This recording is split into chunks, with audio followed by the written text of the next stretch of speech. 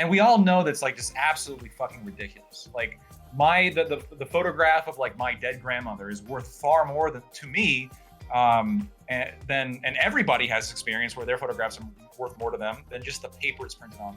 Why can't homes be the same way, right? My childhood home, who are you to determine what the fair value of that is? Okay. Are you gonna, well, I'll address this. Sure, I'll address this. So if I have a family photograph, right, that could save lives, right, that could cure cancer for whatever reason, it's a magic fucking photograph, and then I refuse to sell it because, it's just so precious to me, right?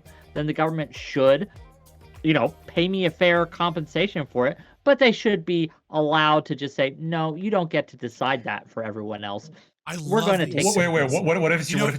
What if it's your organ that somebody else? I love that you said again. This it doesn't. Again, this isn't required for me to live. Right, a photograph, right, is much different than an organ. So is a house. Right, you can live off one kidney. You know what you're describing? Right? You can live off half a liver too. You can live off a kidney. Tell me what you think I'm describing. Hold on. Right? Do you know? Again, you are conflating things. We have a conflation crisis in politics. But it's You're for the conflating wider society, like a people are gonna die without your kidneys. Organs, right?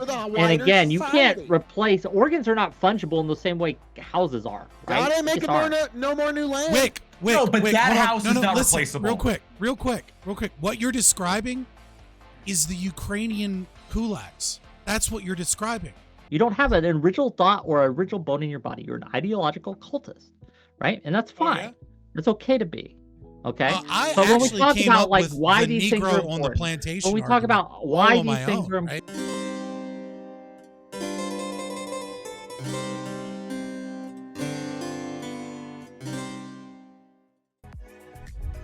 Then there were 3. Well, how the hell you been, Corey? It's been a while. Yeah, it's been a minute. Always a pleasure to see you. I'm doing pretty well. How about yourself? Oh, hanging in there. Another day in this adventure we call life. Yeah, well, I'm hoping it's a long and healthy one. That's the hope. That's the hope, anyways. Fuck that. I hope it's short and fun. Why not long and fun? I don't think they're mutually exclusive. No, long, no. And You got to go out in blaze of glory. You know what I mean? Like I want to die. I want to die in such a way that catches headlines, but they're not making fun of me. I just want to make sure I've used all of my parts to its 100% to the point where like I pull into the afterlife like one of those cars that just like falls apart, disheveled. Like, man, he used every piece to 100%. Well done. So that's my hopes. And no hospital bills. Just dead before I hit the ground at like 70 something. That's the hope. Right. You don't want to leave your kids in like medical debt. Exactly. Fuck all that shit. Like I'm gonna get one of those like living wills where it's like the only legal thing you can do is a finishing move. Fuck off. I love that joke.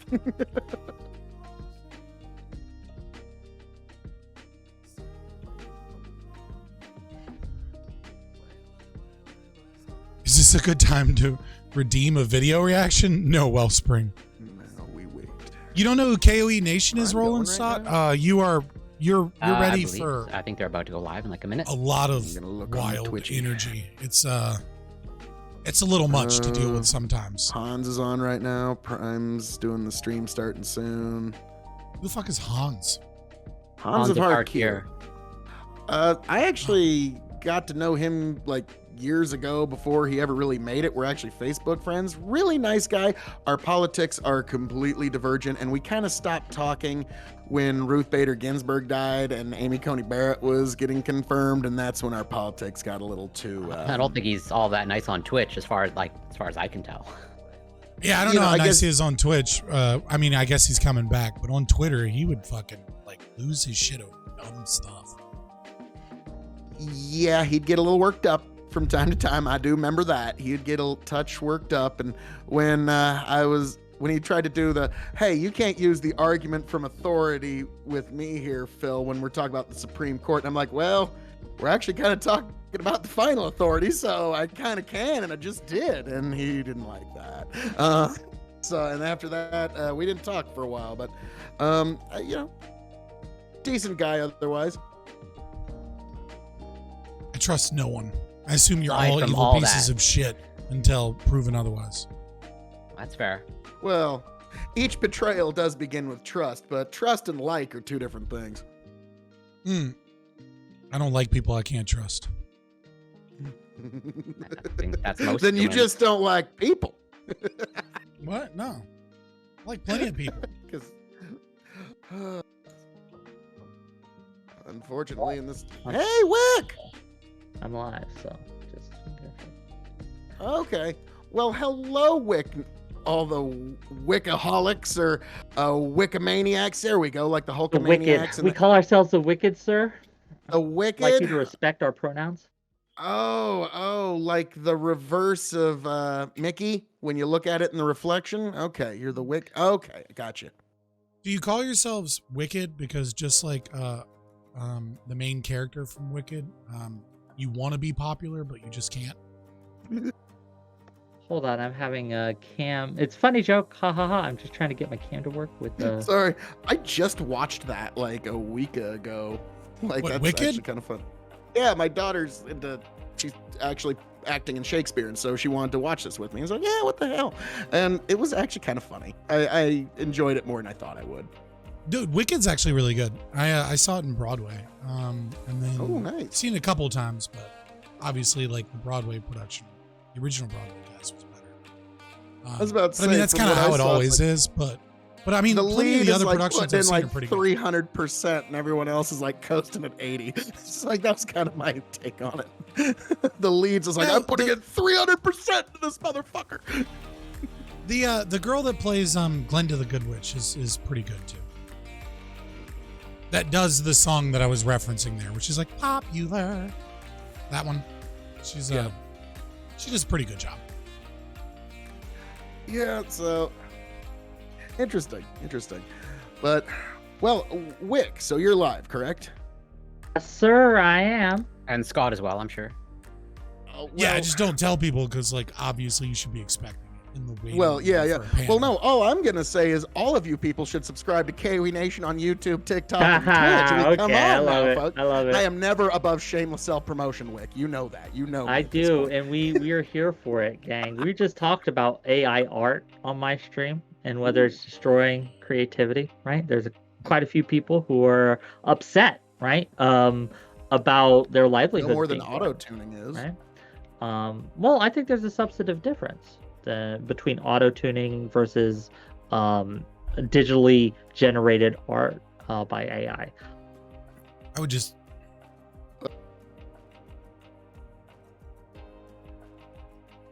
I would say the key is that it's not art, so don't call it art. I mean, it looks like art. It tastes like art. It sells like art. Why? The real question is who is the inventor of autotune, or who was like the first one to implement it? I think that's the real question. What? Like, I don't know why that's a question. Like what? Right? Like, I think it's it's like the least relevant portion. well, you realize with Because each time we put in a new request to the AI, it's a to little make known art, fact. it that- learns a little bit more about us, our tastes, our preferences, to the point where we're not even going to be able to tell the difference between an AI and a real human in a few decades. All right. Like it or not, that one just kind of shut everyone up. Like, oh shit. Sorry, I'm doing like. No, I'm negative not things. flabbergasted. I don't. I just, Oh, nice. You're I in disagree. you're in the Shire. Nice. Well done, sir. Well done.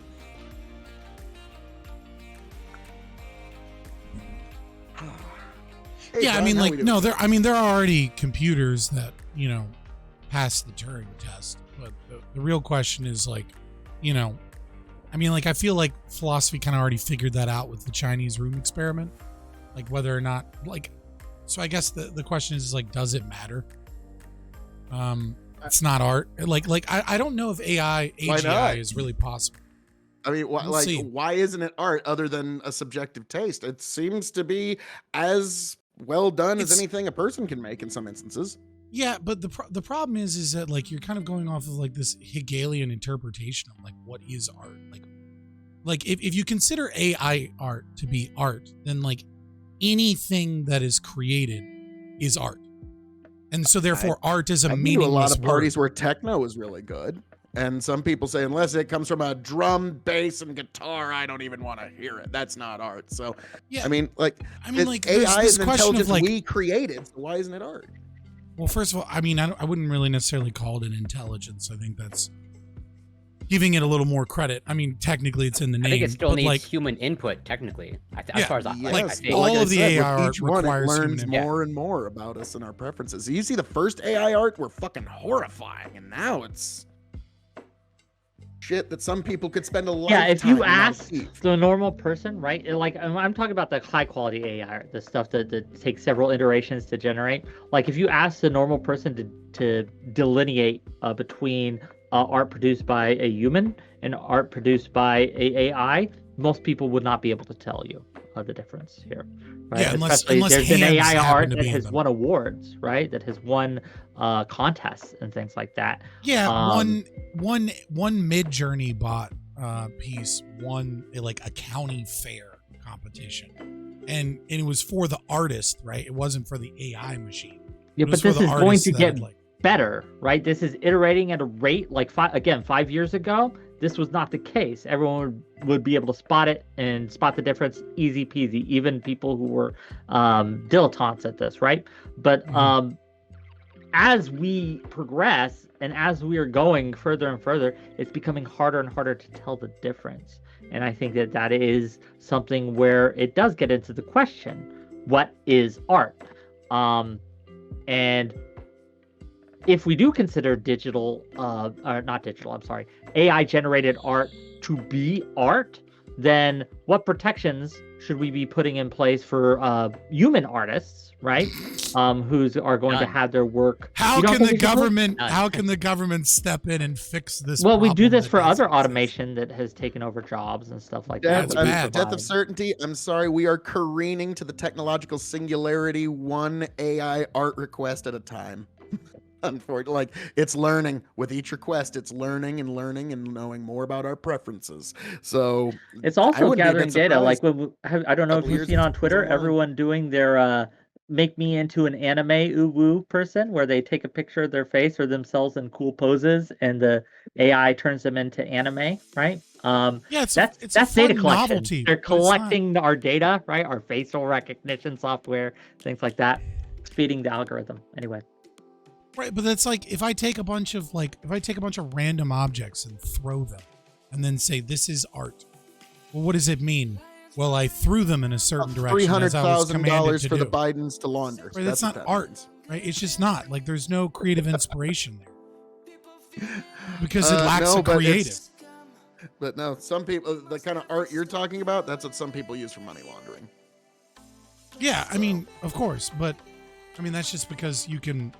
That's a Tax side code topic. allows you to hide money into fucking assets. Which is, So should people, you know, like, is there going to be legislation to prevent people from using AI generated art for money laundering? Like, oh my God, this is the brave new world we're heading to, folks. it's not art. I feel like it's been a minute since I've been on a Prime panel. I don't know, like it has, hasn't it? Because I took the week off for Thanksgiving. Thanksgiving think week at I least a was in month. Florida. Right? No, it hasn't. It's been less than a month, surely. Right? I don't. I know you weren't there last week because I've Yeah, been on last the week I last- couldn't make it because I was sick. I think I've been right? on the I last still got a 3 little or bit 4 of a panels, cold. so it's like I think No, but it's. I think I've only missed 2. Maybe I'm wrong. I don't know. I could be wrong. I don't know. I don't keep a track of it that much. So, but I missed you. I don't know, Fabian, I'm just not and I really, missed like- you, Phil. I saw I'm you just last not week. really Lactoid and into Campbell, so having I this didn't miss you. conversation with this group of people. It's okay. I'm not Like- offended. And Like, it's a deep conversation with people saying really fucking, like, I'm glad to dumb make my stuff. triumphant return here on PrimeCaye's, folks. Which, if you're not followed or subscribed to PrimeCaye's, not only here on Twitch but on YouTube too, what are you doing? You're leaving intellectual money on the table every day, folks. And I cannot bear the thought of you doing that. So please, like, share, subscribe. And send to a friend. If you haven't sent this stream that also features this beautiful face on it to some friend of yours out there, can you really even say you're their friend? Now I remember why KOE Nation gets brought on by PrimeCaye's, because he makes PrimeCaye's shilling for subs and follows seem not that bad.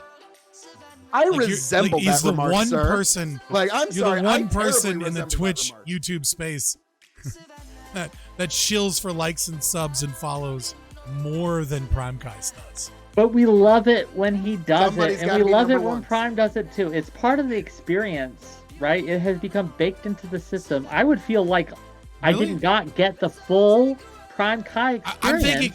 I'm thinking Nor I'm the gonna have full to like Phil start KOV editing them out experience. of my YouTube videos because I keep getting Oh, comments from people being like, "Yo, this is too much." You know, they could skip it, right? They could skip I the was about to push-in, say, right? I mean, You know what? I think it just might be need to know that funnier. KOE I think it Nation, might be YouTube, funnier, TikTok, and Twitch honestly. is where they need to be. I mean, KOE Nation. Yeah, we get YouTube, it. We get TikTok, it. and We get it. Twitch. Yeah, okay. They have to be there, man. It's Oh my God! way Shut better than up! that Fabian Liberty. fucking Jesus channel. Christ! Oh Aw, my God! No, so I think mad. it might be funnier if Did I make just the like. Wish.com Yeah, Stefan it's really Molyneux frustrating. You mad? can't get a word in. I think sometimes, God. right? Oh my God! So no, I think I might just start putting timestamps like for it because then people can like search it out. You know, might be kind of funny. Fabian is what happens when you order Stefan Molyneux from Wish.com. Stefan Molyneux. You know, actually, interestingly Stabby. enough, I remember the first time I saw him, I was like still a leftist at the time. And so like I like watched him and was like, this person's such a terrible piece of shit. I cannot stand this guy. And then like Weird, after because I you're got like, completely ripping off his gimmick now. how am I ripping off his gimmick? Well, because we were both libertarians. Also, he's gone like kind of Christian lately. So he's a little bit Oh, so more so you're ripping off post-libertarian. 2015 Molyneux. Okay, gotcha. How am I ripping? What are you talking about? This is fun. All right. But yeah, no, like the first time I like encountered him, I was like really against him, and then like later, I was like so much more receptive to like understanding like what it was that he was talking about, and I'm always think about that because like I try and keep that in mind when I talk to like so many left-wing audiences, is like this idea of like how unpalatable truth is to people when they're kind of like still sitting in the cult. And like that they kind of have to like break out of the cult mentality that is left-wing philosophy and left-wing politics, because like you can just say like legitimate facts to people and it will enrage them, right? And it's the same thing with the right, right? You can just like tell them a certain thing. Oh, dude, I fucking posted on Twitter the other day, like, I don't want to hear your take on mutilation of children's genitals if you circumcise your son. And people are just like, whoa, whoa, whoa, whoa. And I was just like, yeah, like it's the same shit on the right, like, but I think it's probably more prevalent on the left because there's a lot more cult like mentality. People Only inability to Fabian, speak only out. Fabian is immune, right? He is the only one, and his system is the only one immune from I'm- these cult-like. Dude, it tendencies. happens That to one too. libertarians. It happens to libertarians all the All fucking my time. uncut There's so kings many. stand up. There's so many fucking libertarians that like Don't show it though. Don't- Stand up. they, Don't show it. they don't understand that like libertarianism is about what is morally unjustifiable, and just because something doesn't fit within that category doesn't mean it's permissible. Like people will be like, how dare you say anything against this OnlyFans girl, like she's not committing aggression. It's like, yeah, people are still allowed to like not like that. Scott, but I mean, I won't comment on most of what you said. But the thing about being uncut, right? And sorry. This is where we're going with this. That No, is but what no, you I'm- latched I'm onto. curious. That is what's Because stuck in your he head. Being says uncut. no, because he talked about like Uncut left king. wing people, right? Was it really left wingers who were upset on that? I mean, it seems No, like I literally, Prime, you misunderstood me. I said this happens on the right too. Let me and ask. that Yeah, was my I example. know. I just like asking. Like, it seems that like circumcision is becoming less and less popular, at least on, I think on a lot of sides. So I'm just like curious as to what kind of people were responding to. Well, the only people that would get like triggered by that would be like people that are against groomers and against,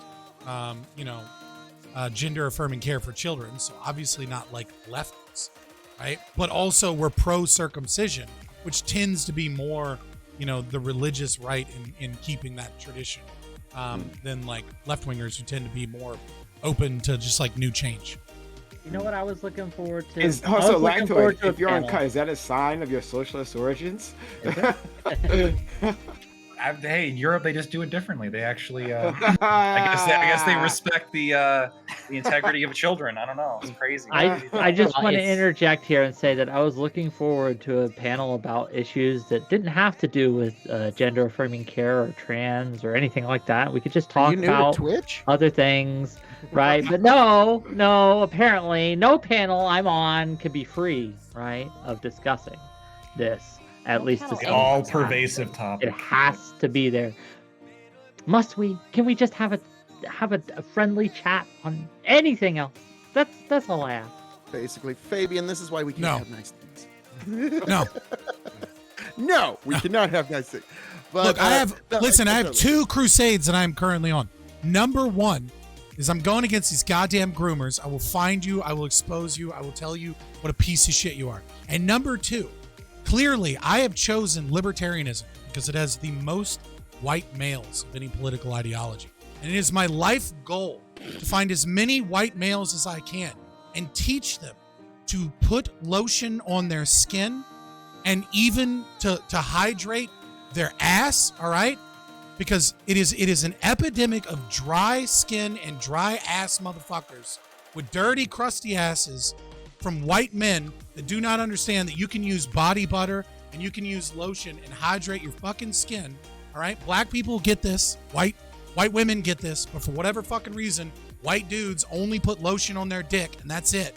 Okay, You put lotion on your ass? you're goddamn right. All right, creates a nice barrier. I You do put want to all know. over your I do body. want to know if you chose libertarian because it's white men. Why did they let a white girl like you in? Was The that transphobic? burn. Jesus Christ. Burn. So we're No. just getting It's started speechless. here, aren't we? Well, I'm just gonna alright. let that one sit. Like, I mean, I feel like I don't have to defend myself on that one. But, well, there we go on that, folks. Good I Lord got- Almighty. I gotta reject that. I don't put lotion on my butthole. I highly Oh, he didn't say butthole. See? I didn't say butthole. See, That's that's what we got. You say white So men. that's- But- that's No, I'm going to more stand up for gentle, Fabian. hold on. Real quick. Freudian Real slip. quick. I reject- I'm going to stand that up is- for Fabian here. This I'm gonna man stand does up not for speak Fabian. for us. Putting lotion on your ass cheeks is a good thing because you Yeah, want to look yeah, silky but smooth. Lactoid You zeroed want in on that to butthole feel silky specifically, smooth. I think, Your for ass. When I think like I put this on my ass, my Don't put immediately it in thought your like butthole. That's weird. Don't put it on No, your butthole butthole. Put too. your ass cheeks. No, butthole too. Fine. He's saying Butthole butthole too. Okay, I Yes. think like Listen, That- listen, most that's- things I can listen, go with him do you so far, see but the no further. epidemic that I'm talking about? Do you see the epidemic? Is these white people got crusty, nasty asses. That's why the fucking dirties, their underwear is all fucking dirty because they're not putting a proper protection layer. And so if you have pooped since you've showered and you're not putting lotion on your butthole, you got a dirty asshole. Lactoid? The lotion Wick, doesn't you got clean a it. dirty Say asshole. that's not going to make things better. You gotta gotta- wash See, has it to creates a stop nice being- You protective gotta use layer. hand This is what you sanitizer. use to clean. Hand sanitizer works. Okay, that actually. Disgusting. Oh Lord Almighty! So this is the highbrow. Do you see what? content This is you why put it's here. so important that I had to get into this political philosophy that is so dominated by white men, Yeah. so that I could be the change that I want to see in the world. All right, I want to Is see anyone here- white men with clean, Can you tidy stop whities. talking about your One of my butthole, best please? friends is a registered libertarian, and I It's always not dirty, relentlessly okay? tease him You know why? Because I because put it's lotion like, on it. oh yeah, all that great libertarian legislation that's been passed, all those libertarian Supreme Court justices that have made it to the Supreme Court over the last century. Like, yeah, the libertarians gotten a lot done. But This guy's farts are so loud. I swear to God. I mean, the Hear 'em lotion, from right? the Dakotas. Doesn't it create like a flapping You kind get of bubbles? like situation? You get Yeah, bubbles. Wouldn't you get bubbles? Yeah, No, You're We're good. using too much. Like you're like a party like clown. go to the bathroom, man. You got a fart. If you got a big fart coming up, go to the bathroom.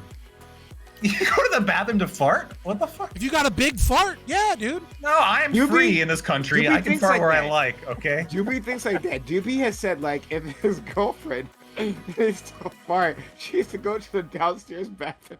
That's downstairs. that's base I patriarchy. mean, at the very right? least, Okay. at the very least, you leave the room and get into You a place don't that no one's fart going to around travel me. quickly. No. Let it out, you know. That's just polite, dude. Were you fucking hotboxing Nah. your girlfriend under the covers every time you're Netflixing? The Like, what the Dutch fuck is oven. wrong with you?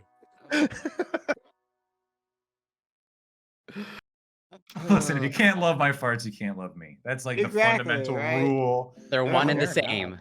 Lactoid, I don't love you because you got a dirty asshole. All right, and until you clean that shit up, like, Okay, Scott. Can be no Scott, love between us. Do you not use bidets? I mean, or is that too European for you?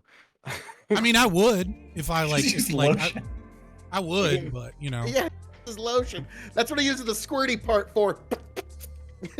Look, this is how you know I'm fucking almond this body, is how you body know butter, dude. that I'm Like, I'm not fucking with actually that lotion shit. that I'm Like, actually I'm a leftist. 2 levels above I do you, have right? a bidet built into my toilet, right?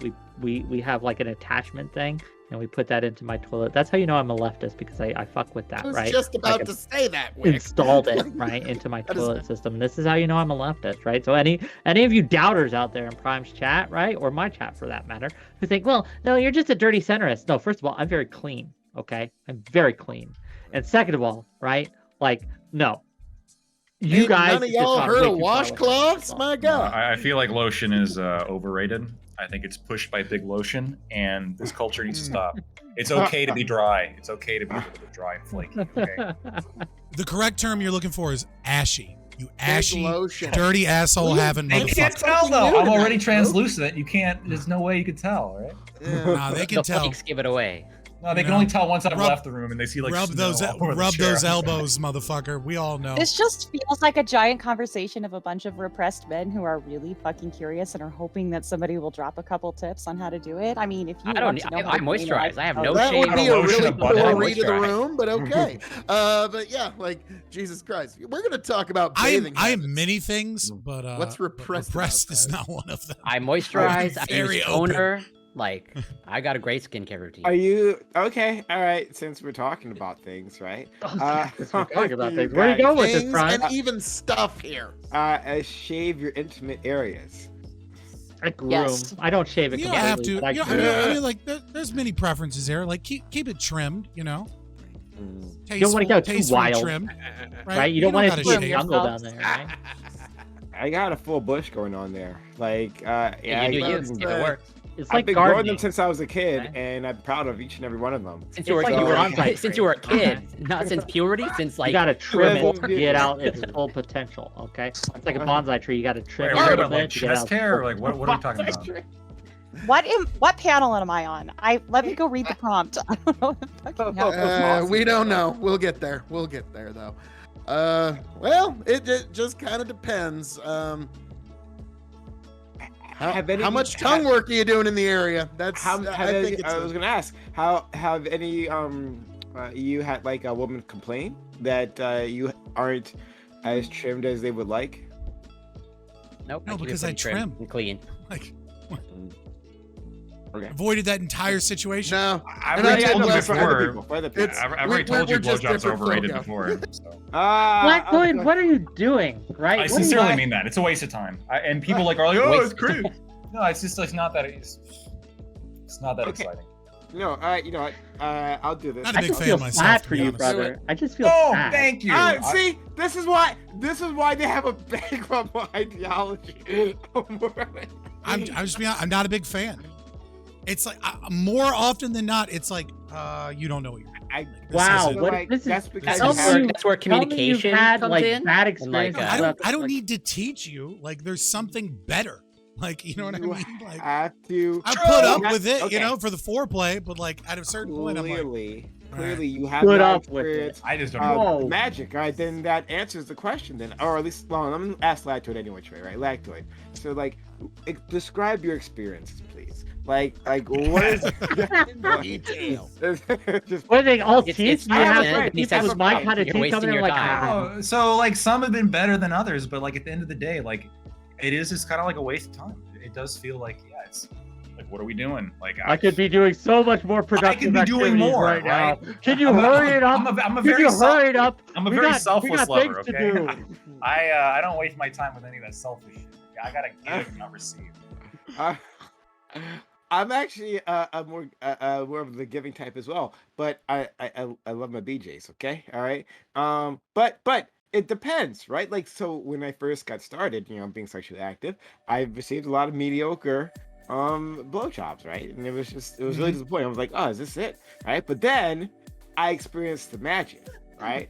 Found some women, happen to be believe in skilled in this magic? particular area, and wow, eyes open, right? Gates of paradise. Mind blown. There's something like psychological about it too. I I don't can know. give just tips can't. to the ladies. Like her teeth like, are right there. It's, I can give tips to the ladies. If you have a bi friend and you guys are friends with benefits, see what he does with you and he'll give you tips. They're fucking fantastic. Like that's how I got better. Is a bi guy told me what I was doing. I don't think the skill people that and you have can bi learn. friends that they're fuck buddies with are quote unquote ladies. You do not know what lady means anymore. I'm just saying. Well, I was about to Anybody say, with a bi I mean, friend that they're what is a fucking lady? fuck buddies with, that's fucking anybody other that's people. ever She's sucked for the my cock, streets, they're all giving a right? thumbs up and they know they did good. Oh, I don't know if they need Iko to- Rich is here to drop the knowledge on us. He's gonna teach all us young wicks Iko, yeah, how it's this young and- works, right? He doesn't But know what yes. you're talking about. I just let him into the bush. Okay. What's your opinion, Uh, Iko Rich? Everyone's What do you different. think? Is Everybody's Blacktoid different. right or is Wick right? Oh, You can't be right so much. Aiko Iko. is a learned individual, so he doesn't He doesn't have to answer this. The beard Oh, of no. knowledge. This sounds like a great question.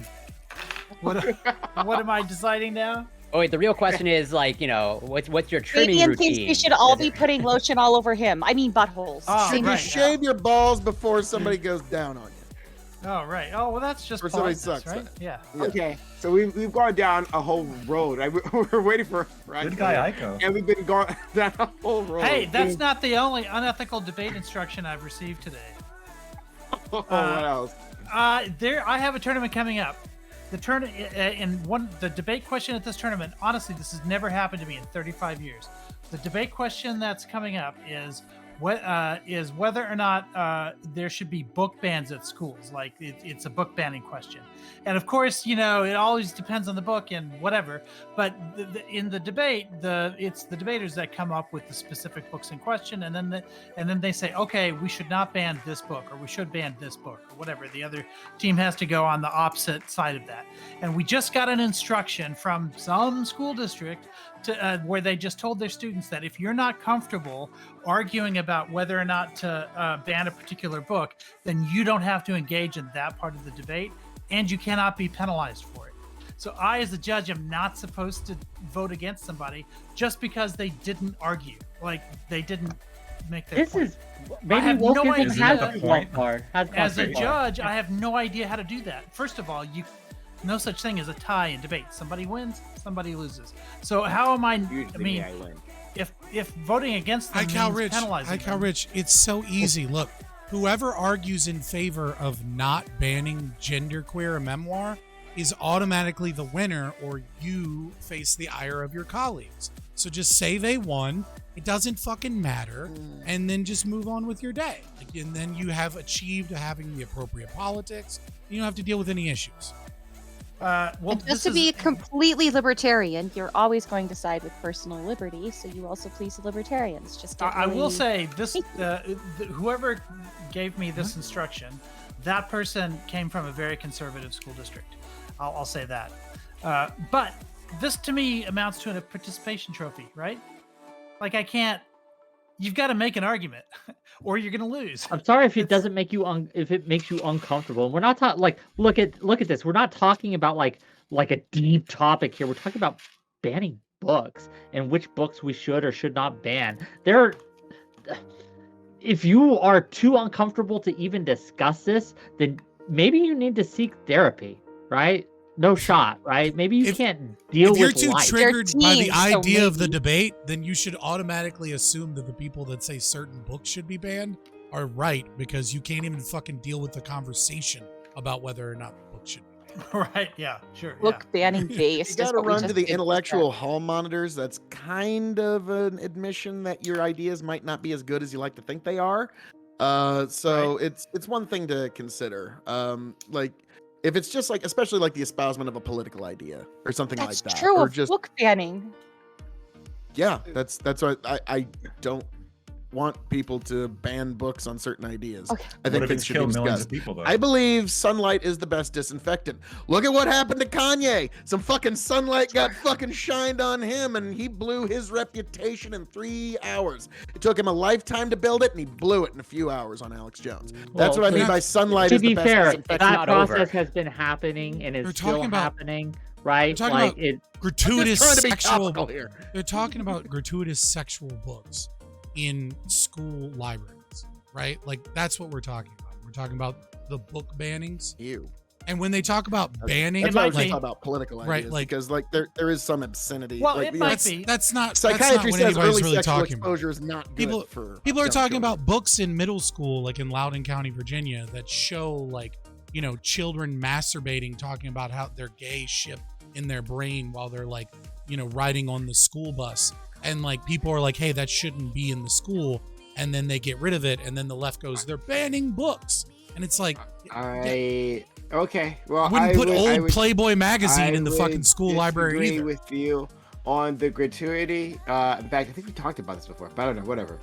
We've probably we've assembled, so we're gonna move on. So, thank you all. I think I might make this pre-panel into a VOD. I might do that. Just put that out there. You know. Like I think Bill that's Maher's great. overtime things, you know? Yeah. Right. Try to get a lotion sponsorship before you do it, and then the company's all like, "What the fuck?" Hell is yeah. this?" Hell yeah, dude. Sometimes I do that for our pre-panels. Like our pre-panels can be like really good, really fun. Fabian but Liberty anyway, at protonmail.com if you have any business inquiries about whether or not you'd like to sponsor me for your lotion products. Jesus. thank you all for being here. This is the Reverie Roundtable, which we have Mondays, 8 p.m. Eastern. We have an amazing group of guests here. So I'm happy to introduce them all. And if you're new to the channel, if you liked everything you've seen so far, hit the follow button. Please, like, come on, all right? This is great stuff. All right, It's so not always buttholes. It's not always buttholes. It's usually buttholes. It's a failing on my part, really. Oh boy, Lactoid. On that note about buttholes, Lactoid. Thank you. Speaking of, Thank you for being here, Fred. Always happy to have you here. Go ahead. Oh, hey, before you do, can I say one more thing before we get started with all this? I just saw on the news today something that reminded me of something Fabian said last panel, I think in the before panel then too. And that was about rounding things up. Have you guys seen that on the news today? There was a company that was, and I can't remember, is CVS. CVS asks you to round up to give to a particular charity. And it was just, I just found out today, it was on the news, that those roundups don't go to that charity directly. What they do is they reimburse CVS for an obligation that a legal obligation that they had to give that charity $10 million for some reason. I can't remember. And so now they're using the roundup thing to pay for the obligation that they have to pay this out. So they're kind of double dipping. So Fabian was right. Yeah, and I agree. Don't give it charity. It's totally useless. Keep that money and spend it on yourself, or spend it on all the living expenses that you need, so you can spend time watching us. Or donate directly. Wait. I want to correct that. Or Donate or directly. yeah, or You don't have to donating put up- or some bullshit. Yeah, I don't know. Whatever helps the trees, or I guess in this case frogs. I don't care. Lacto, you can find me on Anti-Communism United on Discord, Twitch, and YouTube, and on Twitter, Anti-Communite. Okay, thank you so much, Ben. All right, let's go to Scott, who's back with us once again. Thank you, Scott, as well, for coming through and updating us on I'm just trying to keep on the moist keep state people of clean. your butthole. Oh my Right? god! Just trying to keep people clean. All You like it? All right. You like that it's moist? Yeah, I'm Scott from Fabian Liberty, libertarian duo stream. You can find us Fabian Liberty pretty much everywhere. Tomorrow, and it happened sort of when I went 10% on Jangles on a late night PrimeCaye's Reverie. Jangles popped in, and so we'll be on Modern Day Debates tomorrow. So check us out there. So you got to stick. You got to stick in for the whole debate because you never know what might not happen or what will happen. Exactly. All right. But find us Fabian Liberty pretty much everywhere. Okie doke. Please, next we have our friend. Oh, I'm so excited for this one, right? Close to my heart. His name is KOE. KOE Nation, Phil, back with us. Thank you so much. All right, this is going to be rough, boys. I'm just letting you know. His intros are rough. So, cut him down a little take it away, bit. friend. Thank you, good sir, folks. It is I, the man of the hour, the man with the power, the man that makes the other podcast cower, the prince and potentate of the political parlance, and the lord of the Scottish Highlands himself, folks. Your king of extreme, Phil KOE. You can find me at KOE Nation on YouTube, KOE Nation on TikTok, KOE Nation on Twitch, folks. That's K as in king, O as in oh my god. You can find KOE Nation on YouTube, TikTok, and Twitch. E is in extremely happy to know you can find KOE Nation on YouTube, TikTok, and Twitch. I am looking forward to getting into all of the topics of the day with all of you beautiful people out there within the sound of my voice, and all of you folks on this panel right here on PrimeCaye's, right here on YouTube, right here on Twitch. Folks, you better be following him right after you follow me on KOE Nation on YouTube, TikTok, and Twitch. Thank you all. Thank you for being here. Thank you for joining us. Raise a glass to yourselves, and this is going to be a good one, folks. Thank you so much. He's great. Like every time. He reminds me of why. Let's go to our friend Whick. Dog, I told you, it's rough. And I missed him a lot. Whick, thanks for being here. Cut him up now that he's done his intro. Inviting me. His intros if and I sound a outros little different, I are still rough. this is a head cold, but we're getting through it. Man, I am excited to be here. It's been a while since I've gotten to interact with these lovely contestants on the PrimeCaye show, right? And I am very excited to get into the topics today. Thank you for having me. And gang, if you like what I say or you hate what I say, you can come over and say it to my fucking face at twitch.tv/deathandcertainty. Yeah, don't be a coward. Come on. I have open call-in shows every Tuesday, so if you have a problem with what I say, you can come say it to my face. Don't be a little chatter, you little weird chatter people. Okay, I'm done. Okay. All right. So, all right. Corey Campbell, a quality guest as always. Corey, thanks for coming through. I hate to say it, thank but you, Wick as just always, has such for strong inviting me. bitch Always grateful energy. to be on, and always happy to be on with these familiar and fine It's like faces. so And as always, great palpable. topics. You can find me on Twitch, twitch.tv Corey Campbell 84, and on Twitter, Instagram, literally it's Corey Campbell. And yeah, looking forward to getting into it. Hey, all right. Next we have a person who I like a lot, Stabby. Right, Stabby? I'm not your only fan here, right? Our friend Scott, oh my god, desperate. Like, since the last time you've been on, the DMs, endless. Please, you gotta get her back, right? Like, and nothing's been the same since you've left. So I'm glad to be able to fulfill this promise to him. I got you, Scott. All right, Stabby, introduce yourself to everyone. Hey guys, I'm Stabby. I got the name because I like sword games, but I'm verbally aggressive, and so that's the reason for the name now. I don't feel like any of you can need find to me be over told on this, the but Fifth that's not true. Estate. It's a Discord I co-own with someone from a big debate server. You can also Because find the me irony interviewing wasn't people in palpable. Wick's Discord. I also hang around on Primes. Make sure you are following, please. I don't stream, but I will share links to that other Discord. I am here to basically always trigger people because I think there's that perfect little sweet spot of hilarity when somebody gets really fucking mad, and it's one of my favorite things in the world. So that's basically why I'm here. I love how she just openly right. admits she's just a dumb troll. And you certainly found Scott's sweet spot. All right, moving on. We have Aiko.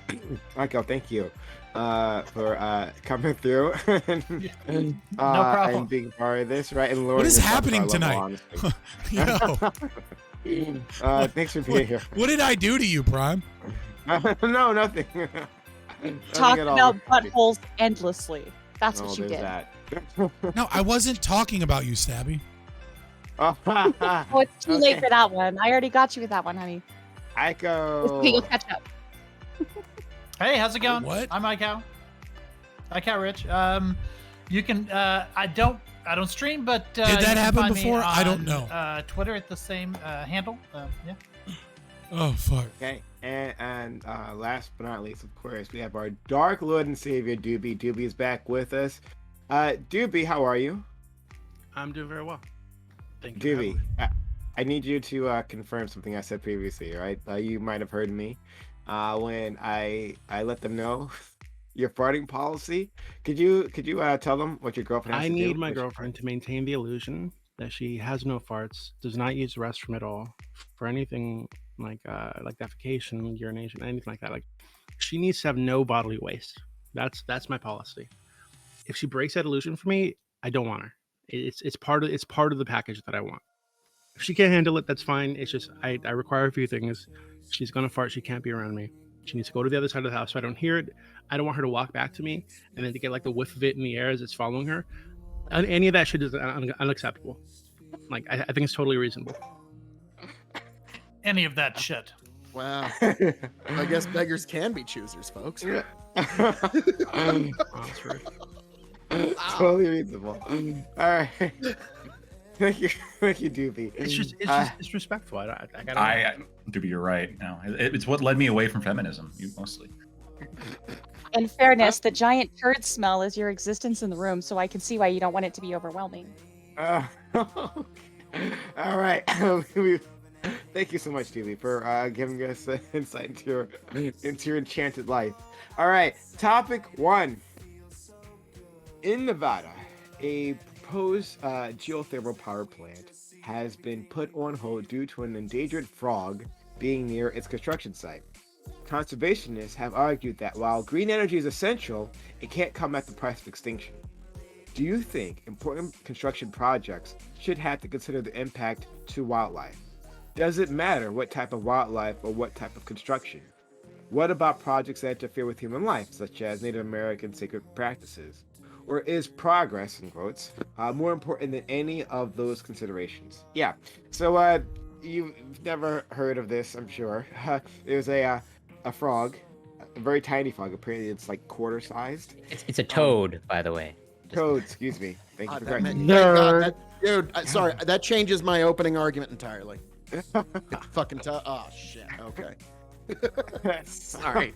It's a very tiny toad, excuse me, but and it apparently just lives in this one particular area where this proposed geothermal power plant will be placed, and it just got to the endangered species or risk of extinction list or something like that. I don't know.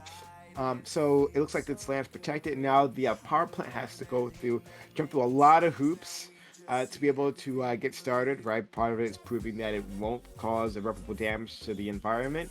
And so I want to know, does this make sense to you? And yeah, like, if not, how would you change things? We'll start with Lactoid. Yeah, so this is a tough topic for me because, I don't want the toad to die. I think the toad looks pretty cool. But I want to bring up a few principles, right? The first principle here is I think the intention is not necessarily the same thing as the results. Often, government programs to protect endangered species that are intended to protect these species may actually encourage landowners to kill those species that are considered endangered in order to prevent having draconian government restrictions imposed on their land, right? I mean, it's much easier to kill the endangered species, hide what you did, as opposed to have to deal with all of the pretty extensive ramifications that come from the Endangered Species Act. There's also a real question as to the efficacy of the Endangered Species Act. There's some numbers that are touted around, but only about 2% of the species placed on the endangered species list actually recover. And this actually may only be so high because of certain data errors when it comes to the process when they put species on the list, as opposed to when they take them off, meaning that a lot of the quote unquote recovered species may actually not be endangered in the first place. So it could be that like the efficacy of this government program is not nearly as high as people say it is. All that being said, I think saving species is a laudable goal, but we can't disregard people's rights over themselves and their own property. After all, every individual is also unique and their experience is irreplaceable. I would advocate for ecological drives similar to the Go for Tortoise initiative, which raises private funds to purchase easements or improvements over land to protect that habitat. As to the power plant specifically, that was mentioned in the article, I think there's a real question here is if climate change is as much of a threat as we think, then perhaps it is worth the trade-off to make this shift towards green energy to potentially endanger this toad. There is no guarantee that this will actually cause the toad to go extinct, and there's nothing stopping conservation efforts to mitigate any impact from the geoplant. And we can't discount the salvation of mankind and many other species for advancement. The sacred tribal part, I think, is irrelevant and just a distraction from the actual important issues. Okay, interesting. Scott, please. So, first, yes to everything Lactoid said. Second, fuck the toads. I don't care about them. There's no evidence to suggest that this toad is essential to the biodiversity of that biome. That we're gonna have like some form of collapse if this toad is gone. Second, fuck BLM, and this time I'm not talking about Black Lives Matter. I'm talking about the Bureau of Land Management. Third, if you have a sacred Native American site that has been homesteaded in some degree, right? There is like some monolithic structure there or something. Yeah, sure, right? Like we should protect and preserve that because there's an original private property owner. It may be difficult to find who that was, but this idea that like every bit of land is sacred because they did something at some point there, yeah, fuck off. I don't care. Ultimately, what you're talking about is the EPA and government institutions burying geothermal technology in red tape, despite the fact that geothermal technology is some of the most green energy that is available with the lowest wildlife impact. It's more green with less impact than solar and wind. And it just so happens to be that oil and gas companies, get all of these wonderful subsidies for the solar and wind projects that they own, when we all know that if you're actually for green energy, you support four things in descending order. Number one, fracking. Fracking is green energy because it lowers the cost of oil and gets us off of coal. Number two would be hydroelectric, but unfortunately you have issues like, deltas and waterways that can be damaged. Number three, geothermal. And number one, if you are for green energy, you should be doing everything you can to support nuclear. Honorable mention to things like battery technology, carbon capture, biofuel, things that need research but may provide solutions in the future. To me, this feels like government overreach, and that you just happen to not see a lot of in wind farms that destroy local bird populations and migratory birds, but we don't care. And it is rare, but honestly, the government should just get the fuck out of the way. Who gives a fuck if this toad dies? I don't. All right, thank you. Kaylee. All right. A couple of things to keep in mind here, folks. I've got two thoughts in my mind, and it's kind of like a Louis C.K. bit where he goes, of course, but maybe. And to me, it's like, of course, we should try to preserve every unique genetic form of life on this planet. But maybe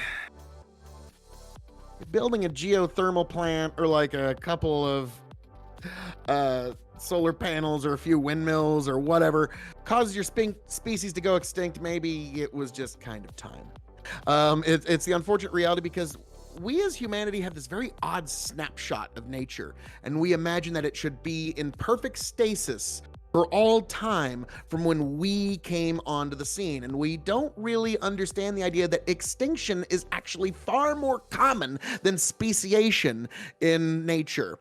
And a great example of this, the wolves have been getting wiped, like their numbers go down and down and down here in North America. And it's not like it to anybody with any basic biological knowledge or any kind of knowledge of how nature works. Yeah, they're going out because the coyote is taking over that niche better than they ever could, and they're adapted better than they ever could. And so over about a few hundred more years, maybe a few thousand more years, yeah, we're probably not going to have wolves in nature anymore because the coyote is taken over. So that's just one good example. But in terms of hunting rights, I have actually argued on other panels before that I believe that native and indigenous hunting rights should be maintained. I'm somebody that does maintain a significant amount of wildlife habitat, and I do use some of it for hunting. And so, yeah, that is very much something that needs to be maintained. You have to actively have the idea that I want to maintain this wildlife habitat. And if native tribes wish to do that, I don't think we should develop there for obvious reasons. But there is a point, like, to me, I always talk about to my friends from California. It's like, well, you're going to run out of water soon. You should probably dam up all that water before it escapes out to the ocean. And then I hear, well, the environment. What about the salt? What about the salt levels in the ocean? And what about the fish? What about the? Well, I don't know. I'm going to leave it on this. Coming from team people here, us, and our conversion of fuel to energy is what decides the totality of life on this planet. So if we're fucked, everything else is fucked with us, whether we want to admit it or not. So folks, these lips of mine, they can speak no evil. And with that, I yield back to you beautiful people. He's so great. Let's go to Whick. It comes down to this, right? What benefit will this plant, this geothermal facility, give to us, and what benefits are there for delaying it in order to make sure that it does as little harm as possible to the local environment? I think that when the question is, should we take into account the damage it might do to local wildlife? Absolutely, we should take it into account. But it should not be the end-all, be-all, right? We can tolerate and accept some harm if the benefits outweigh it. And as we know, climate catastrophe isn't going to be localized to a single area. It's going to be global in nature. And if we have to put some species at risk in local areas to save life as we know it, literally on a global scale, that's okay, right? Now, obviously, we need to be smart about this. We need to take our time, right, to an extent, but we don't have all the time in the world. So at a certain point, we have to make a decision. We have to go with our best, put our best foot forward, and we're going to make mistakes, but we correct for those mistakes. So my take on it is this. I think that geothermal, as was said, is a very green technology, right? And it is a tool we have in our tool belt, and we should not simply discard it because it might have some short-term harms. And absolutely do everything we can to preserve existing species, but the bigger goal is to conserve, the planet. So there we go. That's my take. Corey. Yeah. Well, firstly, whether this is a coincidence or not, I don't know. But it's a very timely topic to cover since COP15 is going on right now. And that's I'm going to put the link into the Twitch chat and in the StreamYard chat, taking place in actually Quebec, Canada, Montreal, Quebec, Canada. This is a UN summit specifically about biodiversity loss and how to solve biodiversity loss, which this very much is in line with that. Because you can be team people, but without any other biodiversity, I don't think there is a team people. I'm reasonably sure without any other life forms aside from humans, like humans cannot exist, but I might be wrong about that. And yeah, I think this is really tricky, where it's like to answer the prompt, where do I think that it's important construction projects should have to consider their impact on wildlife? Yes, absolutely. I think we have to protect life forms like Doobie, the toads and the frogs, for sure, because Doobie is super important and crucial and unique. So does it matter what type of wildlife or what type of construction? Again, to Wick's point, the costs and benefits, it seems like this project is trying to reach a compromise, and I'm all for the compromise. I'm not for the sake, I'm not for green energy solutions at all costs, and the environmental impacts have to be taken into account. And it seems like a reasonable compromise is being made. And so I'm pretty much erring on the side of preserving diversity is the direction that I go in. And that's in the direction of preserving this toad and just biodiversity in general. And I'll leave it there for now. Stabby. You're muted. Hello. Sorry. My kids came in, so I had put the thing up. Sorry. If push comes to shove, I'm going to side with the geothermal plant and not the toad. But I want to be very, very clear about something. When it comes to biomes, it falls along with what Corey was saying. Without biodiversity, we don't actually stand a chance. And when you're looking at a green power plant, overall, what we're looking at is already a nature cohesive solution, but what we need to be looking for is a nature based solution. This toad, from what I can tell, I looked everywhere because I wanted to have a little more information on the toad itself. There's got to be something about it that had it fast track onto the list, because it's like the second time it's happened in decades. That's not very normal. They might need to be studied. I'm not really sure what's going on with the toad, but it's very strange that it got onto the list, the list like that. So there's something going on in this biome that we actually need to be incredibly aware of. And I'm sure there's a way we can make the geothermal plant, like there can be like a preserve area, something that only has access to workers, something to that effect that might help us out, because it's also being predated by a larger toad. So between climate change and this larger toad, it could have gone extinct anyway. Like, for instance, nobody hate me. I don't think we should be trying so hard to keep panda bears alive. I know they're adorable. I know they're so cute, but they just don't have it in them. Evolution has also led to extinction in many different cases. So I would caution us, like, throwing everything to the wind for an endangered species, but we should be wondering, why is this particular toad on this site? Why is this the only place that it exists in the world? We also need to be aware that when it comes to medicines, when it comes to things we can learn about biodiversity and what kind of fungi we have in the area, amphibians is the first place we go to. We always have, and I think we always will. So I think we really need to be careful and go forward very carefully. But I do firmly believe that there is a nature-based solution for us if we're already doing something that's copacetic somewhat to nature itself with a plant. So I would say that, yeah, I'll side with team people on this one, but we don't know what fungi are going to disappear. We don't know what medicines we could have had. So we should be very, very careful going forward. Okay. Aiko. Okay, so let me just say, let me just start out by saying if we're going to go to Whick's example of what are the benefits on either side of this and how do we weigh those. When I said that decades ago, I started thinking about it, and now I've come up with an answer for myself, which is this is a 12 megawatt facility. So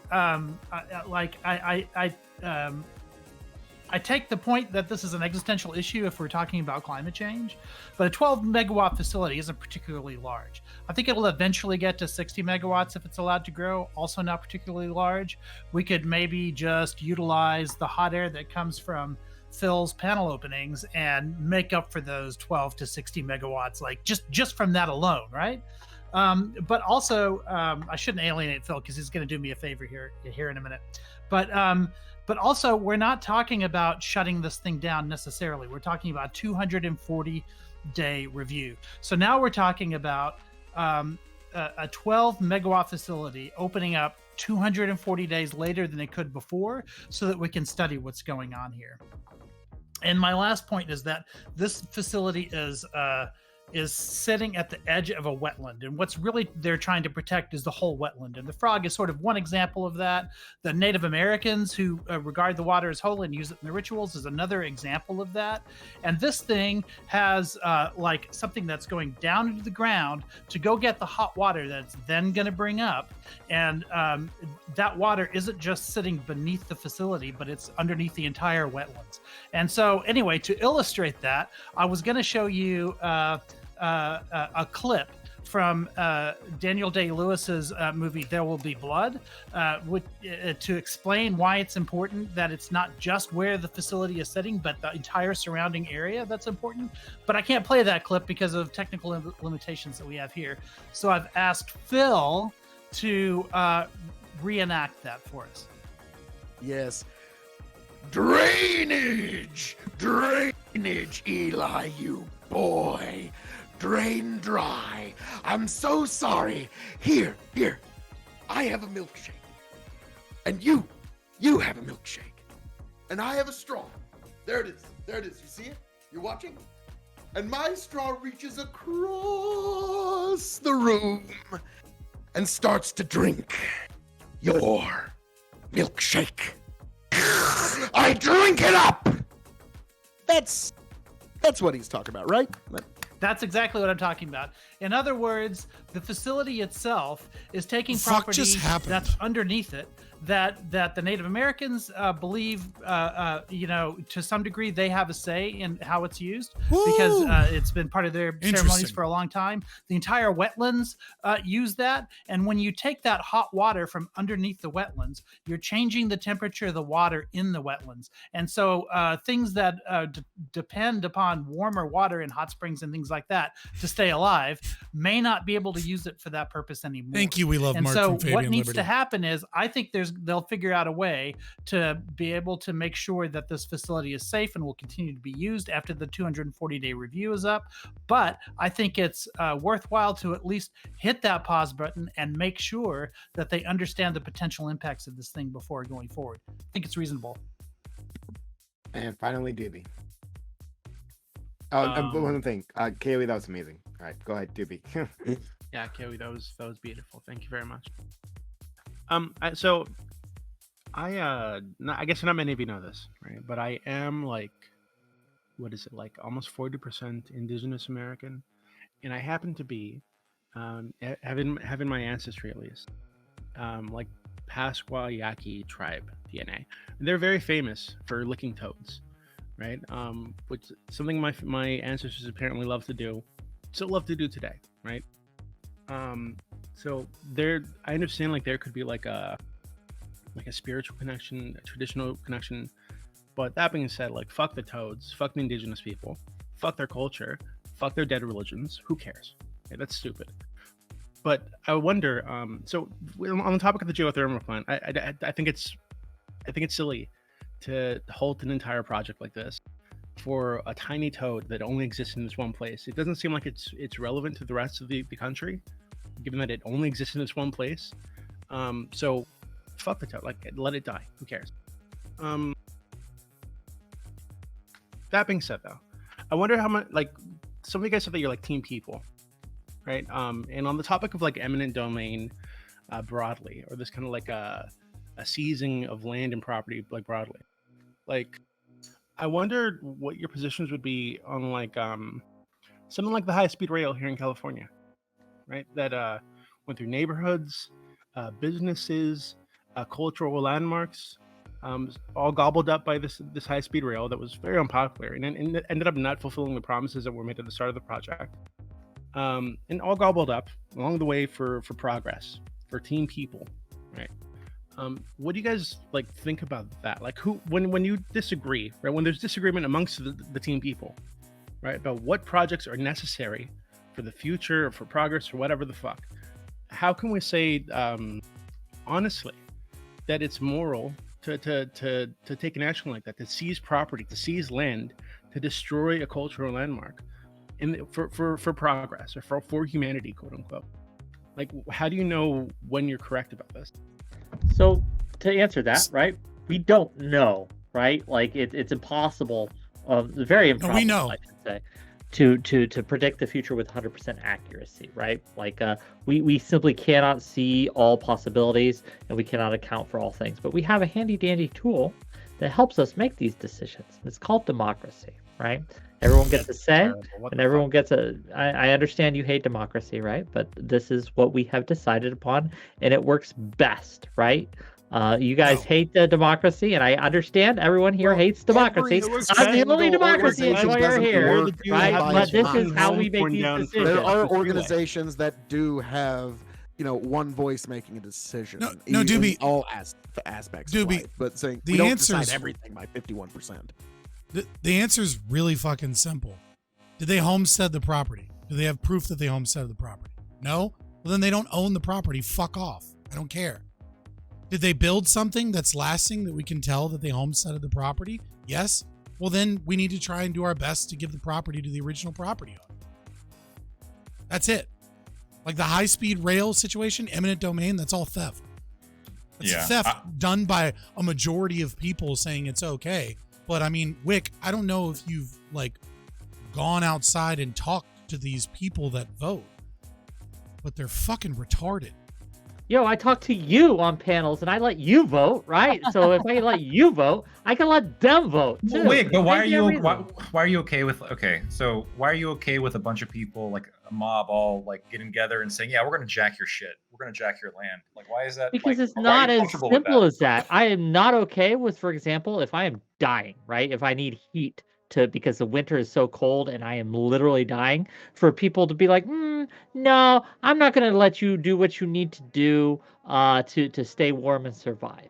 Like when it This comes is to eminent What are domain. you talking about? community, right? Eminent Yeah. domain has a purpose, right? It has a purpose. Usually that purpose is To highways. legalize theft, yes. Wait, hold on. Yeah, I'm Real a quick. farmer. Usually the purpose is Motherfuck highways. eminent domain. Usually, and whoever yes. fucking Yeah. But we can use it in other instances. Well, and as well. usually it's highways through minority neighborhoods. That's usually the purpose of eminent domain. if we're Sure, being you honest. can use this tool through poorly farmers' and badly fields. and oppressively, but you can also use it well to serve society's needs. No, but this is democracy, right? You're in a minority. You don't get a vote. Like there's fewer of you. You just lose the vote. So too bad. You get a highway through your neighborhood now. Like this Obviously, is clearly we need what happens. checks and balances here, right? Oh my Obviously, we need No. checks Vote and harder, balances. Daddy. But look, So at wait, the end of the what day, checks and No balances balance, on you democracy? just your get to see what what is your happens. proposal for this? Scott's proposal is we just got to find who the Respect original owner property is, rights? whatever that the fuck Respect means, property right? rights? What I is mean, I don't know if your you know this, Lactoid, Wick, have what you ever is heard of a man your by the name of solution? James J. Hill? He actually built the entire Great Northern Railroad without any sort of government grants or even the right of way. He actually just gave people a good deal that they agreed to along the way. I know, fucking crazy that the fucking government would be expected to fucking pay a standard market rate for fucking real estate. Holy shit, they can't just use legalized theft through fucking eminent domain, which is what they do, is they just use that to not have to pay the full real estate price. So can we let's go to Lactoid because he was asked a question, and then we'll go to DB. And Could you please ask the question again, Wick? Sure. So, given that you are entirely against eminent domain, right? But we have a problem that is affecting people, right? We have an energy crisis, right? Looming upon us. We have a global climate crisis looming, and we have to make these decisions, right? As Doobie asked originally, when it comes to where we place these things, a decision has to be made. How would you go about it? First of all, wait, hold Doobie, on. we have to be kind of cognizantly aware of. He's betraying Lactoid his needs to froggy answer. amphibian kind. So, Well, Doobie's a That's the Quizling. We question. got that. I don't We know. can- I like, don't know. Doobie like, doesn't so- care if all the other frogs croak. Well, I okay, but wanted like, to go so for a while, maybe but maybe fine. I'm concerned. Maybe I'm missing like what eminent domain is, right? But like my understanding of like Doobie's question, like eminent domain is okay. There's a public problem. This was super big in like urban renewal, right? Which and highways. Highways the biggest one by far. This idea of, well, the government wants to build, they want to build something on your land. They want to build something. In fact, they want to build something on your house, and they're struck with a very inconvenient fact. That fact being that you happen to live there, and that troubles them greatly because they would much prefer to have their road go through your house. And so instead of coming to you in your house that you live in and say, okay, I'll give you some money in exchange for your house. How much is it going to cost here? And like actually like doing some kind of like market bartering system where it's like, you go to different neighbors, you go to different neighborhoods and you try to like get, a reasonable price about what's the cheapest way we can build this project or something along these lines. Instead, they're just like, no, we're going to build it here. Fuck you. And they will tear down entire sections of cities and they'll just put up highways. And sometimes they'll even tear down entire sections of cities because some major corporation wants to build like a research plant there. This was most evident with Pfizer, who was, I forget the town, but Pfizer was given the green light by the city the city came in, tore down an entire neighborhood, and then Pfizer canceled their plans. Look, And now I will it's just a copy the garbage heap. fact that a lot of times this is done in an abusive manner. I'll copy It's that. done, it's done entirely. too often. It's done too often 100%. in I'll an give you abusive that. manner. But the question in an remains. abusive manner to But it's even that like 10% consider of using it. But time. the question remains. We have a problem, And do we allow one person who decides, you know what, my house is here, and I know this is the really the best spot for this geothermal plant, but my house is here, gang, and I don't want to sell it at all. You're just gonna, you just cannot have this. Do we just let that one person decide the fate for potentially hundreds of thousands of other people who need access to this power, and right? offer Whose them lives more will be money. significantly worse. Offer them more money. Yeah, so It we doesn't can- matter. so So we- I have yeah, it so covered as hell. I If understand. you're Like saying this. So people this is don't the want to quintet. sell, then no, wait. Right. If that's the case, then James J. Hill's Great Northern Railroad would have never been built. Yet Wait, it was. no, So hold on. I'm So sorry. This is like the quintessential like the idea of the movie Up, right? The guy who just will not sell, even though you're going to give him like a ridiculous amount of money.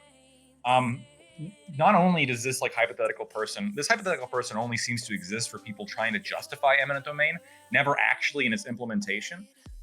If this person were to spring up, I would still be against it. I think that would be like a more interesting conversation if this person ever actually happened. But it just never happens that way. Most of the time, what it is, we have eminent domain, and we don't let it happen. Well, exactly, because you got a neighborhood who doesn't want to leave. It's because you wait 20 years and then they die. Okay, And then I their have a kids question. sell it, So- and then it happens Okay, anyways. okay. That's what You gotta- always you gotta- happens. one more thing. Hold on, Lactoid, Doobie, Ico, Stabby. One last thing, and it's an unrelated point. The panda crisis is due to the Chinese government artificially restricting the supply of pandas. You can look it up. They actually whenever they export it, they mandate that they not breed, or if they do breed, the babies belong to the government of China. So China is responsible for the pandas dying out. That's a fact. You can look that up. That and pandas don't Let's go to Doobie, Ico, and then Stabby. Well, I'm just because I think it was a Lactoid who made the point about minorities being screwed over by eminent domain. I wonder what Wick is somebody. I think you're like a lefty Wick, right? So you probably believe in systemic racism and whatnot.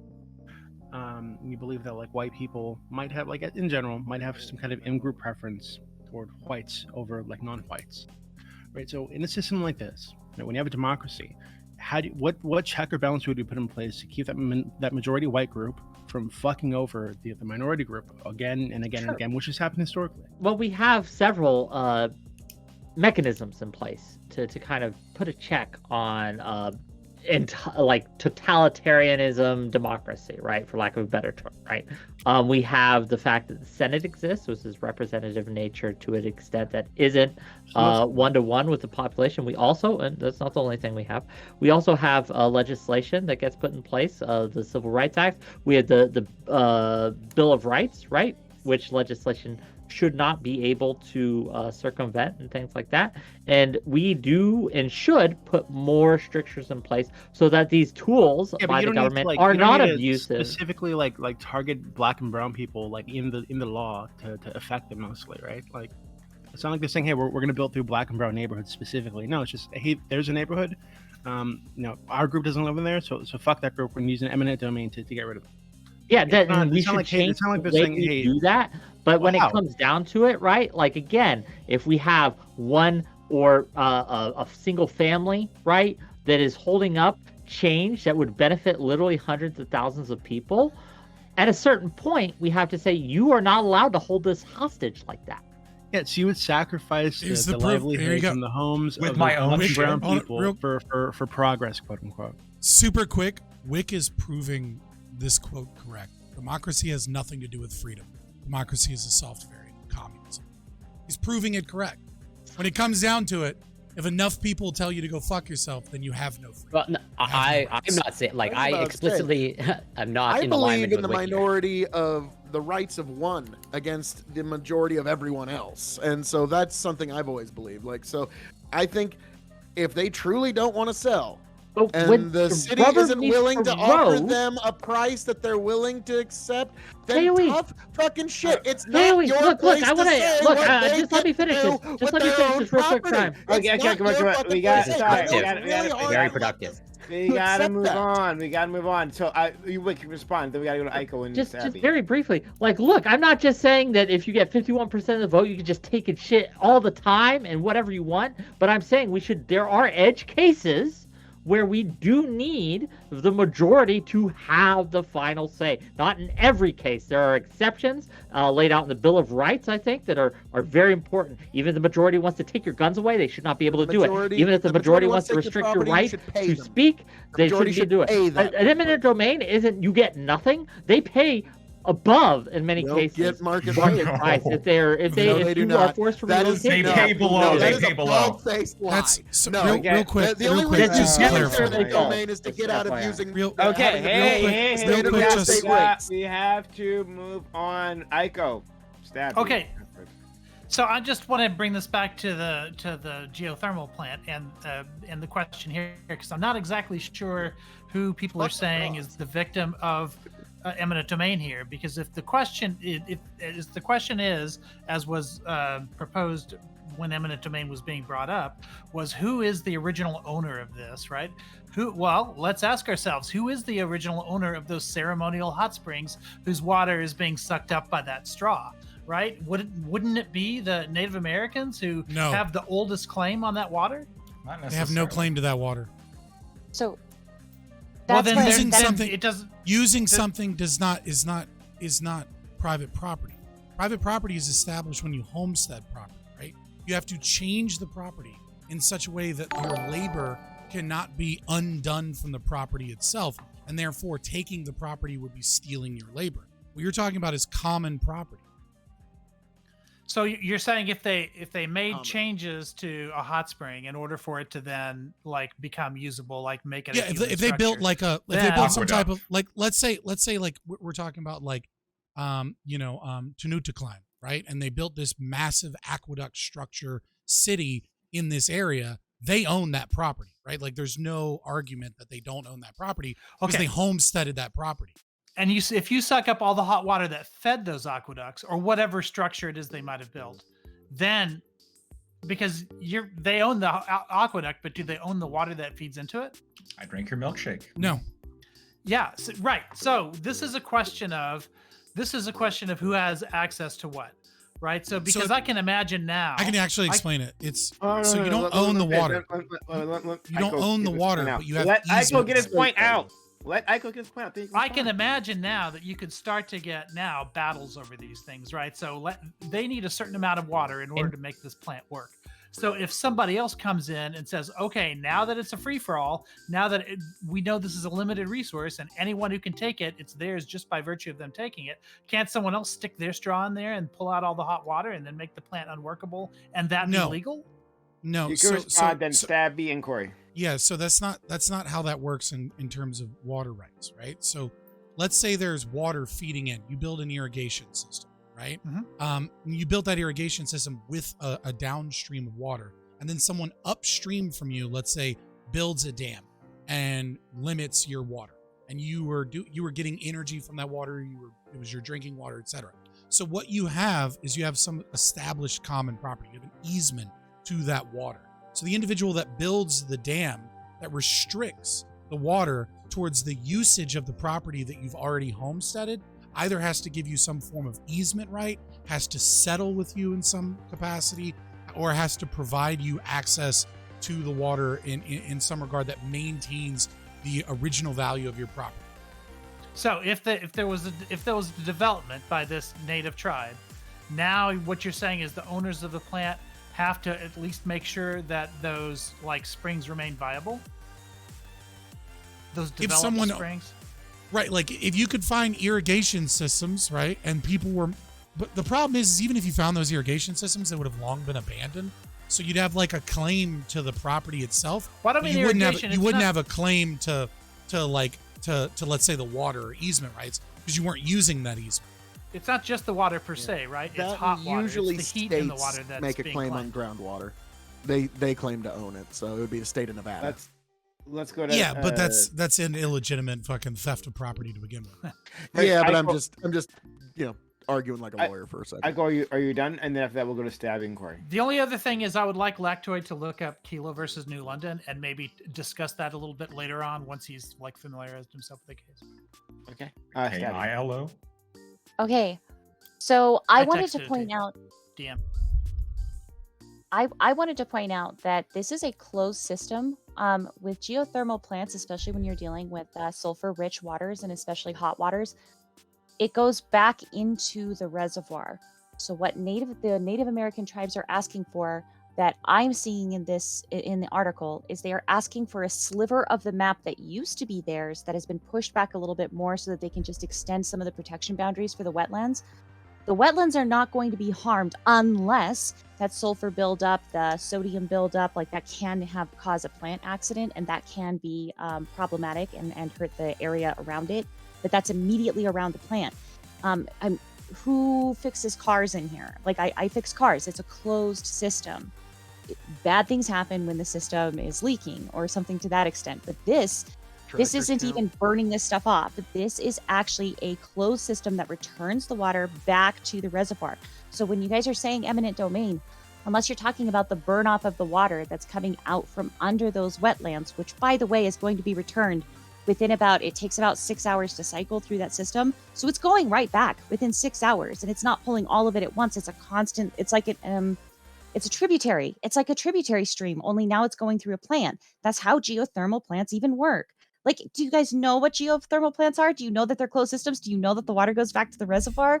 Jesus, eminent domain was just some wild fucking tangent. Literally nobody needed to have just now, just to like plug some fantasy of like the Union feds coming to get your lands for the railroad. Calm down. That is not how geothermal plants fucking work. Jesus motherfucking Christ. You guys are men. Aren't you supposed to like this shit? I'm sure they're not going to use no eminent domain. So it's the problem Magma, here. by the way, really quickly, No. no. Magma Energy Corp owns this land, and the land surrounding it is either tribal lands or it's already a preserved land or something to that extent. So just so you're aware, the only lands that the plant is going to be on are any access roads Magma Energy Corp already owns and paid fair price for. So just so you guys are aware, I'm not a capitalist shill or anything. They do own this land. There is nobody taking shit. Okay, calm the fuck down. Yeah, but Stabby. So you're talking about changing talking about changing the nature of the value of the property, including the damage that could be done from the heating, right? So I don't understand how eminent domain was a tangent. I'm confused as to how your argument is against what we were saying. We were using other examples to describe the process. Well, because in the topic, right? One of the secondary questions was, what about the other projects that interfere with human life, right? So yeah, this is what we can deal with other projects later. Is not only not a tangent, but it's actually like the spirit of what the fuck we're talking about, and it's not a fantasy. This is already land taken for free. So there's nothing inside of your hypothetical. Happens. You can Google it right now and see how it happened all over California with a fucking high-speed rail. So to say that that's a fantasy just tells me you're either not following the conversation or you're looking for ways to get jabs in that are totally irrelevant. No, I want you to read the prompt again, since you're obviously struggling, Doobie. For all frog kind. No, you read the prompt. Tell me where in the prompt it does not. Tell me where in the prompt. Right, you found somehow that imminent domain will be like a tangent. Because I'm looking at it right now. And it asks about other projects that interfere with human rights. A proposed geothermal power plant has been put on hold due to the endangered frog being near its construction site. Conservationists have argued that while green energy is essential, it can't come at the price of extinction.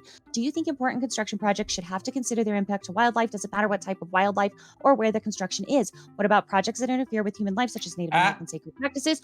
Or is progress more important than any of those considerations? When we're talking about our geothermal plant, we are talking about. We're not just talking about the geothermal plant. Are you going to gish gallop against your own cell phone? Like, we're not just talking about the geothermal plant. I want to in my opening, I pointed to other projects that interfere with human life, which is why we're talking about imminent domain. And they're supposed to work this way. You're not way, following the fucking conversation right now. Because that's the kind of justifications that's used to build things like highways. Does that interfere with human life?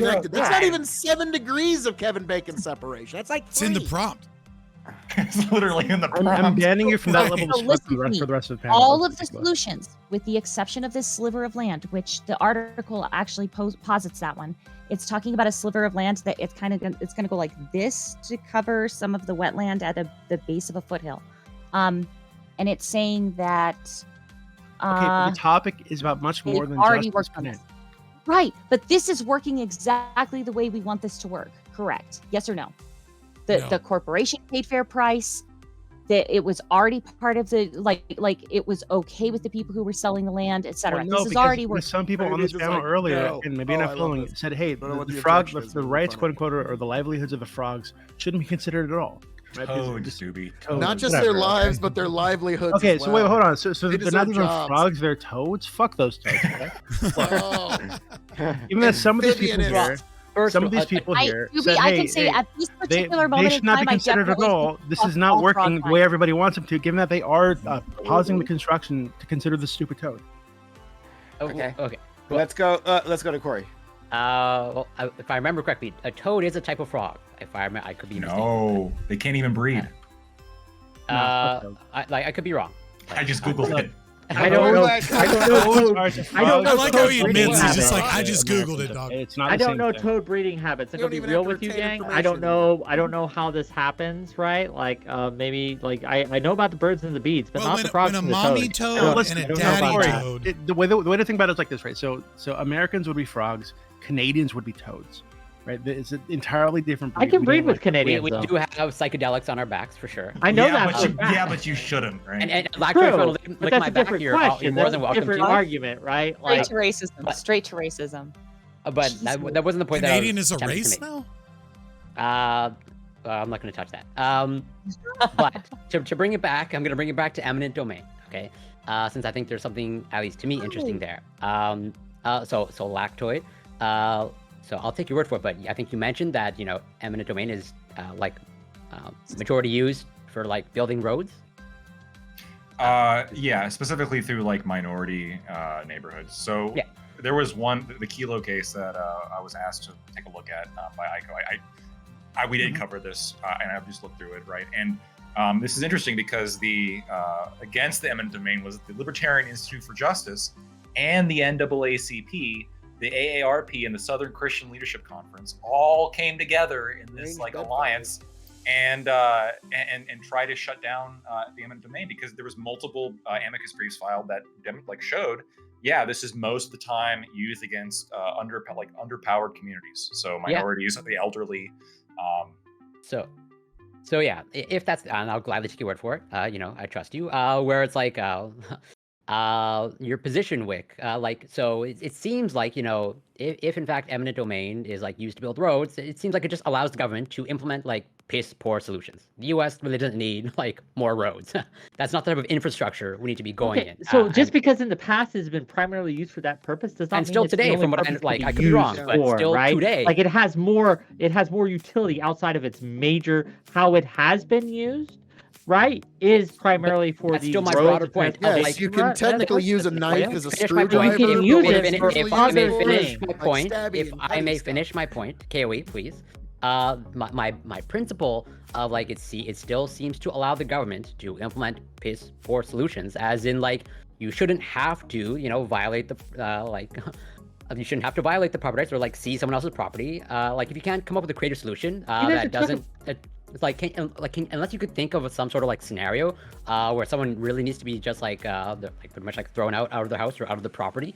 I can't, like, this might just be my lack of creativity. I can't think of any sort of situation where that has to be the case. Like, I think the government or the institution should be able to implement a creative solution. Same thing with here of like, I'll even use it for the application of preservation of this toad.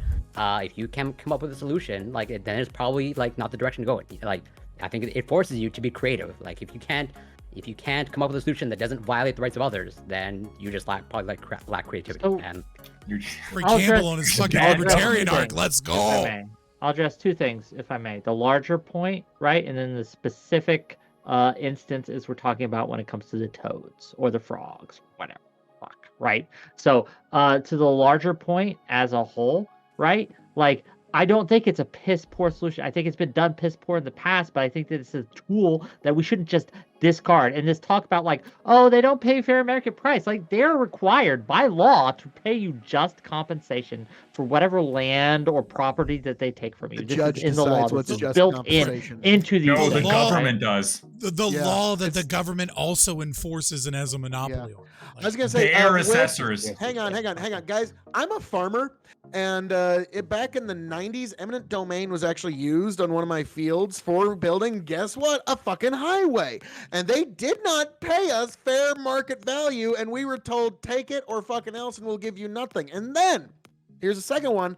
For about 6 weeks, one of our fields was right in the crosshairs of the Keystone XL pipeline, and then the fucking path changed a lot, its precise location, but for about 6 weeks we were looking down the barrel of eminent domain ourselves. And trust me, when you are in the fucking path of that shit, it isn't some blessing that's being bestowed upon you that you should just be so happy about. Like, no, they're fucking shitting all over your property rights because they want to, and that's it.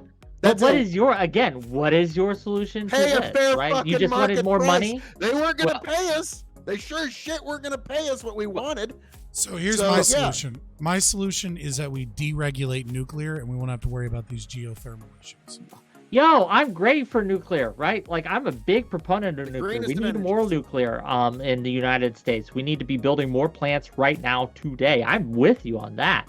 Like, to address a specific point, though, when it comes to these toads, right? Like, so as I understand it, there is, like, they are trying to figure out whether or not it will impact the toads in a very negative way, right? They do not yet know. Again, from my reading of the argument, so they don't know yet. So whether or not it's going to be a poor solution, what they're doing now, we don't know yet, right? Like, so we haven't figured that out. And that's true, right? Like, so, like, not even gonna go like full libertarian fucking, siren song here. Just looking at like what we're talking about. When you have a court stop you in January, and then another court open you back up in February, and then another court stop you in April, and then you're gonna sit and you're gonna halt construction longer while some government agency does some fucking investigation to see whether or not you may or may not be allowed to build this project you've invested millions in, or whether or not it's just going to slow you down. What you're talking about is money, right? Like, you're talking about massive amounts of money that not only occur to this specific company, but occur to every single company, every single town, every single property owner when they're determining whether or not they want to build geothermal or build hydroelectric, right? Or build something that has some connection to the environment outside of the property, right? Nuclear, on the other hand, like, you're not going to have any issues because there's no danger to any species by building nuclear other than at the exact site that you're building. And then you could just move it, right? Like, there's no issue there other than massive government regulation. So what you're talking about is you're severely increasing the cost for this specific instance, but also the calculation for insurance and companies that want to do this in the future. And when you do that, what you're doing is you're dampening the growth of geothermal across the entirety of the United States. You're not just talking about this one place. What you're talking about is decreasing investment in true green energy technology.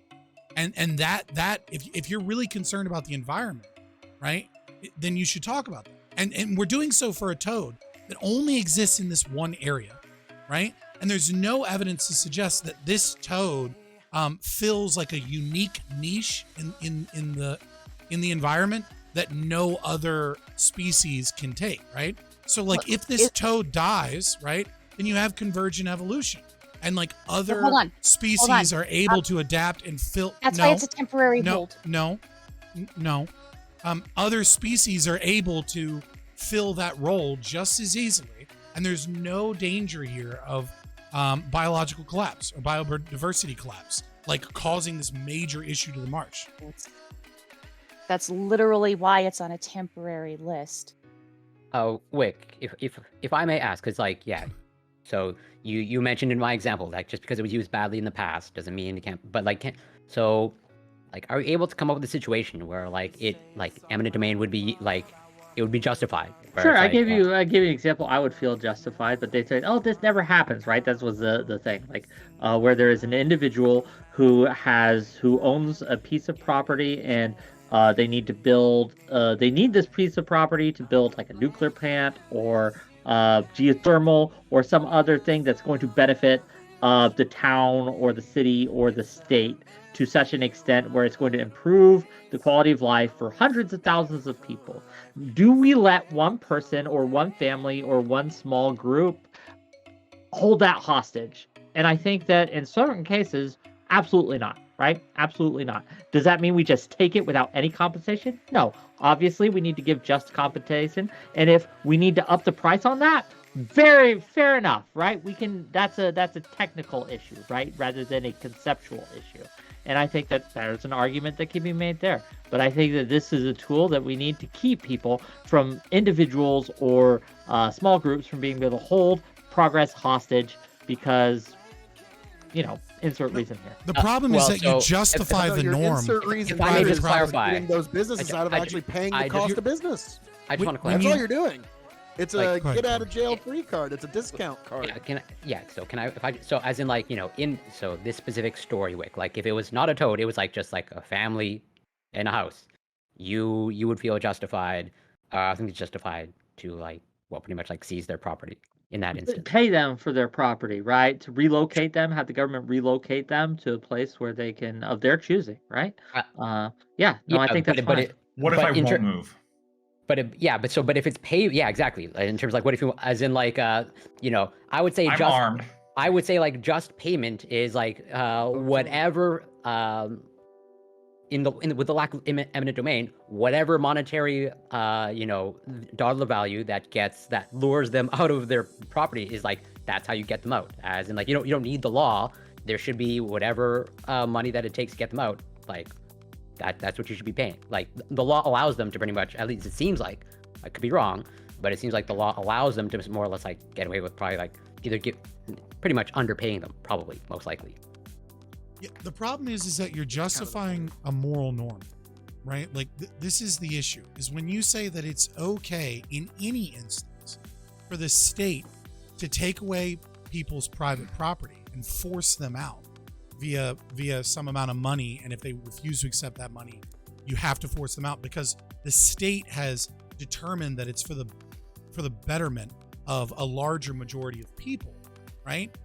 Then you start going, well, that's just a numbers game. That's just this. Like we can figure this out with democracy. But the problem is that you've already justified the norm that the state can destroy, that you don't have private property rights and that those don't exist and that the state can violate them so long as a majority of people have a belief that it benefits them. That's the issue. Like rights aren't like we have just a fundamental disagreement here where rights aren't absolute, right? That there are corner cases or exceptions to every rule, right? Name a right that's not absolute. The right to private property.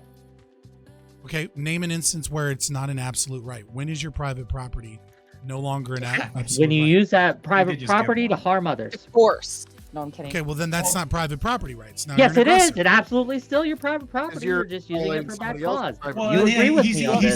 said if you're sitting like on a geothermal site or whatever. Guys and gals and toad frog pals.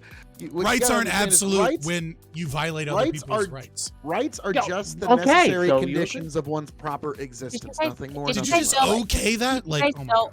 Did you guys know that one of the biggest times and one of the most expensive times the federal government used eminent domain was because of an underground fire in Centralia, Pennsylvania, so that they could actually get everybody off of that property and get them rehomed? Did you guys know that's like the most expensive eminent domain case in the United States? Wait, why did they force people off their homes? No, I didn't know that. No, there was an underground fire. There was an underground coal fire that's burning to this day. It's going to be burning for another 450 years, roughly. And it was killing people, and they purchased all people couldn't leave. They were too poor to leave, and they couldn't go into the mines because the mines were on fire. So Centralia, Pennsylvania is still on fire, and the most expensive eminent domain case in American history was getting everybody from Centralia, Pennsylvania moved out and resettled in other areas of Pennsylvania or even in other states. So could they stay if they wanted to? I think that's more important. Nobody wanted to stay. I don't know. Probably. I have no idea. But all I know is that people were dying left and right. Is that really eminent domain though? If was the mechanism used? They used it's what they legally used to make sure that these people were not homeless vagabond trains through America. Centralia, Pennsylvania. Yeah, I mean, like this seems like not really in the spirit of eminent domain, though, right? Like, Sure. it sounds Well, like if a you government believe that all bailout. eminent domain is bad, then yes, you would agree that it's this seems well, this not is in the just spirit. If you Asher's understand. response. I understand. shush. Let smarter people talk. Yeah, What- I am. what this That's why sounds we're like cutting is- you off and letting is- me and Stabby have a conversation. Okay. Go ahead. Go ahead. Dog. The combined IQ of the two of you, like, can't meet anybody.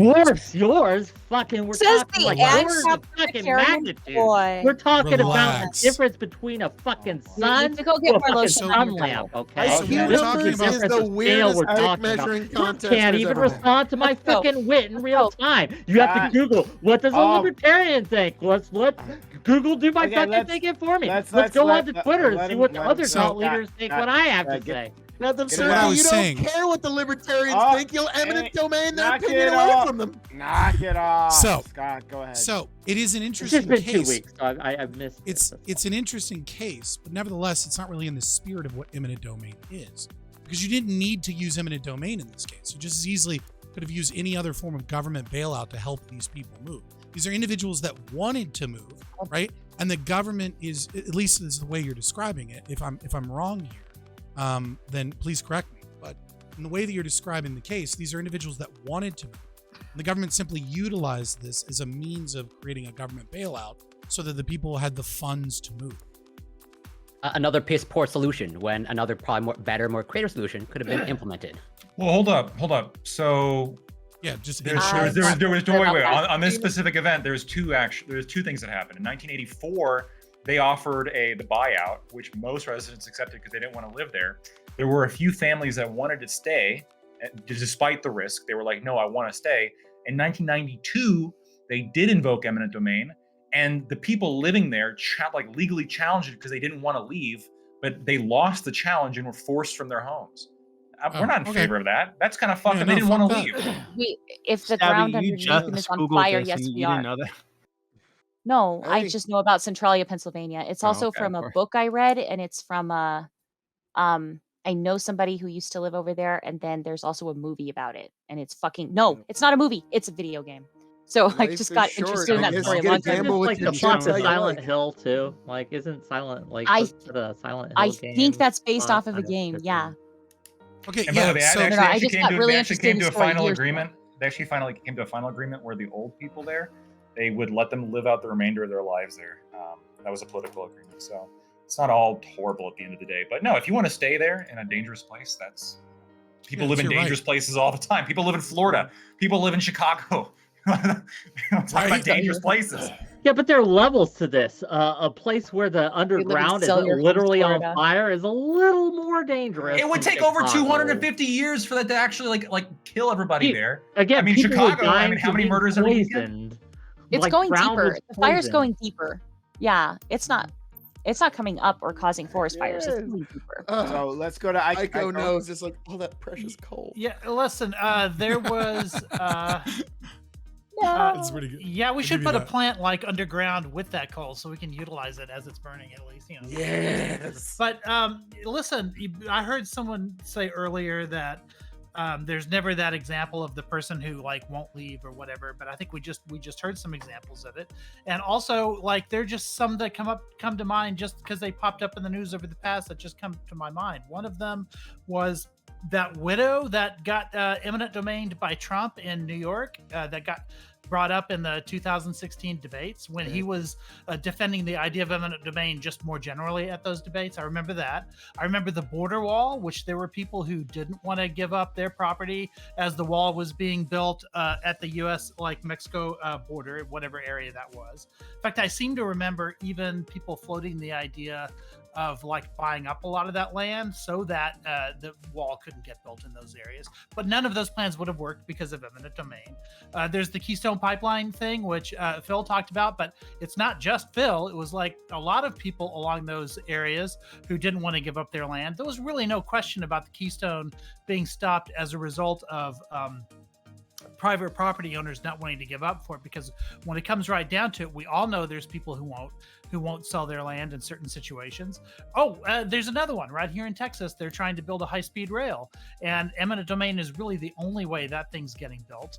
And there are plenty of people between Dallas and Houston who don't want to give up their land, even though they made all of these they made it so that if it goes over your land and you don't want it to be there, it'll go above land so that like your cattle can still walk underneath it and stuff like that. But those are all situations that got resolved by eminent domain. I really don't know how the U.S. highway system ever could have gotten built without eminent domain. Like, I think the only person here who can oppose eminent domain and have it like be philosophically consistent is Fabian, because he doesn't care about what any of the consequences are. So he can be consistent with that. But anybody else who actually like believes that the country needs to be built up and that certain like levels of infrastructure need to happen in order for us to like have, you know, economic success in this country, like I don't see how you can square that with an absolutist view on eminent domain.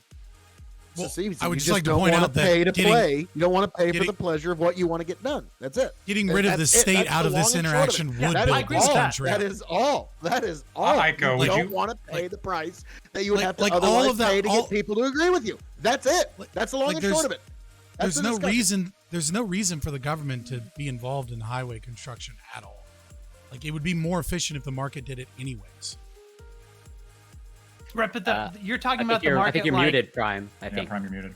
I think Right. you're talking Yeah, about the that's market not- going not- like going 5 feet and then going in an opposite direction because somebody wouldn't want to sell, and then going again.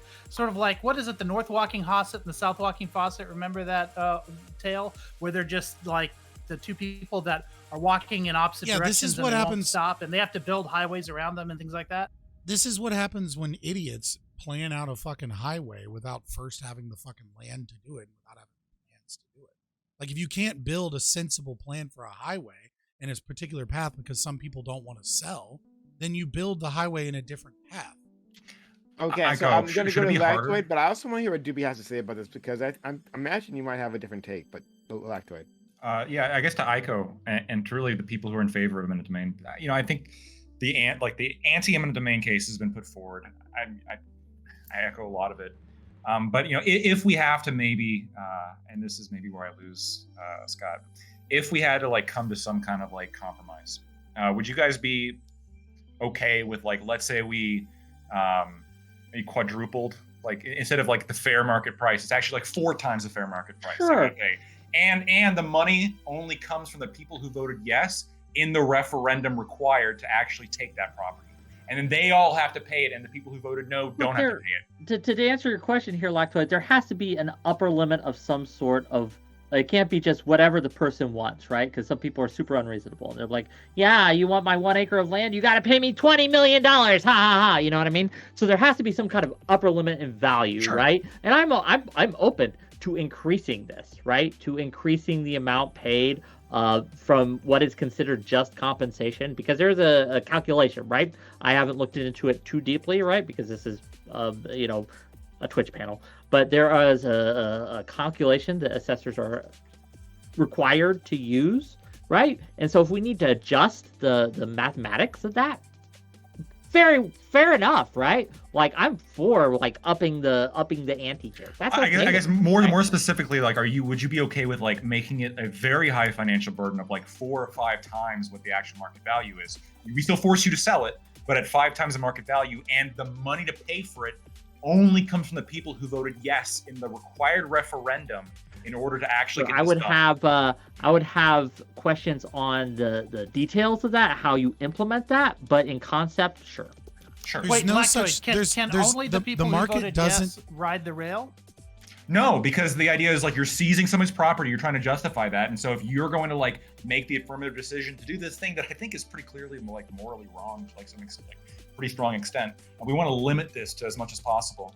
Like, I think it makes sense to be like, okay, like if it's really that critical enough, then enough people would be willing to like bear that cost to vote yes. If it was actually that critical enough. Okay, And how what about If it this wasn't, How about this other limitation, which is the reason I brought up Kilo was because it took the right of eminent domain, which is already an established right, but then gave it to private corporations who could then use the state's power of eminent domain, like to seize land. And that and had boy, that have really, they used it. There was no like precedent for that until Kilo, and now it's like fundamentally a different game. So could we like go back to the earlier thing, which is like it's got to be something, you know, that it's got to be like public, and it can't just be like something that can be hijacked by the private sector. Well, like I was just thinking to kind of Wick's point, and also now to your point a bit, Wick. It's like, God forbid, heaven forbid, Lord save us from an individual ever having a slight upper hand on their local government. My God, I'm sure that's what the founders had in mind when they started this country. Like, yeah, I'm sorry. Okay, Sometimes, but if Can't even join baby if somebody's frost. property is in the way of it, pay them. yeah, but Okay. so what are the issues? Oh, sorry. Hold on. I do want to see if Doobie has a different take on this. Maybe you don't. But Doobie, since you started off saying, screw our Native American brothers and sisters, and less so kind words, in terms of this geothermal plant, do you think that when it comes to critical infrastructure, and I think a highway could be critical infrastructure, might not be, but it could be, right? And our highway system certainly is critical infrastructure. Do you think that it makes sense to necessarily pay like way above fair market price for that land, where it would make the cost balloon so high that it would be unfeasible? Do you think like the government should be concerned about literally everyone along the way to such an extent that it could conceivably have a budget that becomes unpayable?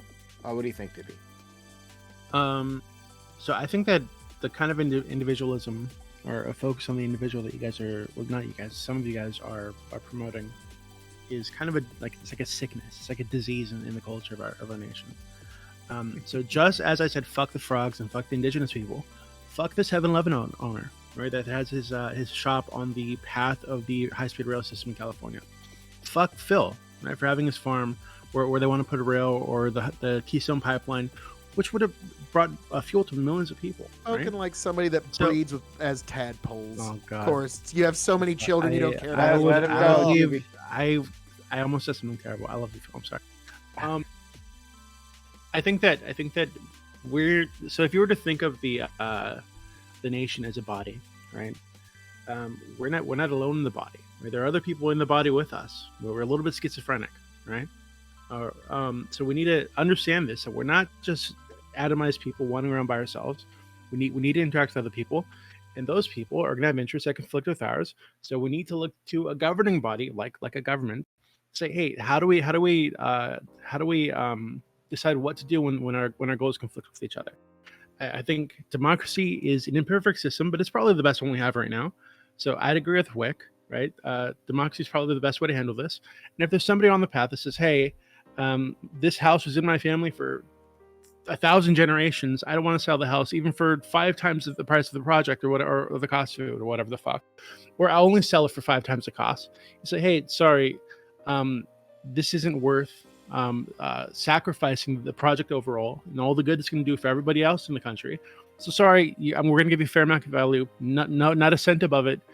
You need to live with that, right? You need to move the fuck on, because your fee-fees about this issue, about you losing your home or your farmland or whatever the fuck, is just, it's insignificant to the wider goal, the wider project of moving the country forward. So yeah, I think that's the best way to think about it. Yeah. So real quick, fair market value doesn't exist. There's no such thing as a fair market value, because value is subjective to private property owner, right?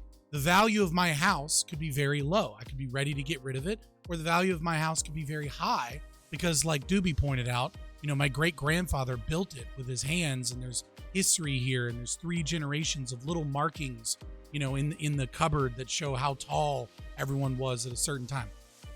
Value is subjective to the individual that owns it. And what you're talking about is introducing conflict and introducing private property violations and introducing violations of people's rights. There's no amount of money times what, the market average is that can adequately meet some people's standards. Some people will say that this property is infinitely valuable to them. And they may actually believe that and actually fight for that. The problem here is that, what you have is the subjective value of other individuals that want a project built versus the subjective value of the individuals that have property that is, required for said project. And if they can voluntarily come to an agreement on price, that's the value of the property. That is what the value of the property is. If it's 2 times, 3 times, 5 times. And if no value can be determined because the landowner, right, that the big company is coming in trying to buy it, or the government's coming in to try and buy it, is, the project is a $200 million project and they won't take $200 million. That's the value of the project, and therefore the project isn't gonna get built unless it finds another way. And that other way that you guys are referencing is establishing a moral norm that justifies the state in violating people's private property rights for the presumed subjective and or democratically determined value of other people. And once you establish that as a norm, then that is why I said that democracy is a soft variant of communism, because you've already determined that people's individual liberties and rights do not matter so long as a larger body determines that it's okay based off of their assessment to go against your This is such a simplistic take that is ignoring mounds of context when it comes to how we deal with rights. Not really. I mean, what Doobie's how we deal with there, value, how we deal with interactions with communities. Like this is well, don't just say it's simple. Say why it's wrong. No, I'm no, explaining I mean, to you right now if you'd listen. No, right? you're not. You're just So engaging ad hom. Obviously, right? Value at its core is whatever price people are willing to pay, right? That's your value. It's not how much you're willing to sell it for. It's how much people are willing to pay. That's not what right? value is. That's what price is. mechanism. But when it comes down to it, we have tools like, and to Lactoid, to your hypothetical, right? Like, so one of the problems that someone very wise in my chat pointed out, and I'll give credit where credit's due, Rabid Wombat pointed this out, is what is to stop in those cases government officials getting their buddies to buy that land up in advance and then sell it to the government, right, for 4 or 5,000, or not 4 or 5,000, 4 to 5 times the value, right? You can see how this scam would work. The government officials would know in advance what projects were coming in, so they would have their family members buy that land, refuse to sell, eminent domain would come in, get them 5 times the value of what they paid, boom, bam, bam. They got a lot of money right there. It's an easy scam, right? So there are other things that are factors eminent domain to take it. Well, I mean, you have to find some way to criminalize. Give me just one moment here, because like what Doobie was saying a little earlier, and this also ties into what you're saying also, Whick, folks. And folks, I want you to keep this in mind. Don't ever let people use the verbal bludgeons of things like society on you to get you to acquiesce to things. Because what Doobie said here and what Whick said also demonstrates society is no one in particular and everyone specifically except you. You'll notice that that's the society that's always used, because it's never your personal interests that never need to be considered. It's always this grander society. So keep in mind, when people say society, what they are meaning is no one in particular and everyone specifically except you. Phil, that's not true, right? So we could recognize you have personal interests, right? Which is why we're offering you'd be offered money for the land at all, right? This because we're recognizing they have a personal interest. Not what I wanted to sell for it. That you, your family, not what anybody else would have bought it your for. family, your ancestors have passed down this land are cogs in the machine that make up the nation. Right, so you're not that important to the whole, right? So if we need to sacrifice, my interests are quite important to me. So if you want me to go, sure, I understand that it's important to you, right? I get it, right? But your fees about this are far less important overall, right? If it's going to benefit the nation, we're going to have to sacrifice your fees. We're going to take your farmland. We're going to fuck up your family lineage. And who is to decide what benefit is great? Whose good is greater, folks? That is terrifying. The best thing we have right now. That is a truly terrifying world where someone can decide whose greater good is the greater one, folks. What's even more terrifying is when you get to decide for everyone else. Okay, hold on, but Phil, this I will decide for me. This terrifying, Phil, this terrifying democracy that you're talking about is the one that allows you to have is the one that allows you to have your farmland in the first place. Is the one that allows you to have your farmland in the first place. So that dictatorship that you're talking about is telling other people that you can't just take Phil's farmland because you're in his neighbor and you want it. Right? So this it's not that scary, Phil. You still have a fucking farm right now. That's like saying a mobster in a neighborhood comes in and robs you for protection money, and then you're saying that the person has a restaurant because of the mob. Like, that's the mob that allows you to have a restaurant, right? They're the ones protecting you from anybody that would come in. It's like, not no, robbery. you don't get a fucking choice. Sorry, you're better than that. I didn't say two things. Oh God. Yeah. So it sounds Go like this land has been in your family for a long time. Like you talked about how previously it was taken for like a highway, then again for the key, they're looking at it for the Keystone Pipeline. So Or like bridges to nowhere. Realistically, any other thing. If this mob, Whatever if you random want to call the government a Can you mob, just that's finish? okay. If you want to call the government a mob, that's okay, right? So if this mob wasn't protecting your land for you, wasn't saying, hey, if you go and take Phil's land, you're going to be put in a cell, you're going to be killed, right? People would have come along at some point in your family's history and snatched that fucking land up, right? So especially if you were a different skin color, that definitely would have happened.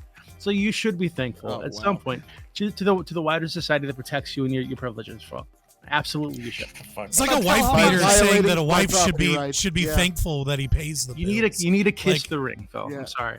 Can I want to say two things real quick. First thing, Wick, to the proposed. You're mistaking the government and the nation as the two different. They're two different things. They're not the same thing. It's why we have two different words. They're absolutely the same. Two points both to Wick. The first point, Maybe Wick, the simple-minded. to your Let him go. to your Go ahead, to your proposed the proposed like issue. I think the fact that it's by referendum solves the issue. I mean, if you have a group of people who vote on it by referendum and they want to pay for it, well, then that's on them. If first of all, if they don't do the investigation first, and then also you could maybe like implement like standard fraud statute language in that. The other thing here is, kind of going to the point about like subjective value.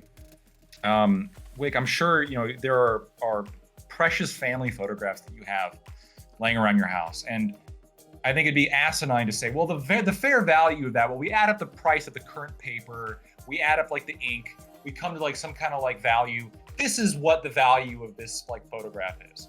And we all know that's like just absolutely fucking ridiculous. Like the photograph of like my dead grandmother is worth far more to me and everybody has experience where their photographs are worth more to them than just the paper it's printed on.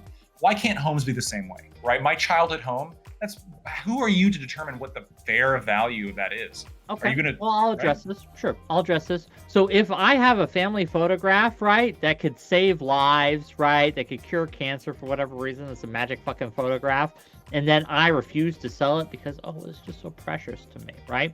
Then the government should, pay me a fair compensation for it, but they should be allowed to just say, no, you don't get to decide that for everyone else. We're going to take. Wait. What if it's your organ? What if it's your organ that somebody else? I love that you said again. this. It doesn't. Again, this isn't required for me to live. Right, a photograph, right, is much different than an organ. So is a house. Right? You can live off one kidney. You know what you're describing? Right? You can live off half a liver too. You can live off a kidney. Tell me what you think I'm describing. Hold on. Right? Do you know? Again, you are conflating things. We have a conflation crisis in politics. But it's You're for the conflating wider society, Wick. like a People are house, gonna die without your kidneys. organs, right? And again, you can't replace organs are not fungible in the same way houses are. Right? God ain't making no more new land. Wick, No, but that hold on. house is not listen, replaceable. Real quick. What you're describing is the Ukrainian kulaks. That's what you're describing. You're describing farmland that they own and they're hoarding grain. And your property could actually save the lives of so many people. You're describing the thought process that led to the Holodomor, that led to genocide. I am not advocating for killing anyone in any of these situations. But you are. You're advocating for establishing a moral wildly, that eventually leads to genocide. What if I will die and take my house away from me? Here. A wildly hilarious bad faith interpretation. What's the principle difference? It's the same as genocide. Wait, I'm being accused of genocide. Hey, you're not being accused of genocide, okay? All right, No. he's saying you're get some. Okay, he didn't say you Wick committed genocide, okay? All right. Right. Just so saying it's the same moral norm and argument. I'll let Doobie respond because he wants to say something. Then Corey, then Aiko quickly, but we do got to move on. Mine's short. Wait, Okay. look, you gotta be honest, okay? We are in some ways advocating for killing these people. Right? So for example, if we needed to build a highway on Phil's family land, right? And Phil's family was like, hey, we're not gonna sell this land. And the government was like, hey, fuck you guys. Here's a check. Fuck off. We're gonna build on this land.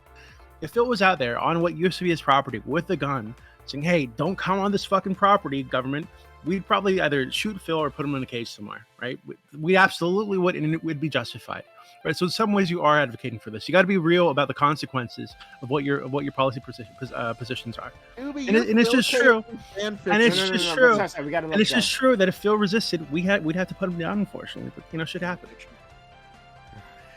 Your Phil Fit see, KOE fan Whick. fiction is pretty fun. We got to move on. Game logic is the cool A ones. little bit of time. Corey, go.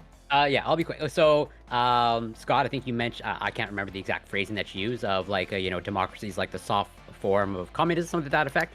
Well, what's interesting, what's interesting is it seems like, this is where like, I think it seems like eminent domain just allows piss poor, solutions to be implemented. But it seems like I'm going to put the link in the StreamYard that China, is able to like overcome this, where it seems like they're willing to like build around a house where it's like this person want to move. Well, okay, we'll just like build around the house. I don't see why and it seems like they're creative in that solution. Sure, this person now like just surrounded by highway. But I don't, Dwick, like I don't see why like the government just can't be creative with their better solutions. than America. That's weird. That's a Yes. weird take. Absolutely. Okay. And in this instance, I'll let you own that. sometimes. I'll let you own that. All you can own that. Okay, I'll let you ride that one into the ground. Go ahead. Yeah, it doesn't necessarily seem relevant to what I was saying. I mean, that's cool. China does a thing slightly better. No, I'm just saying, like, it seems like a communist nation is they're respecting property rights more than the United States. That's all. Let's go to They're both socialist. That's a sad indictment. So I just want to say, as the only panelist who's here from the future, I just want to say that as a result of this panel, 3 genocides occurred, and I'm heartily regretful of my comments in the past, like contributing to that. No, really, I just wanted to say, Phil, you talked about Keystone going through, it was supposed to go through your property. They weren't offering you a fair price for that. And that was presumably in the last 5 years, 6 years when that happened. That's hilarious, Mark. Is that right? Yeah. Okay. So before that, the Keystone wasn't going through, right? Because Obama was holding it up. Under the Trump administration, presumably that happened, right? But then Biden came in and saved your farm. Is that what you're telling me?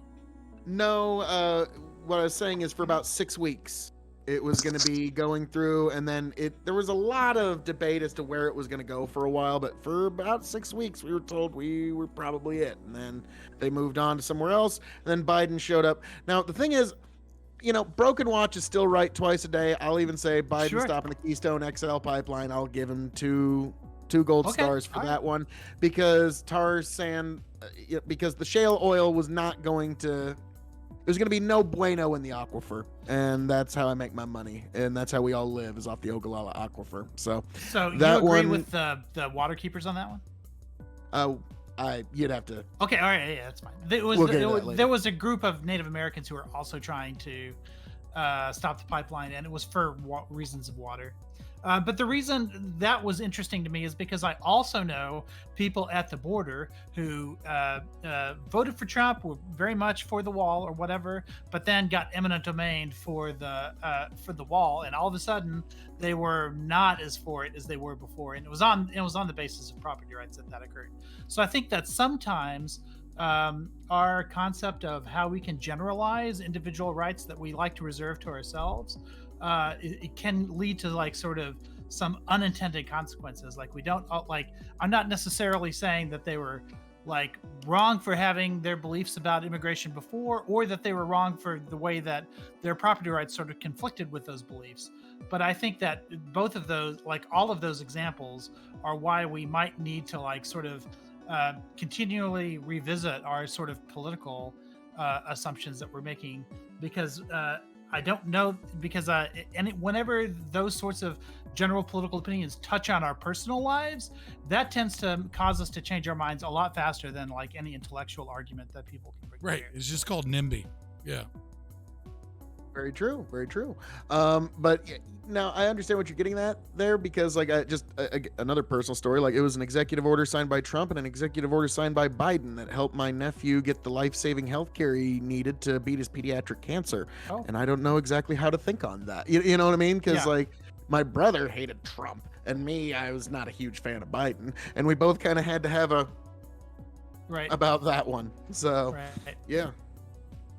Okay. But in terms of the Keystone Pipeline, whatever preserves groundwater, I'm always for. All right. We did it. Hooray. All right. So we're going to move on to the next topic. Before then, guys, if you've been enjoying this content, hit that follow button.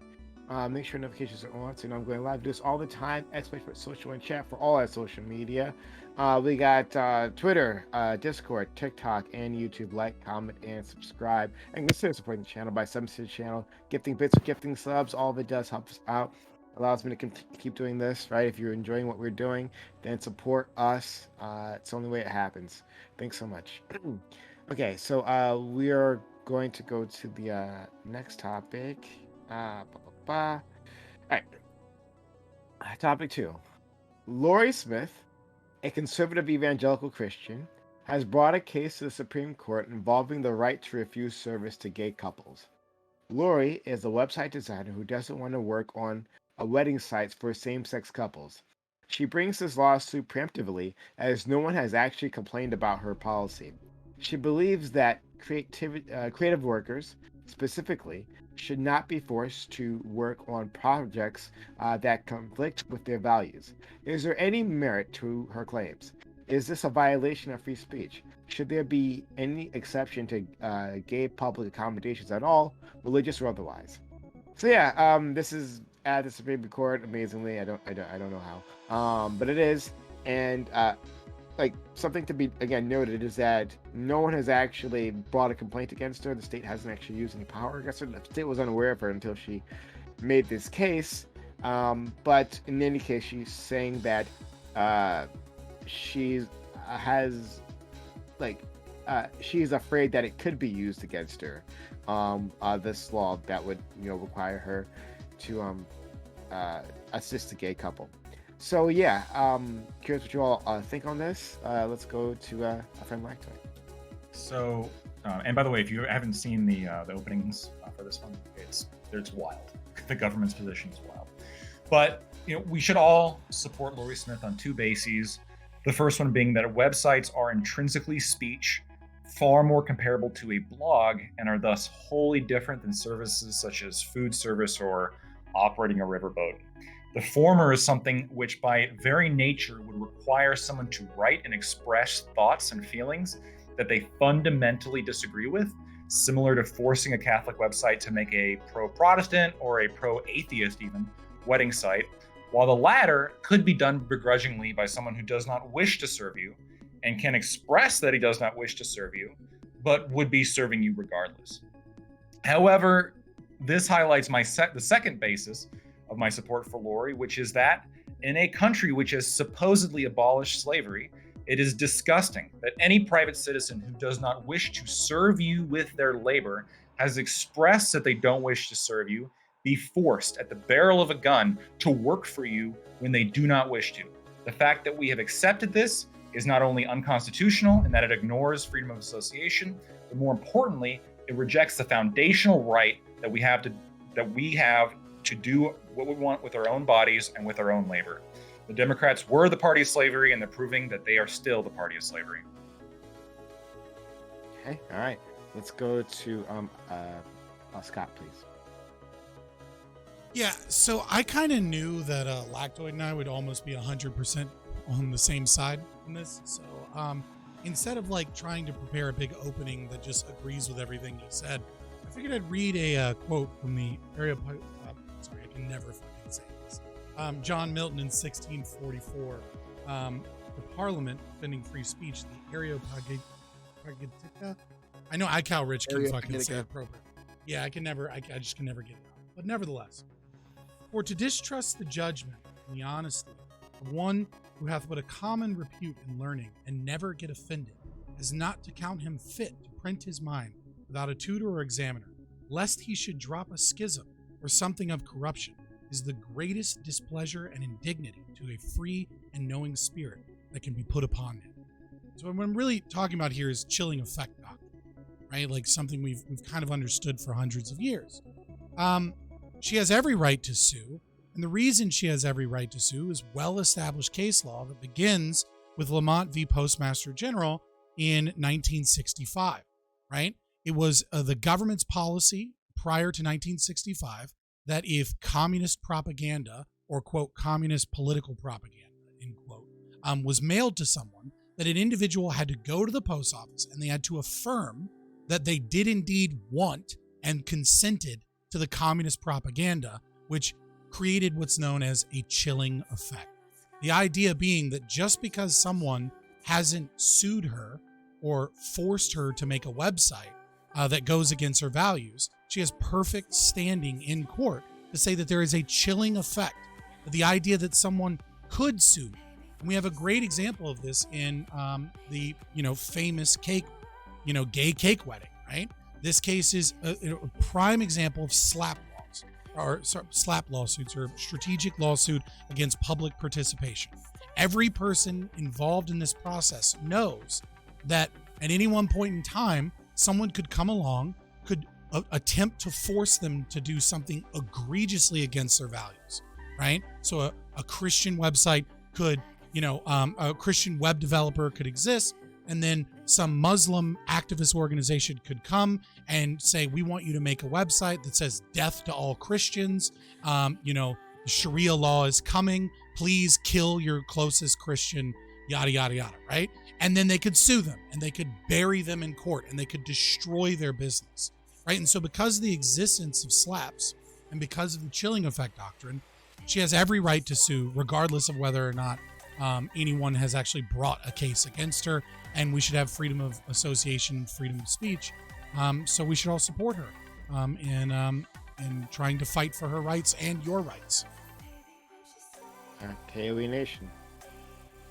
So, the Supreme Court, the 9 kings that rule our lives, comes into the forefront once again. Now, you've heard it a couple of times, you're going to hear it a few more times. Freedom of association is one of the most fundamental freedoms that we have. If you don't have freedom of association, you really don't actually have freedom if you have no freedom of association.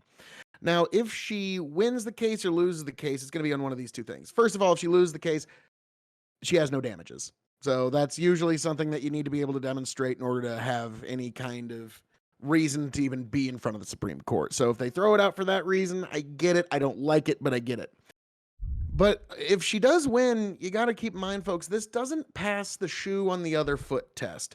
We wouldn't compel someone who was gay, no, you will make this website for this gay conversion camp. You will do it. We would think we would all find that abhorrent. And so I think, this woman might end up winning based on, you can't really force somebody to create an expression that's against their own, whatever their morals happen to be. And, Christianity, that it is what it is. It's one of those don't follow club rules. You don't get club privileges for Christianity. One thing that I would like to come out of this case, though, if we do get a good kind of sweeping ruling, I would like for all businesses in America to at least have one consistent standard of association. Because you have things like the social media companies that have complete freedom of association. Unabashed, unfiltered, completely how they see fit, freedom of association. Meanwhile, like Fabian Liberty brought up, the baker in Colorado, he does not enjoy the same level of freedom of association that, say, Twitter does, or YouTube does, or Facebook does.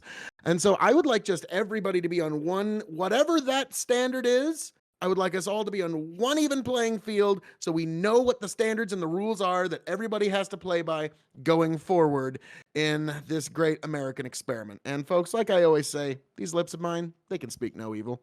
And with that, I yield back to you beautiful people. Wick, please. Certainly. While it would be nice that we could have one simple standard that applies to everyone equally, I think that this is one of those cases where we have to take context into account. A website is a much different product than, say, a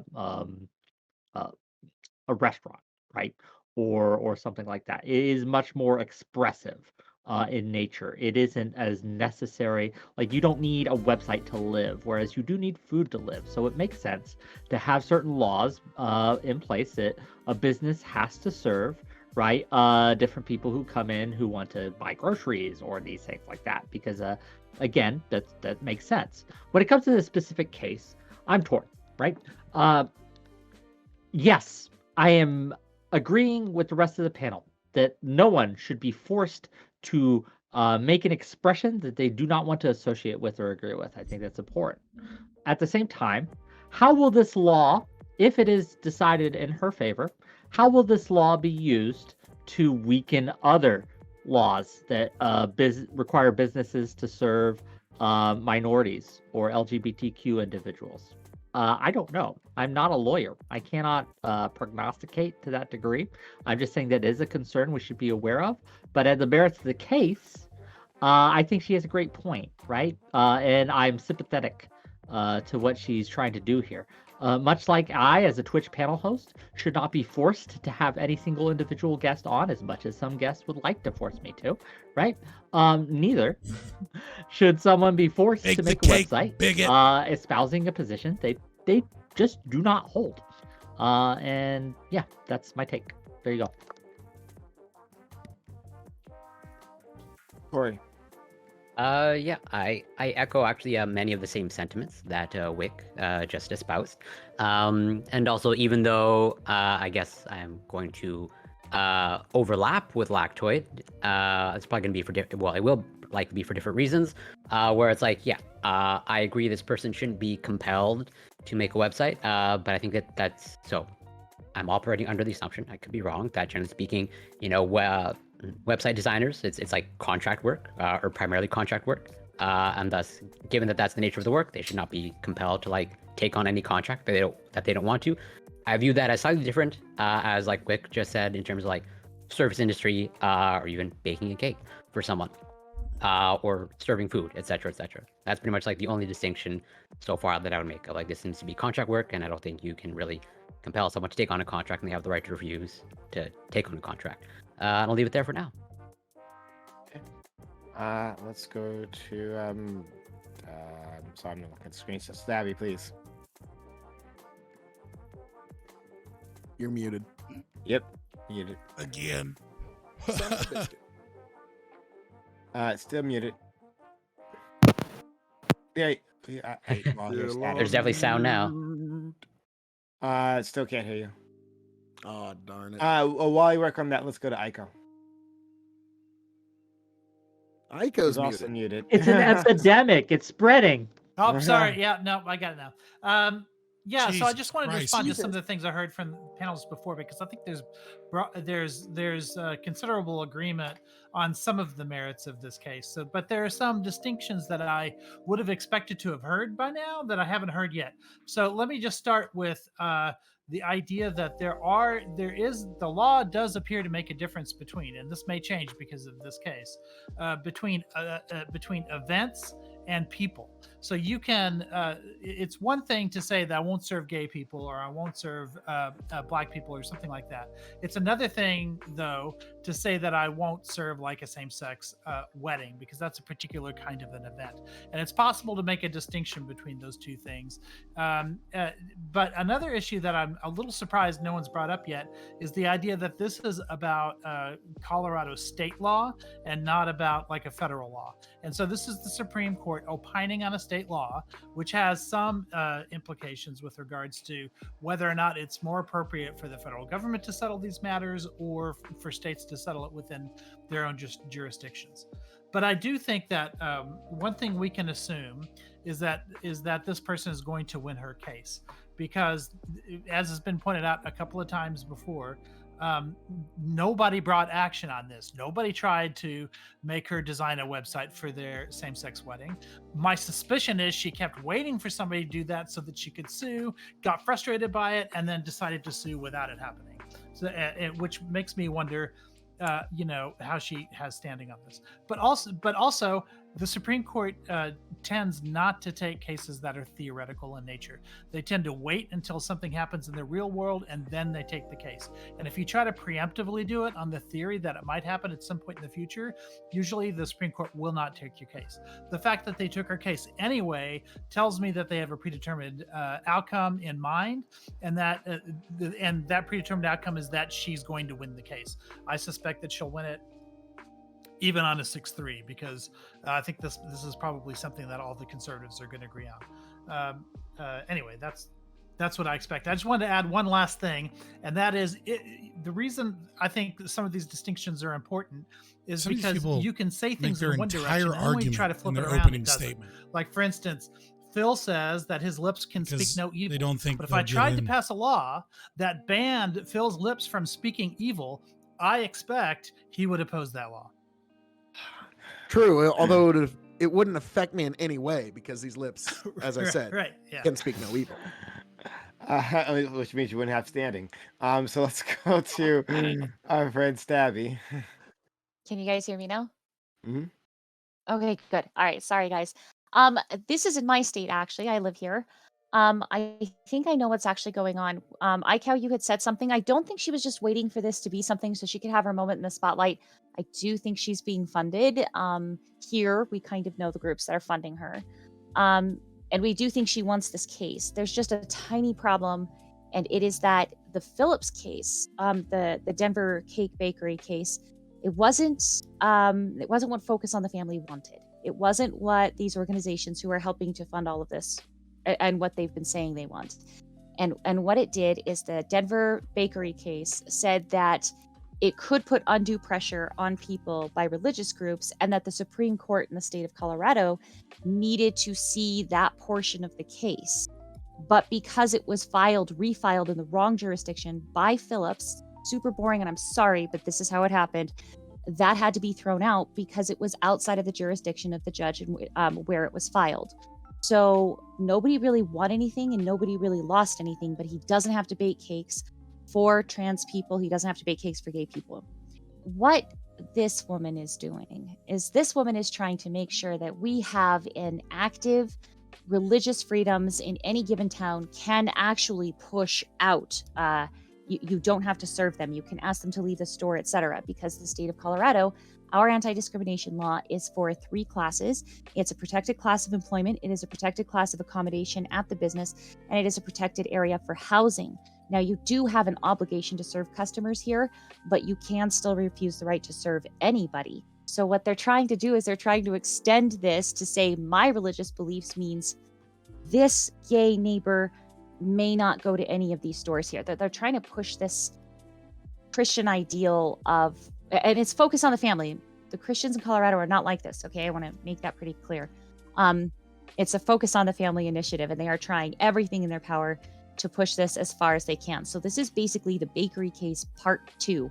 Personally, I don't think she should have to make a website, but it should be obvious to everybody that they are trying to overstep their bounds and inhibit the speech of other people to even express that they are gay in any given area in the state. So that's kind of what's happening. And they're not getting ahead with Colorado because Colorado anti-discrimination laws and DORA doesn't touch anything but housing, employment, and accommodation in businesses. That's one of the problems with this is we don't have an expanded enough thing to deal with these complaints, and this woman would actually have to have somebody demand this website. So that's how this happened. I'm very glad I have you here. You're adding a lot to this. Thank you so much, Stabby. Doobie. I agree with I think most of the people on the panel. I think she shouldn't have to make any websites if she doesn't want to. That seems reasonable to me. But I wonder how far people that are in favor of that would take that, because I'd be in favor of saying, hey, if you have a business and a black guy walks in and you don't want to serve black people, you should be able to refuse service, right? Because they're black. And I wonder, if the other people who are in favor of her having the right to refuse service in this case with the same-sex couples on the wedding site would extend it to that, right? So in person, just saying, hey, I don't want blacks in my store, because I would personally, but I wonder if you would. I wouldn't. No. That's where my line It's is. a fundamentally different thing. Why? So context matters in these cases. So when we talk about the forcing someone to do an expression that they fundamentally disagree with, in this case about same-sex marriage, right? Again, as I understand it, she isn't saying I won't do work for gay people. She will, as I understand it. It's that she will not provide this specific service for them because it violates her expression. That's how I understand it. She is absolutely saying that she will not do work for gay people. In the article they linked, they said that she won't do wedding websites for gay weddings. Yeah. Yeah. Okay, so Yeah, let's it's make it a little. practically the same Well, if a thing. gay person Or wanted gay a sex, website I'm sure she's for a not going to business, celebrate that either. Doobie, can we modify this? Let's keep it as close to apples as we can. What if it's interracial weddings that she won't support? I don't think she should have to. I don't think that she should be required you by should be law able to to have to. You should be able to Wait, refuse wait. any customer for any reason. Like I should be able to have a no N-word sign on my restaurant and like Powerful. refuse to serve anyone that has like skin tone that I deem too dark in my restaurant. And that's for the Or betterment no of C society. words and not let white people in. You could do that too. Well, Yeah, Aiko, just same something, difference. just something to keep in mind. I'll never forget this. It was a really good lecture by Murray Rothbard, and he talked about, let's say that there's John Q, owner of some business, and this person really hates redheads. And the redheads in his area make up 10% of everybody in the area. Well, he's cost himself, his bigotry against redheads is now going to cost him 10% in every area of his business now. So whatever bigotries you have, you end up paying for them. And so I don't like the idea of it, but it is something that at least they have to end up paying that tax for their whatever their illogical bigotries are.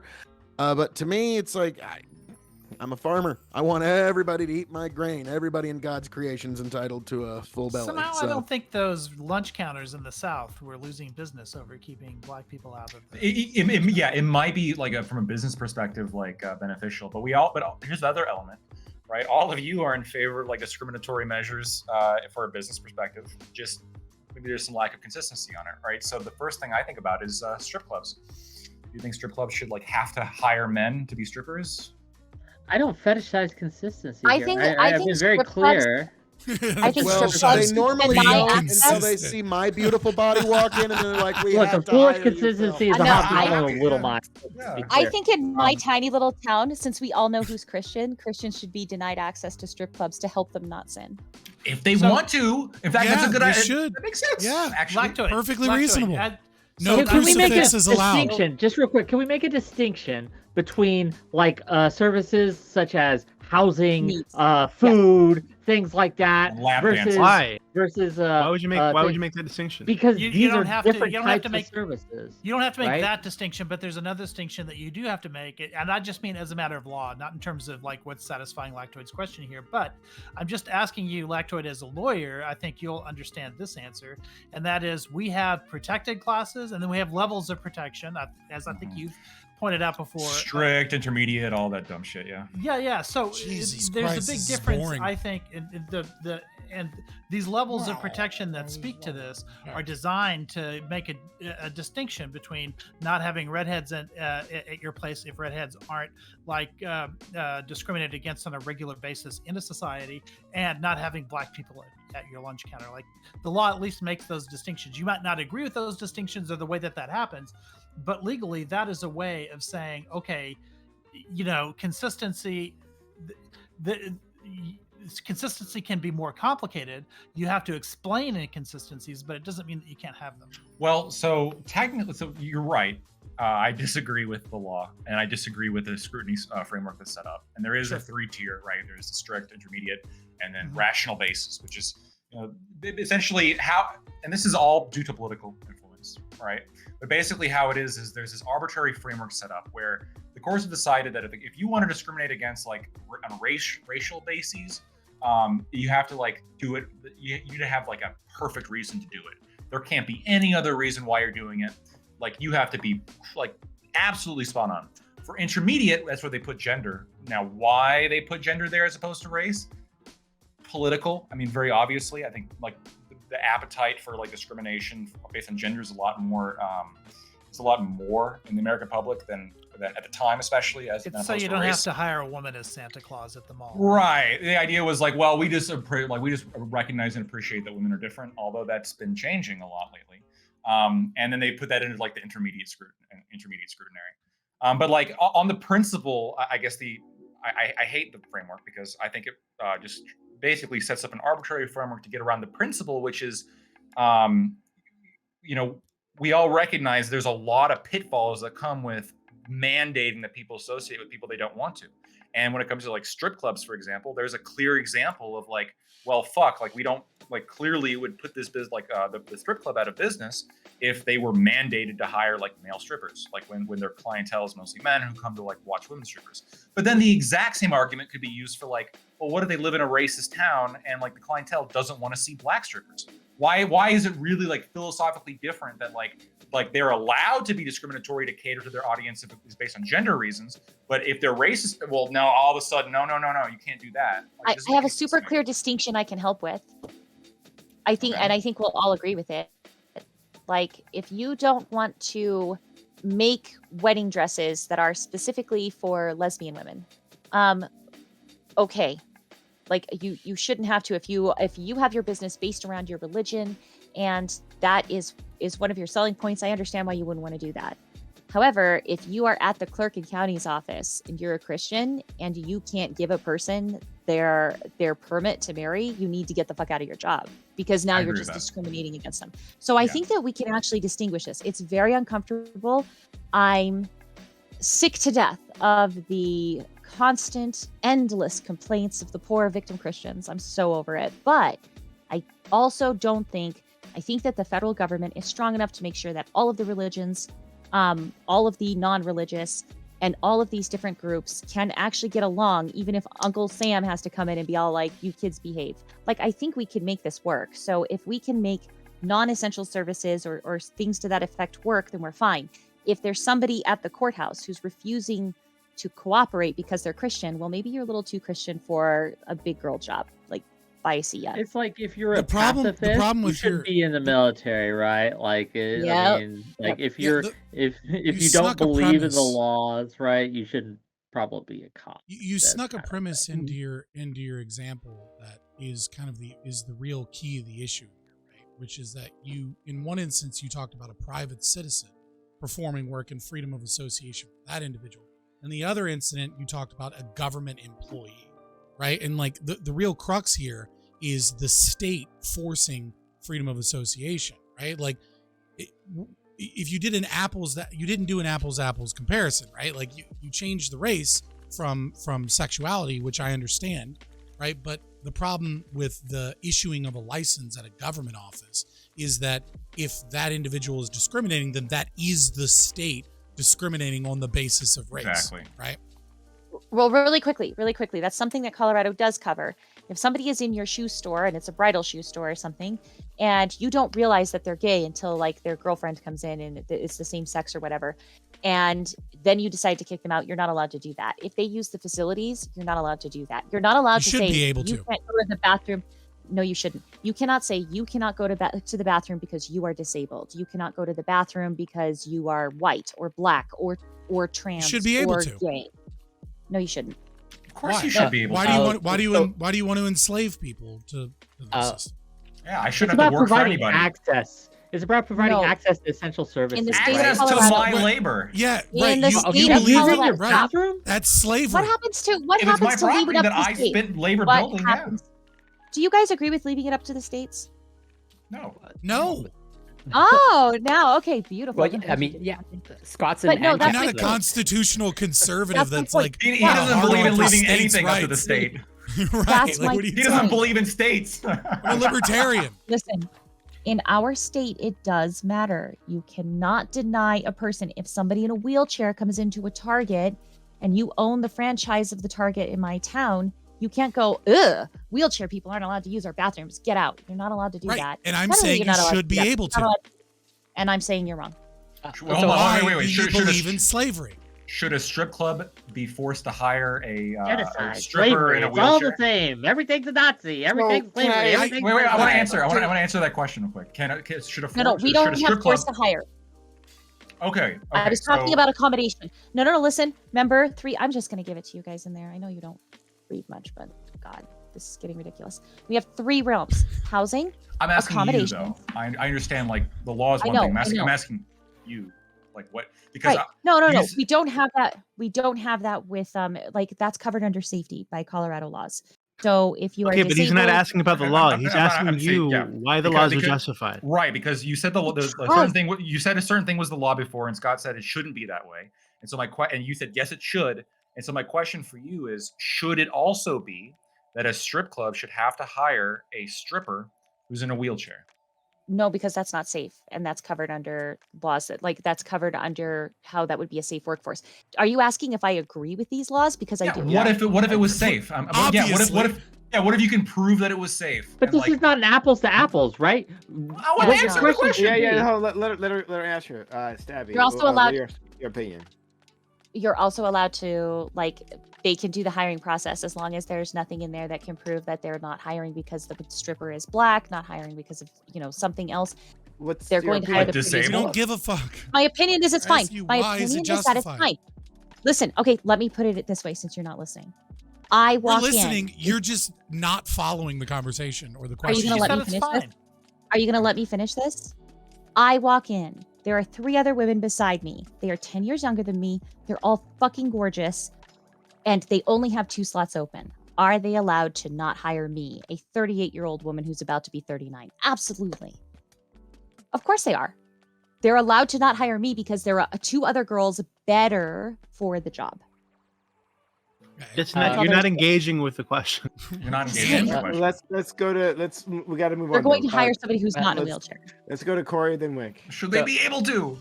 Okay, well, I want to understand your position better, Lactoid.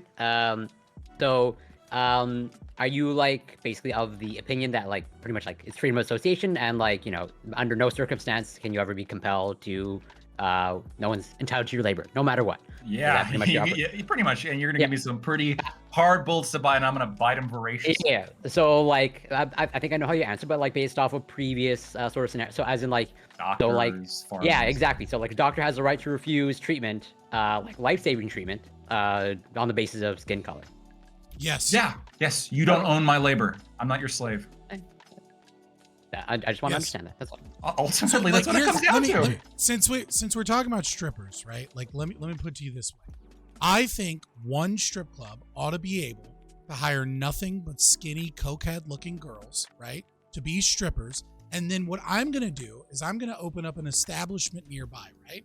And what I'm going to do is I'm going to exclusively hire morbidly obese females to be strippers, right? And they're all going to have names of really large vehicles, like welcome to the stage Bronco, right? And then the Ford Bronco, and the next one's going to be Tahoe, right? We're going to use these as right, and it's going to be a selling point, and people are going to come from all over to check out my large stripper truck inspired redneck safe haven for men that like gigantic women, and you can have your skinny place and we'll all be fucking happier. It's stupid, this idea that you think that that we need to enforce this mechanism, that we're gonna somehow make racism go away or something. If we use the law to stop this, all you're gonna do is make it wait, I'm from Colorado. The fact that you used fat stripper, the fact that you used fat strippers in one, and you were like, we're gonna name them Bronco. Clearly, you do not know the women who will get into extra, extra large Broncos cheerleaders costumes. Let's go to Wick, and then I want to jump in here. Maybe that was the joke. Sure. So when we talk about these kind of things, to take it away from the absurd, right, and get it back down to more of Corey's question, right, when it comes to life-saving treatment and access, providing access to minorities to things like restaurants or grocery stores or doctors or other forms of healthcare, right? We have had a world, right? We know what it looks like when we did not require protections, right? It was horrific. And now I understand, right, that it could violate some rights and things like that you believe you have. But at the end of the day, right, providing access to these things is more important than your whatever it is, your fucking ANCAP fantasies that you have at night, right? It's just more important than that. And we recognize that society can overcome, right, your silliness and not allow you to hold hostage, everyone specifically, right? Because we are not your hostages. Society. I want to be very clear. You are not going to be allowed to be a terrorist. We're not yours. You're not going to be allowed to. If we're going to use hyperbolic language and call me okay with slavery and genocide, I'm going to say that you're a fucking terrorist. Hostage right? to my own labor. Fucking terrorist by holding people hostage. I'm not and giving you preventing what you want life-saving from me. access, Look, right? Look, Because just because for you're whatever triggered reason, doesn't you're a make racist. me a terrorist. Wait, I'm not right? hold on. I understand Really, you're triggered living with- in terror. You guys have but, seen like, triggered. No, really, Wick. really, the You slaves guys were have holding the slave seen owners Triggered hostage Wick. by not giving the cotton. You guys Really, have I seen mean, Triggered Wick, and this is not Triggered Wick. No, this is no, again, this you is fail to mildly understand- amused Wick. The No, Wick that deals again- with children, with Wick. mild-mannered children who have Wick, precociously gotten out of their playpens to play with the big boys, right? And they are going around terrorists. like, yes, very much That's so. a ridiculous Mick. term. You It doesn't you even are fit the calling definition. me being okay with slavery and not and saying, "Oh, that's not ridiculous at all." But when I say Hey, that so you're Wick, being a can you- terrorist, maybe- I maybe can, I'm not I can understanding give you the this. definition of Really? slavery. Listen, Wow. listen, I can give you. I can give you the That's definition of crazy. slavery and show you the Electorate, direct I felt link. better of you because that's literally crazy. Listen, I I can show you the link. Can I just- And then we're gonna can go I to just- Doobie. Well, Go, can I? we just move things on. Go ahead. Me? Yeah. Okay. So I can explain to you why it's slavery, like very easily. The direct link is like, are you forcing somebody to work for somebody else without their consent? The definition of slavery. If answer yes, then maybe it's slavery. Are the slaves holding the owners of the plantations hostage by not handing over the cotton when they don't want to hand over the cotton? I mean, I guess if we're under the most pedantic language, but we all recognize it's not what actually is happening. Terrorism, on the other hand, is when you try to enact political change through a terror, violent or fear and violence campaigns on civilians. In what way are we being terrorists? It doesn't make any sense. When by you say, definition. as a doctor, I will not perform life-saving treatment on this on black people, right? I'm not going to perform life-saving treatment on black people. That That's does violence? inspire no, but it does inspire terror.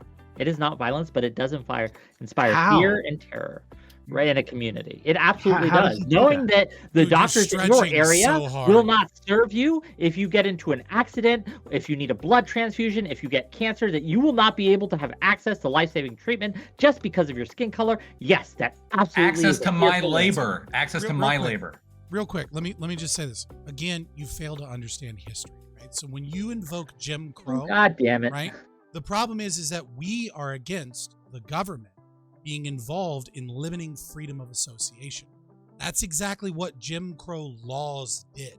So when you're trying to go back to a time when a large portion of the population was racist, saying we used to live under that time that you want. No, what we're talking about is freedom of association. Jim Crow laws actively kept people from being able to integrate. It was enforced separation, and it was laws that forced violations of freedom of association. There were businesses and restaurants that wanted to integrate, and schools that wanted to integrate, that were forced by the power of the state to not being able to do so. So that's not going back to that previous time. I want to move on to GB, but Scott's absolutely right. Jim Crow kept black men from being inside white women, an absolutely unnatural state of nature. All right, so let's go to Doobie, please. Yeah, I guess I'm just I'm trying to understand Wick's point, right? So, Doesn't have one. Well, I'm trying to be charitable, right? So the terrorism thing, that on its face, that seems ridiculous, right? Would you extend that to Look, food? Then? I'm going to be So clear with the if terrorism I have a thing. restaurant and I don't want to serve whites in my restaurant, am I terrorizing them by saying, "Hey, go somewhere else"? Is that going to terrorize the community? But if Well, you then- were a doctor and you're saying, I'm not going to provide a life-saving treatment to you because you're Okay, white. what if I'm a therapist or a psychologist or something, and I don't want to provide mental health care to people based on their skin color? Am I terrorizing that community? Is it just the medical? I think doctors that mental health terrorizing? is just as important as physical health. Come Yeah, on, so I that's would say kind of yes. that's ridiculous. But I'm going to be clear with you. The only reason I'm That's using fine. such hyperbolic, and I admit it's hyperbolic terminology, is because again, I've been called a genocide apologist today, right? And I've been called a slave.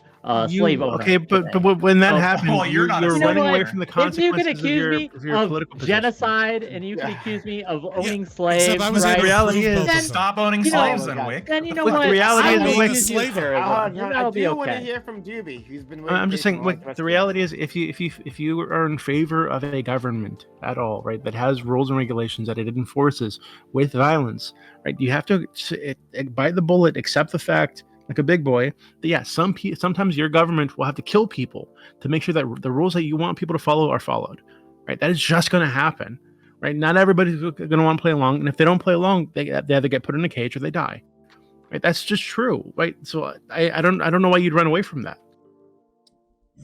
We can mitigate the chances of that happening. Sure. Right, to almost nothing. But you can't. No, not nothing. almost nothing. That's silly. Actually, Doobie, you brought up a really good analogy, and Whick bit the bullet. So I want to engage in some consequential analysis of this, right?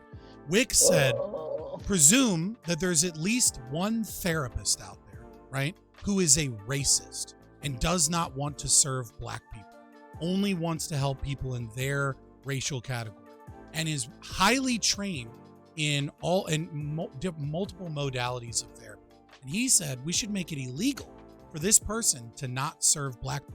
So now a young black teen that's having issues goes into this therapist's office and they cannot refuse them. And what they do is they bring in their own bias and their racism, and they're forced to give mental health to a vulnerable black teenager that is suicidal. And because of this, because they already have these racist feelings and they have a difficulty empathizing, the quality of care is not only bad, they might even actively let slip things that further lower this person's self-esteem. And so my question, Whick, is why do you want to use the power of the state to make young black vulnerable teens commit suicide? Because you're sneaking in some things there. You're saying that this person wouldn't want to be able to serve this people because they're racist, when they could in fact say, well, you know what? I know black people make less money on average, so I know I'll make more money if I fill up my slots with white people instead. And so that, you know, you're slipping things in, as you accused Stabby of doing earlier, right? So and, your you know, answer is that black people are poor? And that's your answer? Right? But Jesus, fuck you, racist. Now I understand why you want these laws. I believe do you not agree that on average, I'm just stating facts. You talk about facts earlier. Like, let's look at the facts. Like, in America, at least, black people do have less wealth on average. Is that not true? That is absolutely true. Do you not understand standard distributions? Like, black wealthy people exist. Yes, but in the case of statistics, right, and someone who's has an online therapy session, right, and they have limited amount of slots and serves a wider community than just a very local area, right, they can absolutely like make more money if they discriminate, right, in certain cases. Like, so what you're saying is true. That now what I'm saying is, if you let me finish, but you won't because you don't care about what I'm saying. You care about because you're not answering the question. Your ideology and your little cult on everyone else, right? That's what you care about. Let's be real here. Like, I talk to you like an adult tonight. I care about white people using lotion. I already said this earlier. Right? That's what you are. Let's be clear. You don't have an original thought or an original bone in your body. You're an ideological cultist, right? And that's fine. Yeah. It's okay to be. Okay. But when we talk about like why these things are important, on the plantation, when we talk about why these things are important, like, that's an original. Right? We got to look at, again, like, if you deny access to life-saving things, I'm not talking like a website. I'm not talking a website and things like that. I'm talking about to life-saving medical and mental care, right? Then what you're doing, right, is you're putting these people in a position to fail. And now if someone does something that is malpractice, then they should be held accountable under the law for engaging in malpractice. Just like any therapy, a therapist who actively pushes someone to commit suicide should be held accountable under the law, regardless of these things. I wanted to, Yeah, that doesn't answer the question at all. Doobie, or maybe other people. And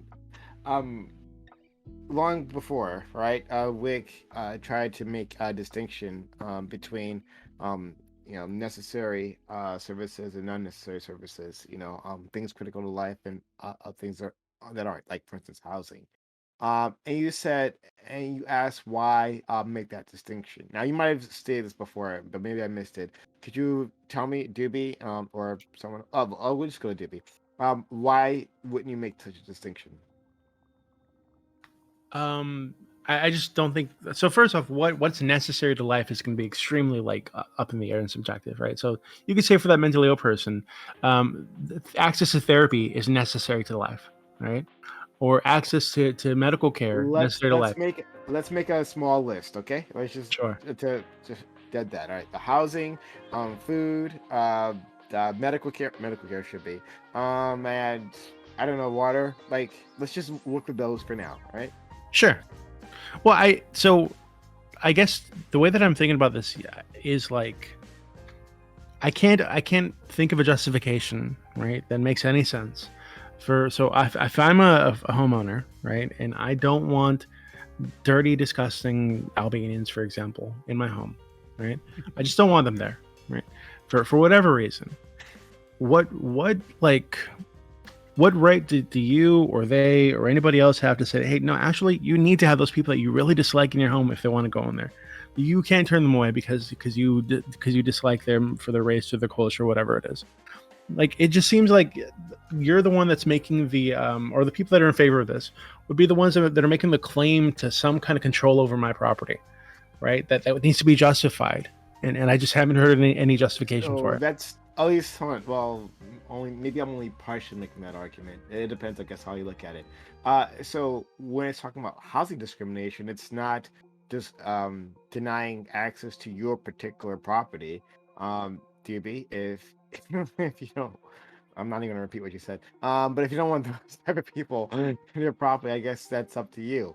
But in terms of buying housing, getting access to housing, or whether it be like rental properties or permanent or some sort of permanent property, then there shouldn't be any sort of discrimination, right? Like, no, I disagree with that. Okay. So for example, let's say I'm a homeowner, right, in this area, and I'm moving out of the area, but I like my neighbors. I understand that this neighborhood has a certain cultural character, certain racial character, racial makeup, an aesthetic, right, that I know my neighbors want to maintain, that I'd prefer to maintain, right? So if somebody pops up who's not part of this aesthetic that we'd like to maintain in this community, to ensure that there is this what's the word I'm looking for? Cohesion, social, cultural cohesion within the area.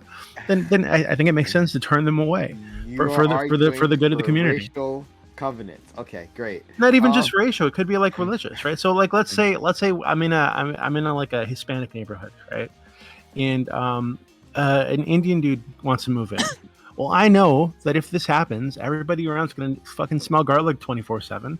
So if because of the culture, right? And if I understand that my neighborhood, my neighbors don't want to smell the Indian spices all fucking day, I might say, hey, actually, no, you just don't fit here, right?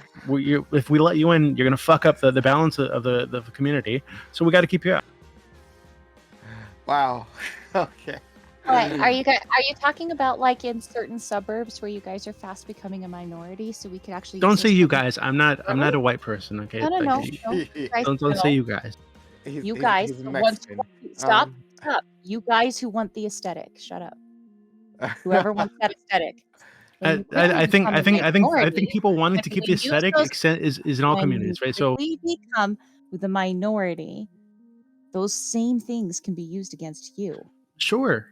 Okay, but again, this don't want. The vast majority of the United States does not want this. Well, who cares what the vast majority of the United States wants? I'm talking about what's going on in my community, in my neighborhood, right? So then this is the same kind of argumentation that people use when they're pissed about gentrification that you guys that you lefties complain about all the time. Oh God, the whites are moving in and pushing out the old neighborhood and buying up all the little fucking bakeries and shit like that.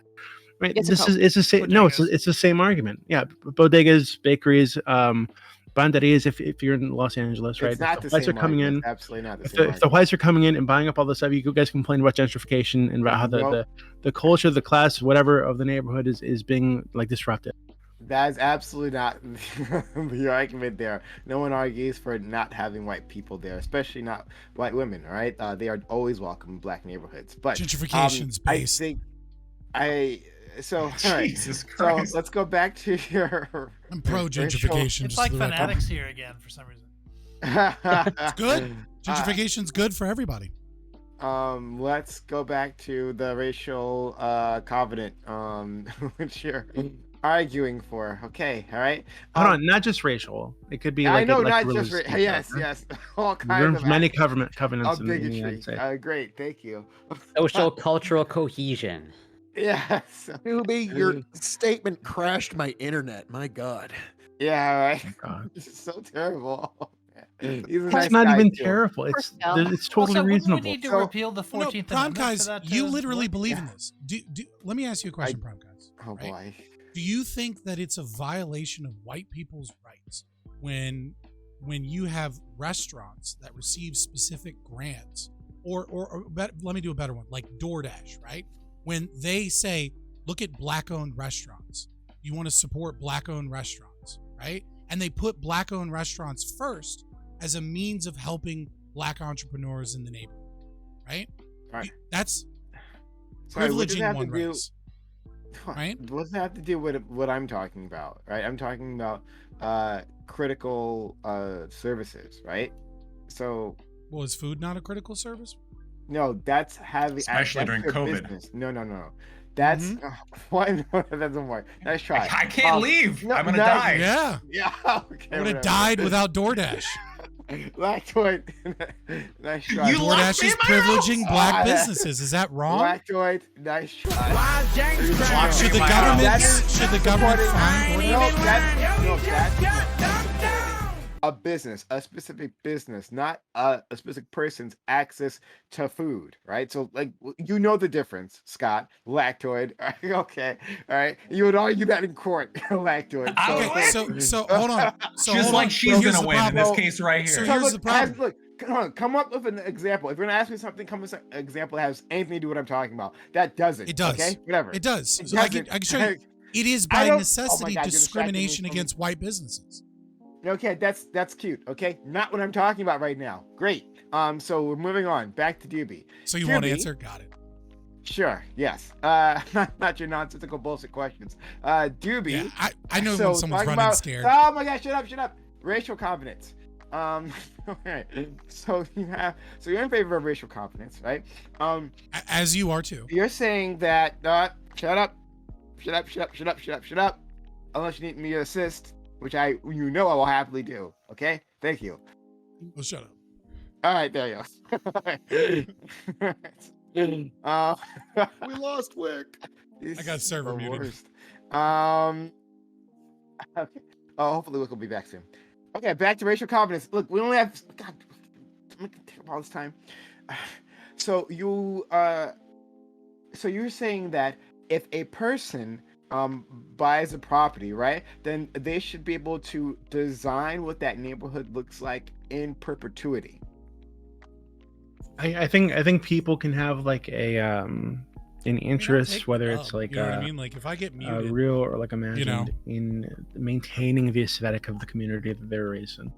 I think I that's know what they we have an to do. interest. No, Yeah, so Right? it's 11 So, have like, that interest, and if that's that a interest dub leads for to me, them to as ensuring far as I'm that concerned. the that- aesthetic remains He's too fucking by scared to not answer the allowing question. black or brown or white people into the area, that seems totally fine.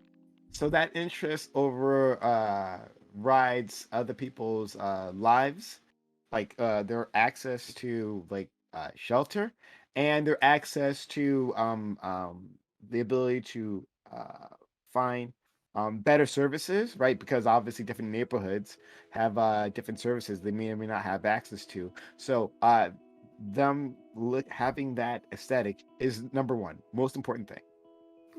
It's not blocking their access to all property or all of these things. It's just my specific thing that I own, right? So I'm making the decision not to allow them to. If my neighbor says, "Hey, the fuck the aesthetic," and sells to them, well, hey, the neighbor has that right to do that. Okay, But my desire to maintain the aesthetic absolutely trumps their desire to get access to whatever the fuck. okay. Can I ask a question real quick? Sure. But I do want to get back to this line of questioning. Go Okay, I ahead. got you. So if that neighborhood aesthetic, and we were talking about eminent domain earlier, if that neighborhood aesthetic does that, do you think I would be very successful at a scam that makes sure that you guys have to pay 5 times the housing price to the people to get them out of your neighborhood? I would run one of those for fun. Yeah, maybe I you do should. appreciate the circling back to our earlier eminent domain talk. Well done. Well Right. done. Which is why the government shouldn't be involved Just in this for at fun. all. Sorry, go ahead, Prime. In the comedy world, that's called a callback. Makes no fucking sense. Sure. Okay. So fuck. What was the last thing you said, DB? I apologize. Yeah, I think that my desire to sell my property to somebody that would maintain the aesthetic trumps their desire to get access to whatever services or housing, whatever. Okay. So do they have other rights? So do you think that there are any rights that are either intrinsic or shouldn't be trumped by anything else, right? So like, do you think access to food and water, should that ever be trumped by someone else's preferences? Or HOA is immoral. Yeah, of course. Oh, how so? So like, let's say somebody was like starving out on the street or something, right? And for some reason, the only place they could get food was my house, right? This is the only place they could do it. I didn't want to give it to them. So they broke into my house, ate my fucking food, drank my water, and shat in my toilet, right? I would say they should be in prison. They should be jailed for this because they violated my property rights. They've stolen my property. They've eaten my property. They shit in my property. So yeah, fuck them, right? So I have the right to deny access to anything that I own. So, but what if it's the government though? Now let's go just to call back to what Stabby. But as it seems like there's limits. The government. Well, hold on. Yeah. Well, the government has an interest in saying, hey, we understand your desire to maintain the aesthetic, but our desire to have a cohesive culture, right, that isn't made up of like feuding racial groups, trumps your desire to maintain this aesthetic. So we're gonna say fuck you. You can't keep this person from buying the land. You need to do it, right? And if you don't, then hey, we're gonna be taken to court. You're gonna lose the land anyway. And of course, they have an interest in doing that. But I would say that they shouldn't. Yeah, but in the case of food, we're always talking about public accommodations, right? So if it's not breaking into your house, it's your business that serves the public in general, saying that that person can't be denied. Yeah. I don't see how there's much difference. For racial reasons. I just don't see how there's much difference between like my business place and my home in terms of like the right to like property that's in there. Right. State is immoral. Governments are not. My business place to me is just like it's a second building that I don't sleep in that I use to generate money. But it's still the thing that I own, and all the property in there is subject to the same rights of the property my home. All voluntary hierarchies are immoral. Okay. Like you believe that like it's immoral to all forms of anarchism except like in favor. So maybe when it came to like anarcho-capitalism before, is the only that's what I moral was going to say system previously. under that definition. When it comes to that racial covenant, are you saying that a group of homeowners can get together and decide and maybe make a contract and say that other people can never like people that who don't match that aesthetic. Heterarchical governance is still a government. Yeah, I would say that. That also be legal. So you believe all forms of anarchism except anarcho-primitivism other homeowners wouldn't have that option. How is that? That would be a racial covenant, right? So like you have a voluntary, you have a white person wanted hierarchical to sell, they wouldn't be able to. Well, typically the way that works is you agree to like the HOA's like terms and conditions or whatever the fuck, right? Yeah. So if you're in that community, you've probably agreed to these terms or conditions to be in the community, right? So if you decide at some point that you want to leave, and you want to sell your home to like an Indian person or something, well, let's say, hey, well, you sign this thing saying that you're going to agree not to do that. You're going to agree to sell it to this kind of person. You agree to so that seems more like you'd be violating some contract that you agreed to with them. Okay. So all right, so the contract then matters more than their rights. They've changed their mind. It's their property. They've changed their mind, but that doesn't matter. The contract matters more. I mean, I guess they would have to negotiate some kind of maybe they'd have to go to Lactoid and figure out how to work that out. So that's how contracts work. You sign it, right? I think all zoning should be replaced by HOAs. I think all makes sense. Homeowners associations? What? Yeah, over zoning, over city zoning. Zoning's bad. Like, look, when we talk about like zoning laws and things like that, there's some serious issues. It doesn't change anything, Silver Ogre. When you homeowners bought associations property, you agreed to the homeowners really association. Better.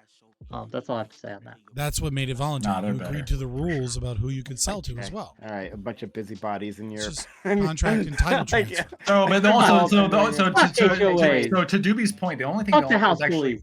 The one thing that's actually like preventing, and I would never buy a house under an HOA, just to be clear, but I think they should be allowed. But to Doobie's point, I mean, restrictive covenants are absolutely like a thing. They wouldn't be able to be a thing in like for racial stuff today because of like all the laws surrounding it. But I mean, you can unless you had your way, of course. Right, unless I had my way. But you can do a lot of like restrictive covenants. Like you can restrict them on like what color. Like if you buy this house, you cannot paint the house a particular color because we don't like the house that color. And then what Doobie's saying is, well, just apply that concept but to the people inside. That's all he's saying. So hold on. You are in favor of the restrictive covenant, but you're also in favor of free association. So like, wouldn't that restrict your ability to associate? Well, so the idea is voluntarily entered into that agreement, right? The idea is like I go to somebody and like I want to buy your house, and they're like, well, I'm not going to sell you my house unless you agree to these terms because it's my house. And part of like the contract here is that you have to agree to my terms if you want the house. And one of these terms is when it becomes time for you to sell this house or rent this house, here's a list of people that you can't rent it to. Let's say it's like Joe. Let's say like this guy has a feud with his neighbor Joe. You cannot sell this house to Joe. I swear to God. I mean, this could probably be like, you could probably allow, like, this would probably even like be upheld, likely. I mean, I could be wrong, but I think it will. But like, you cannot do it based on race. Clauses like that in real estate. When it comes to like race and stuff, like you can't do that because of like legal stuff. But in principle, if you can do it, if you can do it to Joe, why couldn't you do it to like everyone who looks like Joe? And if Joe happens to be black, I don't know. Oh man, everyone who looks like that kind of reminded me. I don't understand here, right? Like the part that I just don't get, and you can help me with this, is that for people who seem so focused on property rights, right? That a past owner who's giving up their rights to their property, that they basically have ownership, some sort of sense of decision making, right, in perpetuity. That like. For as long as that house stands, right, that property isn't like irradiated, right? Like as long as this is something desirable, that they get to say who moves in there. Like, how is that the case for a person with your ideology? So, well, Prime, as we talked about in a different discussion, there's a caveat to this where I don't believe dead people necessarily have rights. And so, like the restriction God. here, call back. let's not explore this. Let's not go down this deep, dark rabbit hole. Deep and dark. The estate trust courts would say otherwise. Right. Well, so hold on. The estates and trust courts have carved out different exceptions. So there are like 21 years, at least in my state, is the length of time that you can have these restrictive covenants to after a sale, because this exact problem has been like grappled with the courts, right? Well, we can't have one guy who like has been dead for 500 years who said you can't build anything on this giant piece of land, which just now happens to like be in the middle of Manhattan or something along these lines. I mean, my principle on this, and I mean, people feel free to disagree with me, but my principle on this is I have no problem with these covenants, but once you die, if the other person breaks the contract, there's nobody with any standing to. There was nobody who's hurt, right? There's nobody to bring any standing. There's no one who has standing because you broke the contract with who? Well, they're not a person anymore. So a contract requires two people. What their will says. Right. Well, Well, wills are a whole animal. I don't actually believe in wills because I think contracts require two people. I don't think the contracts require two people, and we just kind of suspend our disbelief that the person's really there. When you're dead, you're not really a person anymore. So why do we respect contracts between dead people and living people? I don't, which is why I think like that's the one exception I put in to do these. This is a hill I'll never die on with Black Toy, because I know what he'll do to me once I die. I know what he'll do to me once I die. Two things I want to say. Because you know what I do, Wick. You're like, All right. Hang on. Two things. Wills are basically my God, like that's. I mean, why work your whole life if you're not going to give it to your kids? A and B. Prime, I've been waiting all night for this. The blackest night falls from the skies. The darkness grows as all light dies. We crave your hearts and your demise. That's what you interrupted for? By my black hand, the dead shall rise. I hate you so much for that. What the fuck? More than better the Black Lantern Corps fucking oath. So God, I hate that I know that. I actually did want to hear from you though, which is rare. Yeah, I know you unmuted me Scott. finally. Yeah, Scott. So I'm curious about that. Do you feel the same way in terms of like was it free association and be able to like a person in the past being able to draw up a contract that everyone has to follow for perpetuity. What are your thoughts there? So I think that everything transfers to whomever they transferred it to. If they had no will, it transfers to the next of kin, right? So if let's say I'm Joe Schmo, I write a contract on, I build a house, right? And then I build a house, and in one of the title transfer agreements within the contract of this house is you can't sell it to certain people, right? If you do that, then the title transfers back to Joe Schmo, right? But Joe Schmo dies, right? And so, and like 2 or 3 different people have been on this deed, and you're like, well, why should this rule with this dead guy apply to this property that's been transferred to these other people?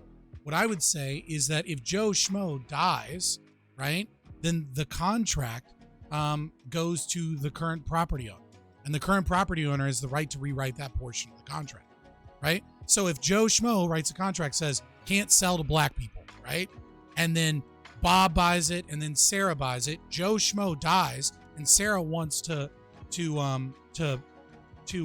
sell black people, and she can change the contract because Joe Schmo is dead. So I'm with Lactoid on this for the most part. Now, if for whatever reason, like it could be written in the contract, right, that in the event of Joe Schmo's death, the right to title transfer, if you don't follow these rules, goes to Joe Schmo's daughter, Susan. And then Susan has the right to either say, well, I want the property back because you violated the contract that I held that was inherited to me from my father. So you could invariably take the first, if you wanted to, via contracts, you could put that in the contract. I don't know why you would want to put that in the contract unless Joe Schmo really fucking wants to keep his neighborhood white.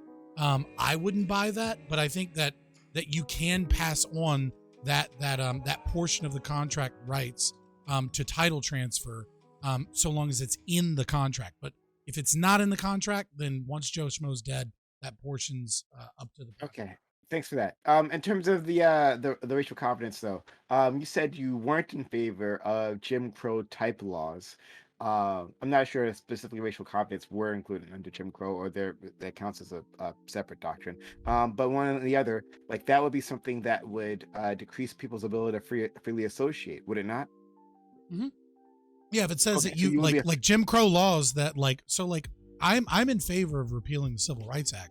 But the only thing that I want to repeal from the Civil Rights Act are the laws against discrimination from private property owners. The laws that state that the government and states don't have a right to enforce Jim Crow laws. Keep them, because that's restriction on states that may want to use their authority to force, disassociation, right? They want to force segregation, and that is equally a violation of someone's rights as forcing association. Right. The only controversial part is the part where it forces private citizens to interact with people they don't want to interact with, right? Everything so if else there's is only just one grocery store, if there's only one grocery store in town and it's privately owned and they say no black people can even shop there, what do we do? Right. Well, you just talked about a market. So obviously now there's a market for black people. An opportunity for another one. Right. It's an opportunity for blacks to be able to open a grocery store. Goodness. And then all of the other people in the neighborhood, like let's say the grocery store they open isn't blacks only, it's everybody can shop here. Then man, they're probably going to crush that other grocery store. Unless everyone else in this town is racist and doesn't want to go into Why do you want to live in a town where everyone is extremely racist? If everyone hates you, why are you staying there? It's never happened before. Then black people couldn't have moved anywhere, right? Everywhere was extremely racist. Like it was literally black people would have to go to neighborhoods and integrate them themselves, right? With a whole bunch of white people, they didn't want them to be there. Right? But you know who you sound like right now? It was if I may, real quick. No, just give me just 30 seconds. Phil, I don't need another Black Lantern skit. Just trust me. No, listen real quick. Give me 30 seconds here, man. Dear God. Okay, thank you. It's never. All I'm gonna say is, Prime, my grandmother was actually raised about 15 miles from a town called Nicodemus, Kansas. It was 95% black town out in the middle of Kansas, and there was some people that when they did leave the South, they went and started farm towns out in the middle of Kansas and a couple other places, but a lot of folks moved to the northern Rust Belt towns where the factories were, and that was where a big migration. But like, it wasn't that they couldn't go anywhere else, because my grandmother was raised 15 miles away from, and some of her best friends growing up were in this town, and so it was about 3,000 to 4,000 at its peak. Haley, and with please. that, Is I your yield to argument that like everyone has the option of creating a farming town? Like, is that your option? well, I mean, I'm saying that was a thing that happened. Like when you're Yeah, saying they some could only people go to did certain some places. things, and other There people was did other things there was because they other had places different you could go to. circumstances. But what we're Yeah, I actually know. facing here, but Sure. let's be completely honest. Let's be completely honest here really quickly and just admit something. What we're actually facing here is that you guys are the ones that can move and try these out, because the vast majority of the United States of America is doing it just fine the way we're doing it. So you're welcome to leave and try your way. We'd love it if you could leave and just shut the fuck up. It would be great. Prime. Bye. Okay. No, you don't believe in it now? The Do you exact. suddenly not believe in this? Do you well, I'll- suddenly not believe in this? Just answer me. So if I own my property, you can't like come make me leave. No, that's the thing. You guys want to start these communities. You disagree with the United States and its laws. The rest of us are fine with it. The majority are. You think that's wrong. Bye. See ya. I mean, or just I was get here over it. first. You guys leave. Fuck you. I don't want to leave. Deal with woke. Deal with woke. I guess you're just gonna have to live with it. Yeah. Okay. Well, then deal with do us. I do love how miserable it makes you guys, though, because like the fact that you're becoming We had like the Supreme Court. everybody's ignoring you. It's fucking fantastic. I love Well, it. you're ignoring us until we get the Supreme Can you Court, imagine and if then Clarence all of a Thomas sudden gets you to can't. write the majority Hold on. opinion for the Guys, Supreme Oh, wait, Court? real quick, Prime. I wanted to say before. How many real quicks are we gonna have?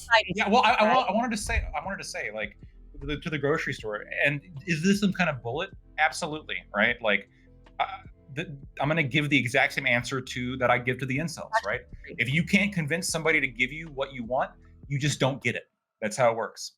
Just don't get food, dude. So I just Or yeah, and the PrimeCaye's. incel who might kill himself if he doesn't get laid, he just doesn't get nice laid. try, dude. Don't try. It's Like, a don't perfect, try me perfect with one to this, one. right? Like, One to one. Yeah, it's a exactly one-to-one. why I limited it You at guys 250. value life and food. Like, I would rather have sex once before dying, right? That's more nice. valuable to me. Oh, well, and like, As opposed to dying? weakness of your arguments, we have to sneak that in. Amazing. Wow. Great. It's economic incelism. That's what this is. Yeah. Oh, wow. All right. Sure. Genocide, slavery, correct. It's incelism. just Well, like, let's it's just go with amazing it, how right? you, Like, Twitch bingo card in here, folks. I got like you 5 more. how I your keep going. ideology like allows for the deepest deepest of cruelties, right? Like it's incredible. But it's designed for Prime. So does It's yours. designed for That's cruelty how it here. All right? Yes, absolutely. And they call themselves principled afterwards. I mean, yes, I guess you're following this one principle slavishly, right? To the point where people die for it. Sure, whatever. But go ahead, Scott. Get highly upset about something. No, I just wanted to quote Malcolm X at you. If integration will get the black man that respect as the human being, all right. If segregation will get him that, all right. If separation will get him that, all right. But after he gets integration and he still doesn't have this dignity, this recognition as a human being, then his problem is not solved. There's 100 of these quotes from Malcolm X. It was very in favor of separation, right? So, like, I'm just curious, like, why do you hate Malcolm X so much? It's like, it's like, well, my implication. Why do you think he's Jesus, wrong? Right? Why do you hate Black Jesus so much? Right? Malcolm X speaks for you all. Malcolm X said a thing, right? Why do you disagree with Malcolm X? I don't know. Yeah, because I'm I'm not curious. answer the fucking I mean, Malcolm you're, X, right? You're not coming. It's good for you. Like, you won't answer I when it don't comes say to my that you have mouth. to So answer to other white you know. people, right? Like, or I would say you have to answer to Bernie Sanders, but still, I recognize you as an individual. So I wouldn't say that like Bernie Sanders words have any indication on what you should believe. What the fuck? What a terrible argument. But if that's the best you got, then I'm glad. No, I'm winning my argument. Thank you so much. All right. Yeah. Well, you wouldn't answer the Like, first one. This idea. Right? Do you agree with all? Do you agree with all hobbits coming from the Shire as you do, Scott? No, I'm you one had of the. second I'm not Okay, one all of right, the Shire folk. I apologize. No, but you brought up. We're talking about this situation with grocery stores, right? And you're saying, well, what if this discrimination is still occurring in this community? And I'm like, well, why do you want to live with a bunch of racists? Right? I And I'm asked saying you because you it's were historic. But sounding- Scott, I asked you. No, wait, I'm not wait, I talking asked to you, you because Stabby. Why the fuck would I I talk asked to you? you because went it's from historic. one cult into another, and you can't follow the No, conversation. no. I Like, we get asked it. you because it was historic, and we already decided. in the and Shire? your side lost. No, listen. we decided that you should be able to go into a grocery store even if you're black and somebody doesn't want you there.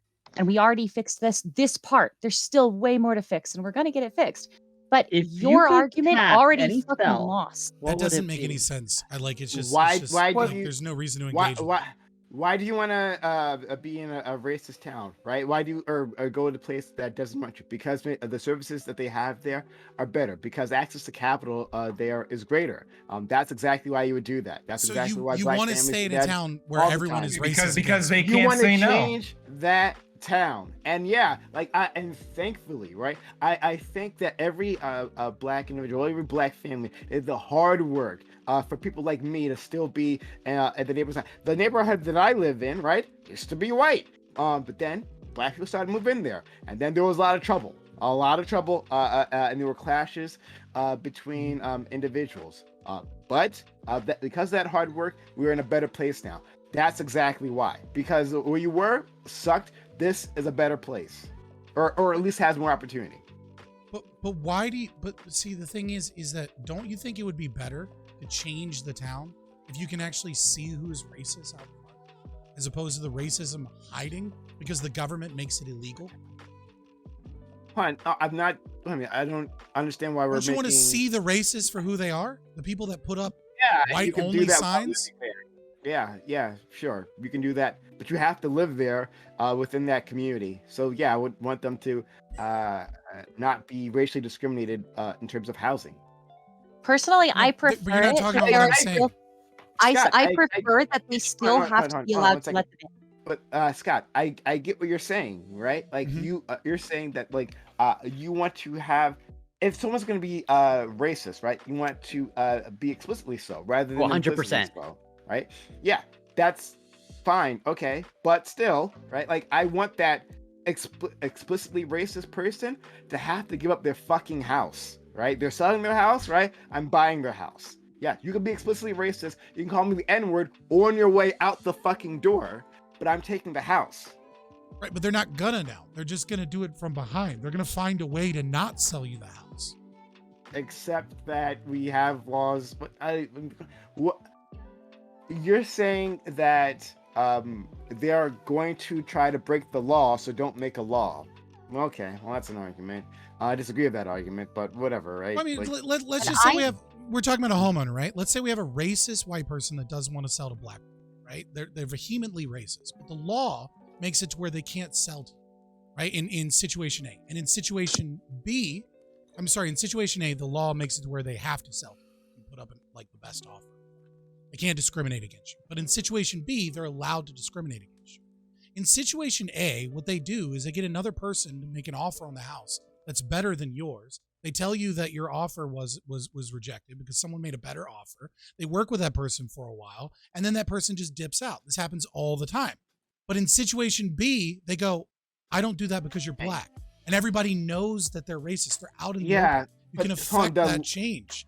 yeah. The okay. outcome is the same. I see what you're Yeah. saying, right? You're saying that like the knowledge of the fact that they're racist is somehow more important than actually getting the goods and services that I need. No, They are not. that's not what I'm They saying. are not. Yeah. It doesn't matter, right? Like you're saying that some people will find ways to break the law. Okay, well then we have cops, right? We have agencies to find those people and then punish them. So whatever. So we're gonna use It's also better. It's also PrimeCaye's, the ACAB guy is going to use the power of police to try and ferret out the racists I will absolutely that are use the power breaking to the use- law You will use instead of I actually will- trying to change them Are from being you- racist. Oh wow, yes, I gotta change. Hey guys, right? Before black people can get literally anything done, right? We should change the hearts and minds of everyone in the country, right? Or at least everyone who's directly within our path, right? Before we can accomplish any economic advancements at all, rather than forcing them to This is do Kathy so, Newman right? Letting us get access so that we can start building lives in our livelihoods, right? We can start building that, advancing ourselves, right? Advancing our families, before we have to break. And before we have to convince all these people of all the monetary advantages they get from white supremacy, right? Yeah, give all that up first, right? While we're poor, while we have no access to resources, do all that first, and then you can advance, right? Because then you'll be sure there's no racists hiding around the corner. That's not a massive concern to Black people. Yes, people will be racist to us. People will be unfair to us. This is a straw man of my position. It's a complete straw man of my position. What I'm saying is very simple, right? Is that when you forcibly integrate people, right? And you force the racists to do business, right? They find ways to circumnavigate that, and this leads to tension. This leads to an increase in that hate, right? But when I don't care about stop interrupting me with straw man. No, I will not stop interrupting you. Excuse me, especially coming from you, Scott, who interrupts people constantly. Well, no, I will never stop. If you're going to interrupt me, make a good point. Don't straw man me. Time that I want, I will never stop interrupting you. Okay, understand that. This is now you're having a meta conversation about interrupting and still creating a straw man in the interrupting. Don't worry, I don't have to because I'm not interrupting you anymore because I muted you. So once again. That doesn't matter. Like the increase of hate from criminals, who gives a shit? Fuck them, right? Like I will take I'm willing to do a lot more. I'm offering a fair price for their house, right? I'm willing to do a lot more than that. But for the person's argument, right, we're just talking about operating in society as it is. Yes, absolutely. The point is that we get access to these services because those services are the most important, not changing the particular hearts and mind of a property owner. Who the fuck gives a shit? Not important. That can come later, right? After I've gained economic freedom, then yes, I can go back, right, and change his little mind. Right? I can change his heart, right, from a corroded racist one to a heart of gold. Yeah, anytime. You're nicer than me, though. You're nicer than me, though, Prime, because I would not do that. I think the best way for this to happen is for them to try to hold out as long as they possibly fucking can, and their neighbors become what they don't want to live with, and they can just sit there and continue to do that, and they can just die of anger and hatred at 120 years old. They're all going to be living so much longer that this is actually a perfect hell for them. Let them hurt. It's perfect. I'm fine with it. You're a draw walk. Yeah, I was gonna say, what's a draw walk? Draw walk. Yeah. Okay. Do you see why like someone might feel as though like I'm not even gonna like touch the argument of like, well, don't you want to know who the real racists are? Because I think it actually does get from the point, which is like fun of like, and again, I think it's interesting how we're talking about like food and housing now when you're like, we're talking before about like someone's website, right? So clearly like, it seems like the parts that make people most upset are like not even anywhere close to what this woman is undergoing. Like, sure. Oh, no one disagrees with the. I don't think no one on. She didn't undergo anything. I'm close to your position on the website thing, right? Actually. Sure. Yeah. Okay. Well, it's good, right? Because I mean, that's how far we've pushed it. Where it's like we're arguing about a website now. But we're not. No one of us are arguing about the website. She didn't undergo anything. This brings us to a point that I was wanting to talk about before, but I couldn't squeeze in. But since we're going back to this topic, Lactoid, I just wanted to ask, like, if you're going to make this, because earlier you made like a comparison between like forcing somebody's labor in that regard is the way that you viewed it, and slavery, right? So does that mean that like the people who own that lunch counter in the 60s, like, are they the new slaves because they have to like serve a black person at the counter? Like, do we take it that far? Yes. No. So if it's under Jim Crow, like the government's forcing you to like have to discriminate, that's like, I would call them the slaves at that point, right? If you own a business and like you're not allowed to serve black people, like you are being enslaved by like the government and the voter base. I'm talking about forcing people to serve everyone that comes to the counter. Right. Yes. Absolutely. Right. And you have to understand here, like, I mean, think about it, right? I perform labor. You are telling me that I have to perform my labor for somebody else when I don't want to. I don't want to give this person my labor. I don't want to do something for this person. Do you understand how like this seems like I and you can like say it's different or whatever, but I'm like letting you know that when I argue with incels, I recycle the same logic, right? I recycle the exact same logic when I argue with incels that when I argue with this very topic, because the exact same logic applies. Why do you think you're entitled to somebody else's X, whatever that may be, just because you happen to exist? Just because you have a need for it. Just because you have a need for it doesn't mean that somebody else has to give it to you. So all pussy is a woman selling it? The distinction that was made at the time was that there was a public square, and if you want to participate in the public square... No, let I go. then you have to follow certain rules, and one of those rules is that you serve all comers. Now, if you don't want to, you don't have to participate in the public square. Like you can close up shop, right? Nobody's forcing you. Like slavery is forced labor, that you have to actually do the thing. What they're saying is you don't have to do the thing, but if you're going to do the thing, you can't discriminate. No, that's not so. No, so it's more complicated than just like.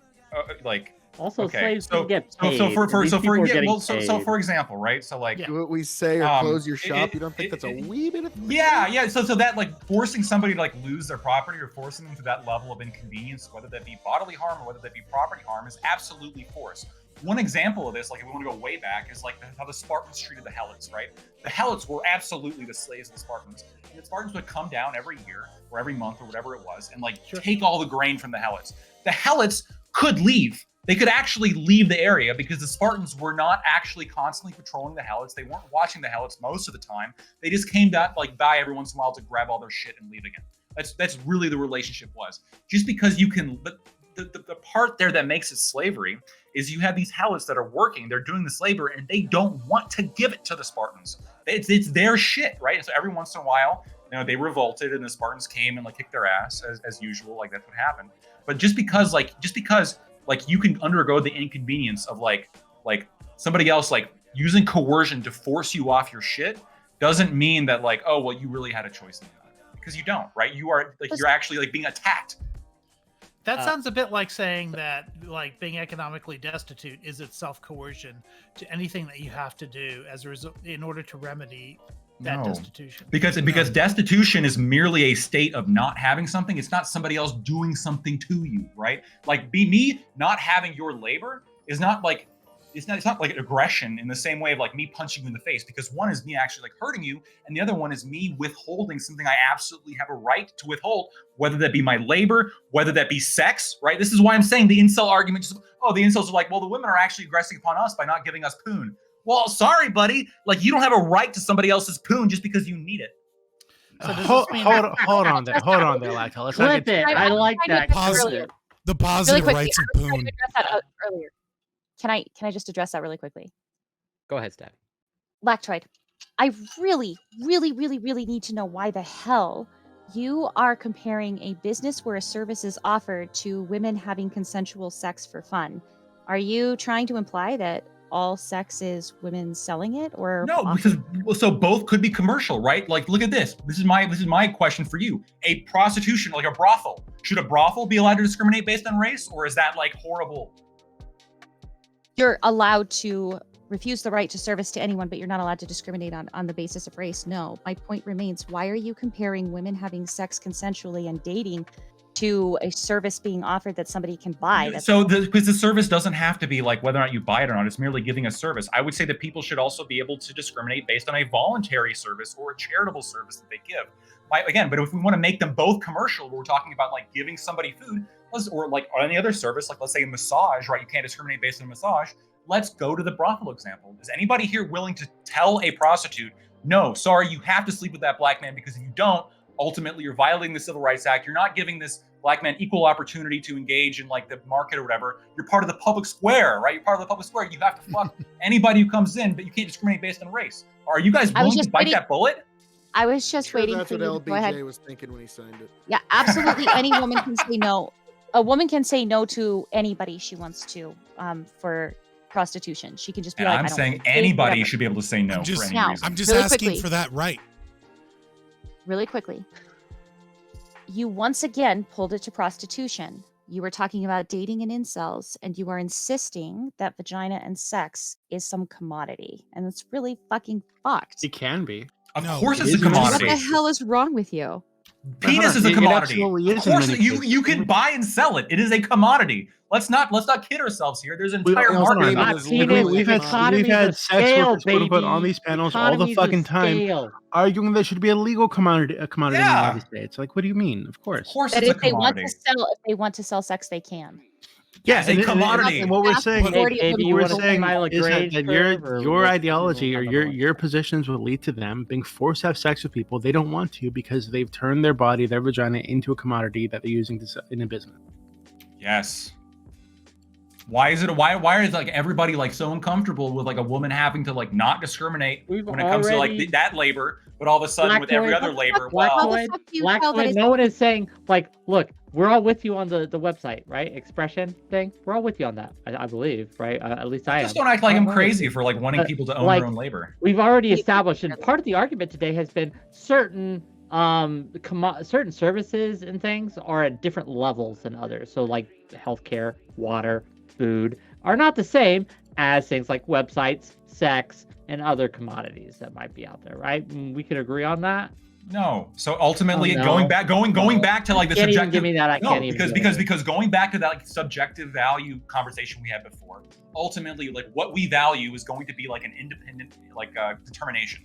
So like for example, like I would rather, and I mean this sincerely, and I think most people would agree, I would rather like live in a tent, like if I was like banging 18 hotties every day, as opposed to like living in like an apartment if I wasn't getting laid at all. But like for some reason, people think one is like a human right and one's not, even though I would prefer one or the other. It doesn't make any sense at all. I mean, to go back to your like earlier conversation, right? Like at the start of before the panel started, about the blowjob thing. Yeah, it's overrated. Like time, whatever. No, okay, you're an idiot. If my girlfriend was withholding blowjobs, I'd absolutely feel like she was aggressive upon me. So I think that there is something to be said about restricting your labor or whatever the fuck. Like it can be violence in some way. So you are not owed your girlfriend's blowjob. I absolutely am. What are you talking about? So here's the thing. So in order to say that something is right or wrong, right? In order to create a moral principle, it has to be universalizable, right? It has to be true in all instances. This is the entire point of thought experiments that take things to the absolute limits, is to test whether or not it's actually true that something is morally wrong or morally unjustifiable or good or evil, right? The problem that Lactoid and I are like butting up against is we're pointing out that your principles, your ethics are not universalizable. You say that, oh, well, these things are wrong, but then we have this subjective evaluation of positive rights where, well, it's okay in this instance, but not in this instance. And so the argument then becomes, well, see, we're adding modifiers to it because certain things, right, are commodities that you must have a right to. We're like food or like medicine, things like that. And we're attempting to get you to justify that. And what the problem is that you're attempting to justify it, but the problem is that it goes back to the other things that you applied, which is that humans have a right to their labor or that they have bodily autonomy. So what we're trying to do is get you to see is the logical contradiction. I'm absolutely thrilled that you're communists now. Welcome to the fold. It's the opposite. And I want to absolutely ensure that this woman, Lactoid was even nodding when I was saying it earlier when we started this and we were opening.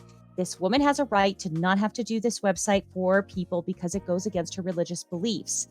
As long as it's not somebody who is providing an actual permit to be married, I don't have a problem with this. Yes, of course it feels icky. Yeah, it is absolutely not consistent, okay? Hey, when you guys are enough of a minority, we'll force you or wipe you out. I don't give a shit which. So, but until then... What was that? What'd you just say? Right?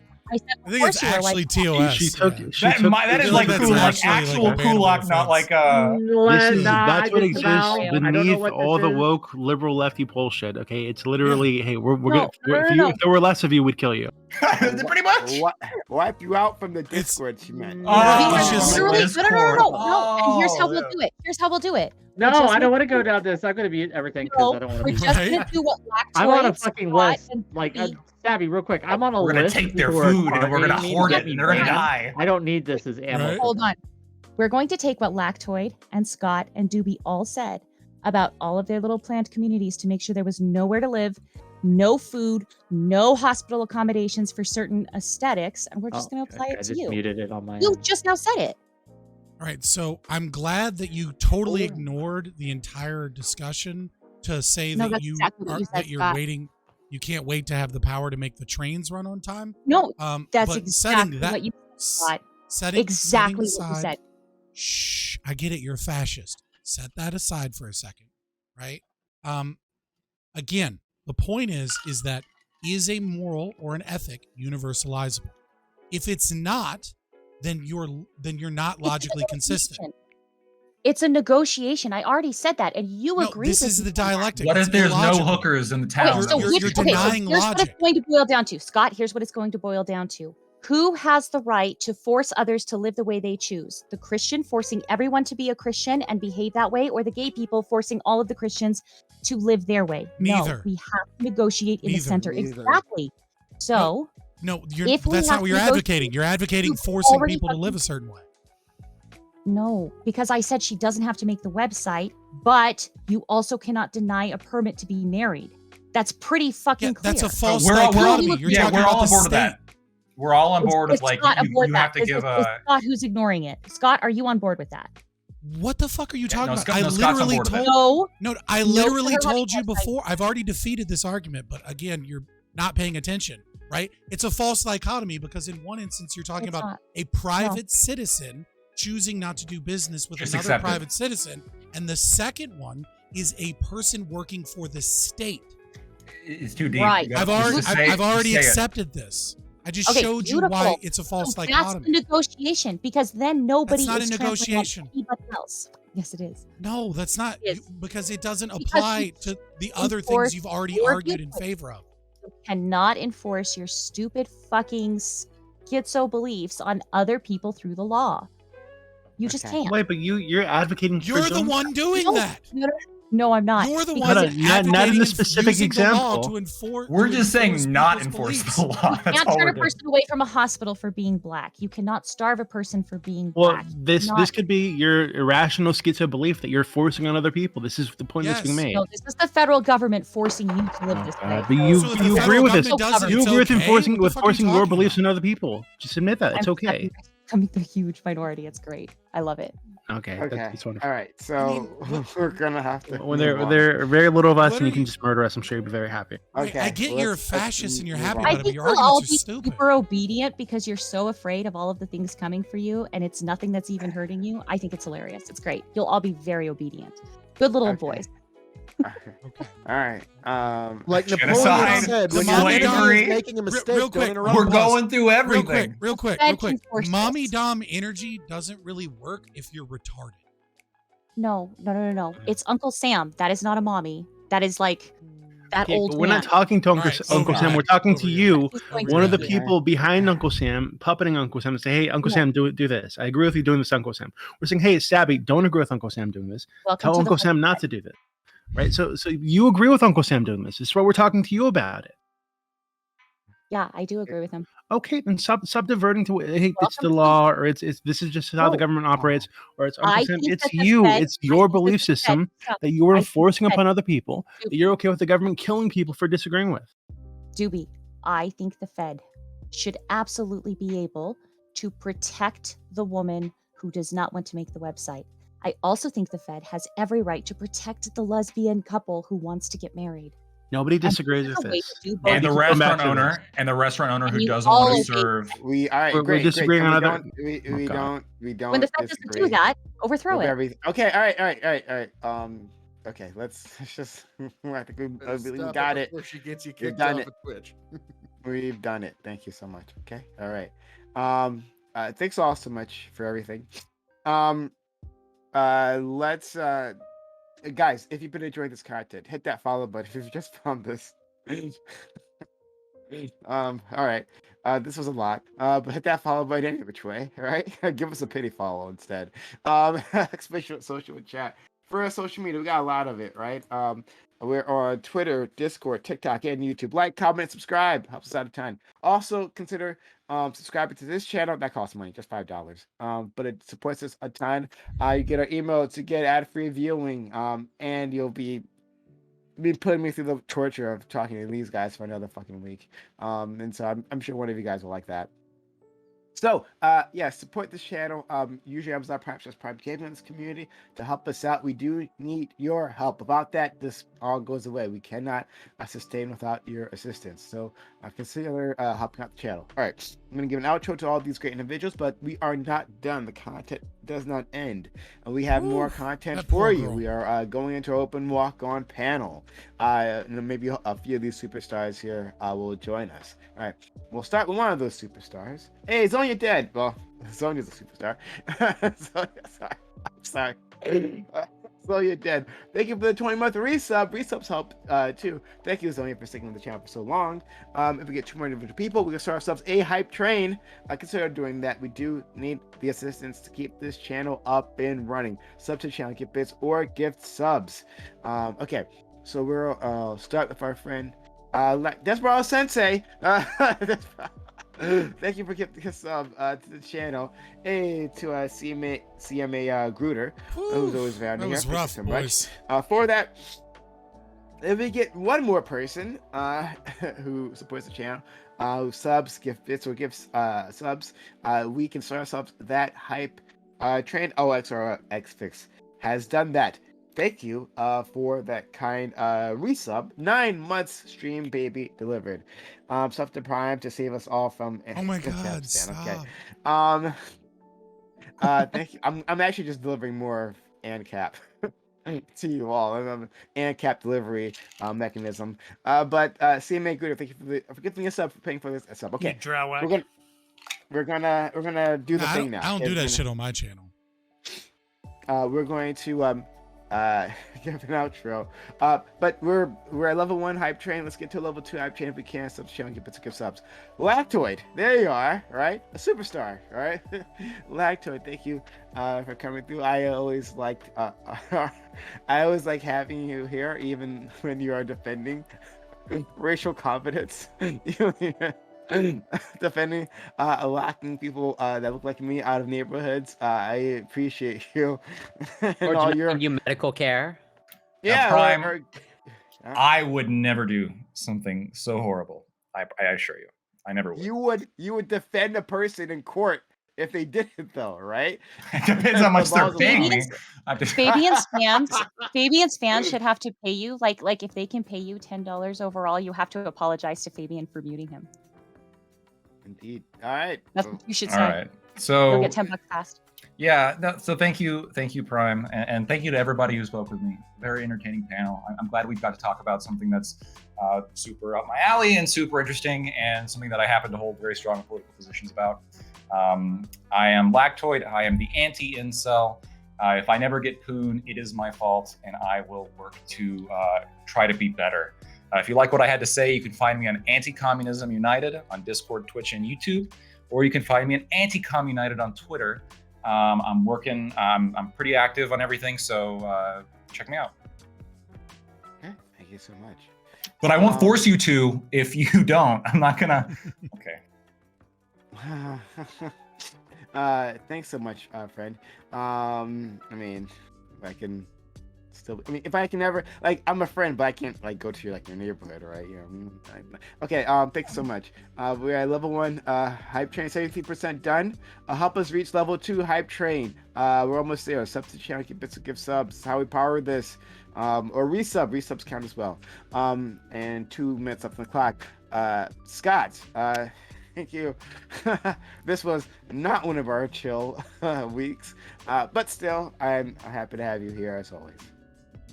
Yeah, I'm Scott from Fabian Liberty. You can find me pretty much everywhere. Fabian Liberty, Twitter, YouTube, Rumble, Twitch, obviously. Yeah, I had fun. A bit of a shit show, but sometimes you have those nights. I just want to let you guys know that despite my fervent arguing in favor of freedom of association for the racial covenant communities, that I would love more Black followers, especially Black women. Follow as much as you want, be engaged in chat. I would love to talk to you all night long. Yeah, so I will be debating Jangle's Science Lab on Modern Day Debates tomorrow at 8. Come check that out. That little tiff happened here late night on PrimeCaye's, so you never know what you're gonna get.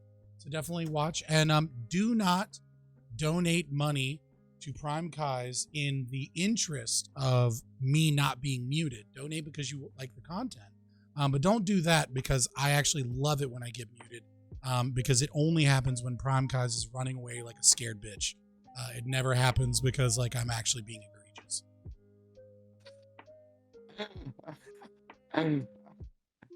Friend, you are appreciated. Condescension aside, we're always appreciated. Thank you for always coming. I back love you here. too. All right. Love you too. All right. This is how we show our love to each other. Thank you for the people who are donating. We're at level 2 hype train now. 5% done. 95% left. Can we get to level 3 hype train? Sub to channel, give bits or give subs. Usually Amazon Prime says Prime Gaming here on the community. Helps us out a ton. Or resub. All that stuff moves along the meter as well. All right.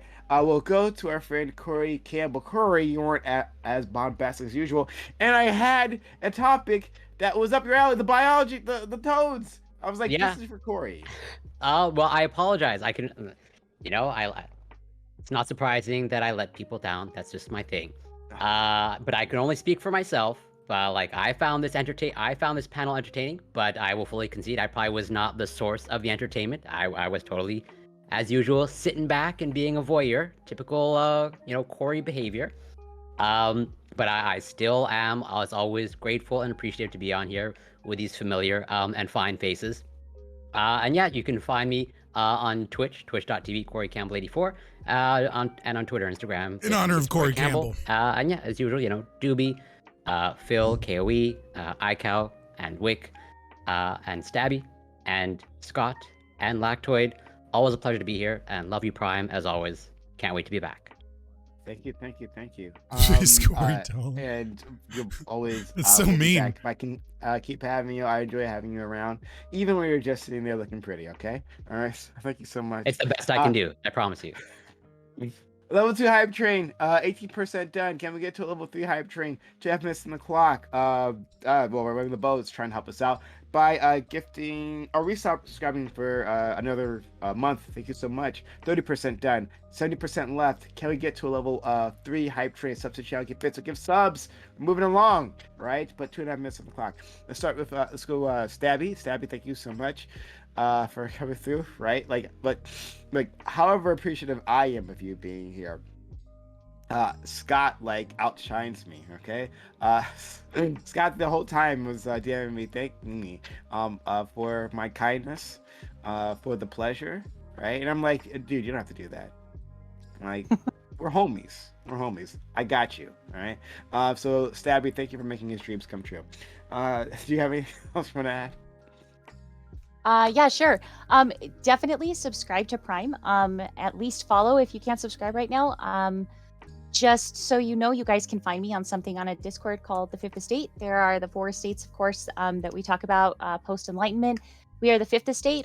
We're trying a little experiment on a Discord server. We have a lot of people from a very large debate server called Nameless Debates 2. And we want to kind of experiment with, you have the right to be offended. And you also have the right to be offended to the point where people can't sit there and just make fun of you that you've lost because you happen to be offended. If somebody says something offensive, by all means, use that free speech and let's hand it right back. So we're kind of playing with this a little bit. And you are welcome to come yell at me. I absolutely adore sexist jokes. I get people very angry and I love turning sexist jokes around. Just for the fun of it. So go ahead and come over to the Fifth Estate. I included the link in PrimeCaye's thing. Please go see his Discord as well. Get your butts over there. Prime has to sit through all of this bullshit and deal with all of us for you guys. So definitely give him a subscribe if you can. Thank you guys. Thank you so much. And subscribe now because less than 30 seconds left in the hype train. Help save the hype train. Sub to the channel, give bits or give subs. This is how we do all this. We literally can't do it without your assistance. Support this community, or we can't do all of this. And this is a lot of fun, including our friend Whick. Wick's a lot of fun. Especially when he's in this Sith Lord outfit there, right? True. Speaking of thank you for having me. It's been too long, and I need to take less vacations and get sick less often. I will say this, right? We talk about misogyny all the time. We make misogynistic jokes, but we rarely get a chance to practice it. But tomorrow on my stream at 6 p.m. Eastern, we will be putting misogyny into practice. We will be doing praxis, gang, and we will be putting a woman back in her place in the kitchen. Stabby is going to cook for us live on stream as we take call-ins. That's what's going to happen. Yeah, they talk a big game about how misogynist they are, so but how cringe. many of them are putting a woman back in their place? None of them. These people talk a big game, but Whick gets it done. So that's what we're going to do. Then Thursday at 6 p.m. Eastern, we're going to have Chud Logic. We're going to have Doobie. We're going to have Lactoid. And they're going to be fighting the good fight. Something I actually will be on their side for, right? Against the Soy Boy army. F-bombs for you. Portland is burning. And KF Logan. And we're going to be talking about whether or not Yee is normalizing fascism in America. It's going to be a great time. 6 p.m. Eastern Thursday. And gang, it's not done. It's not done. Friday, 6 p.m. Eastern, we're having Not So Erudite on my channel. And she is going to be arguing with the world about therapy, its effects, and just how much is mental illness responsible for a person's actions, right? Or a person's belief structures. Do paranoid schizophrenics get a pass for bigotry? And how much should we use that to mitigate any bigoted statements they may say? We're going to be talking about, it's going to be fun. We're going to have her facing Smugbug, Corantos, and other big names. So it's going to be great. Tune in my channel, 6 p.m. Eastern, twitch.tv. That's a certainty. Be there, be square, or I don't know. But thank you. I love you all. Bye. How is not a jump, right? doing the good work, right? So thank you, my man Whick. We'll go to Whick's future. Aiko, thank you for. By the way, it took me 20 years to figure out that the way you pronounce it is Areopagitica. By the way, Fabian. Oh yeah, and so I also just wanted to thank Prime for being a draw walk, another hard to pronounce name. That's always appreciated. I don't know what that is. I'm sorry. That's when Scott had coward up, but it appears backwards. Okay, fair enough. All right, thank you so much. All right, me and the bravest man in the world, obviously. Let's go to KOE. And thank you very much for the dramatic presentation, Phil. Yeah. No problem. No problem. Phil, Right, we're going to turn down KOE because this is going to be rough. Prepare, boys. Your own special brand of this is human, super honestly. rough. KOE, take it away. Well, folks, as I'm known to say around here, all that being said, thank you for joining us this evening for the PrimeCaye's stream, folks, for this amazing reverie. I hope, folks, every last one of you, if you are not subscribed, if you are not followed, I hope you make it back here happy, healthy, much the wiser. God bless every last one of you. Raise a glass to yourselves for being a part of this amazing community, folks.